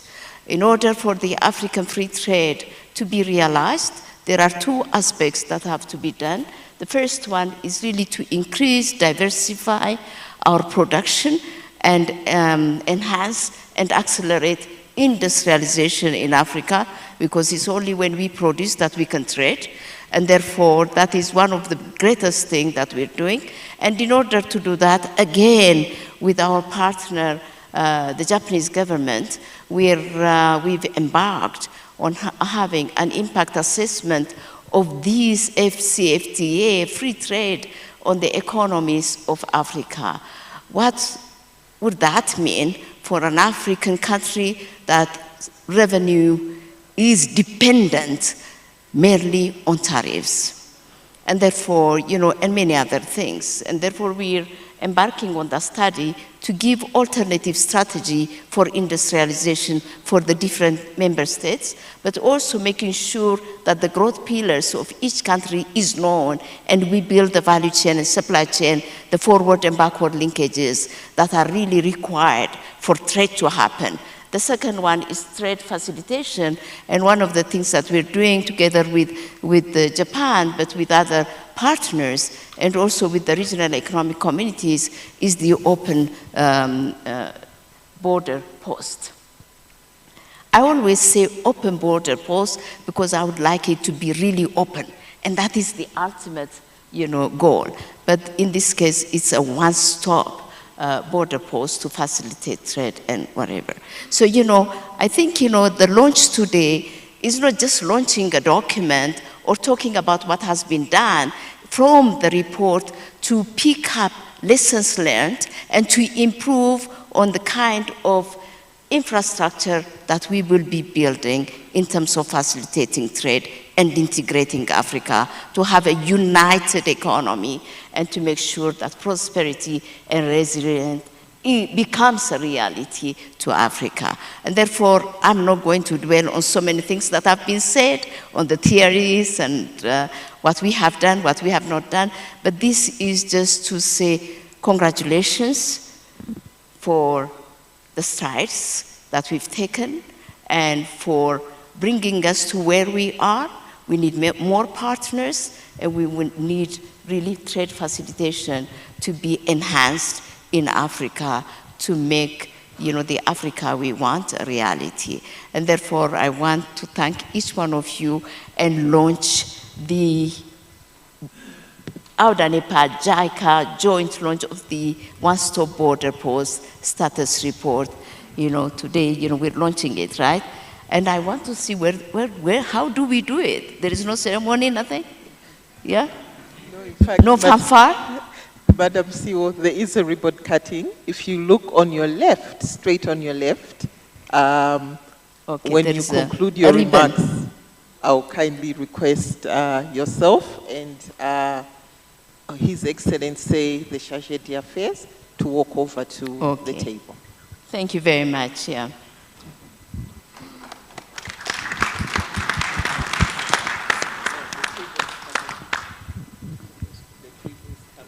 Okay. Thanks. That's even better. So please, all of you come here. So let's cut this ribbon, right? Who does that?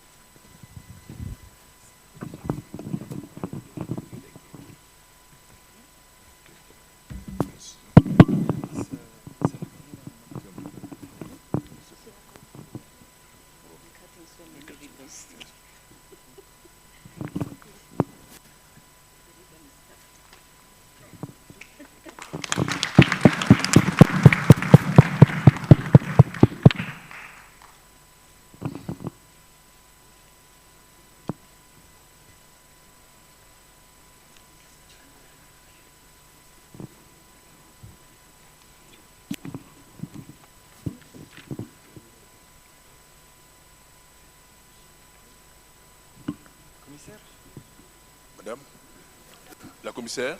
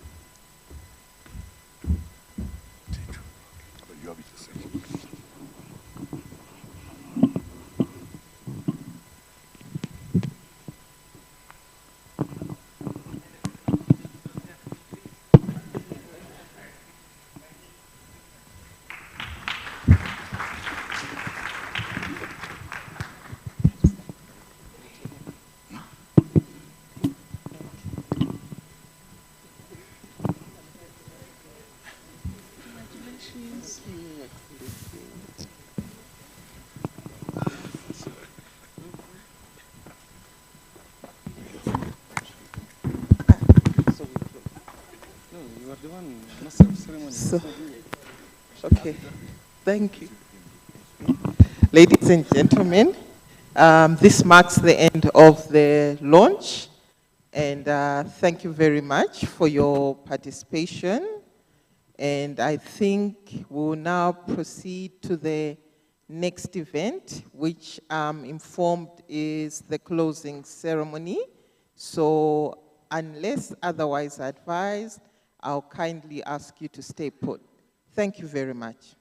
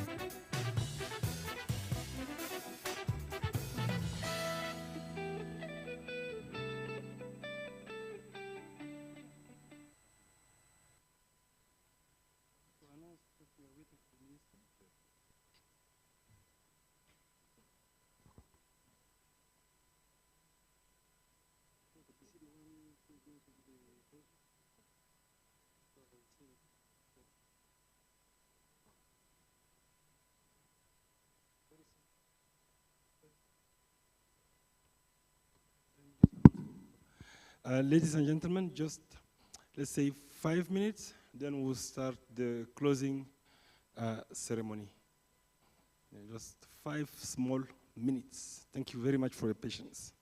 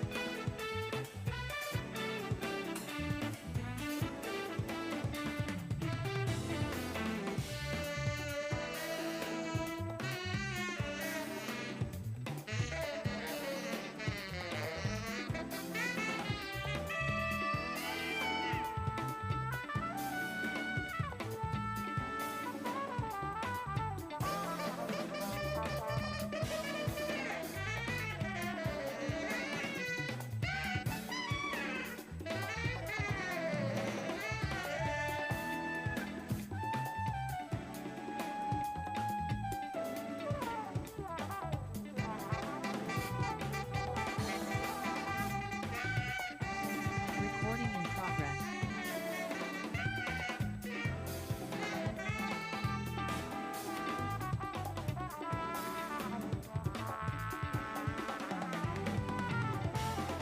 Recording in progress.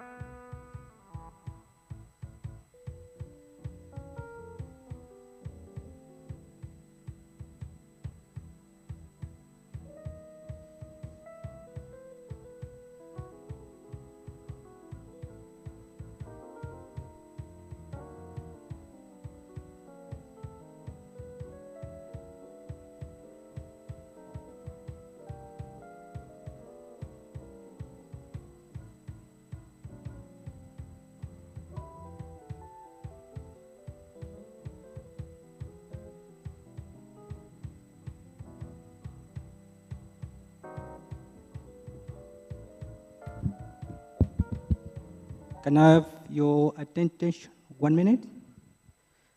I just wanted to make just one assignment. We're having an Ethiopian tour bus at 6:30. So whoever that is interested in could actually come at the lobby at 5 p.m. Thank you.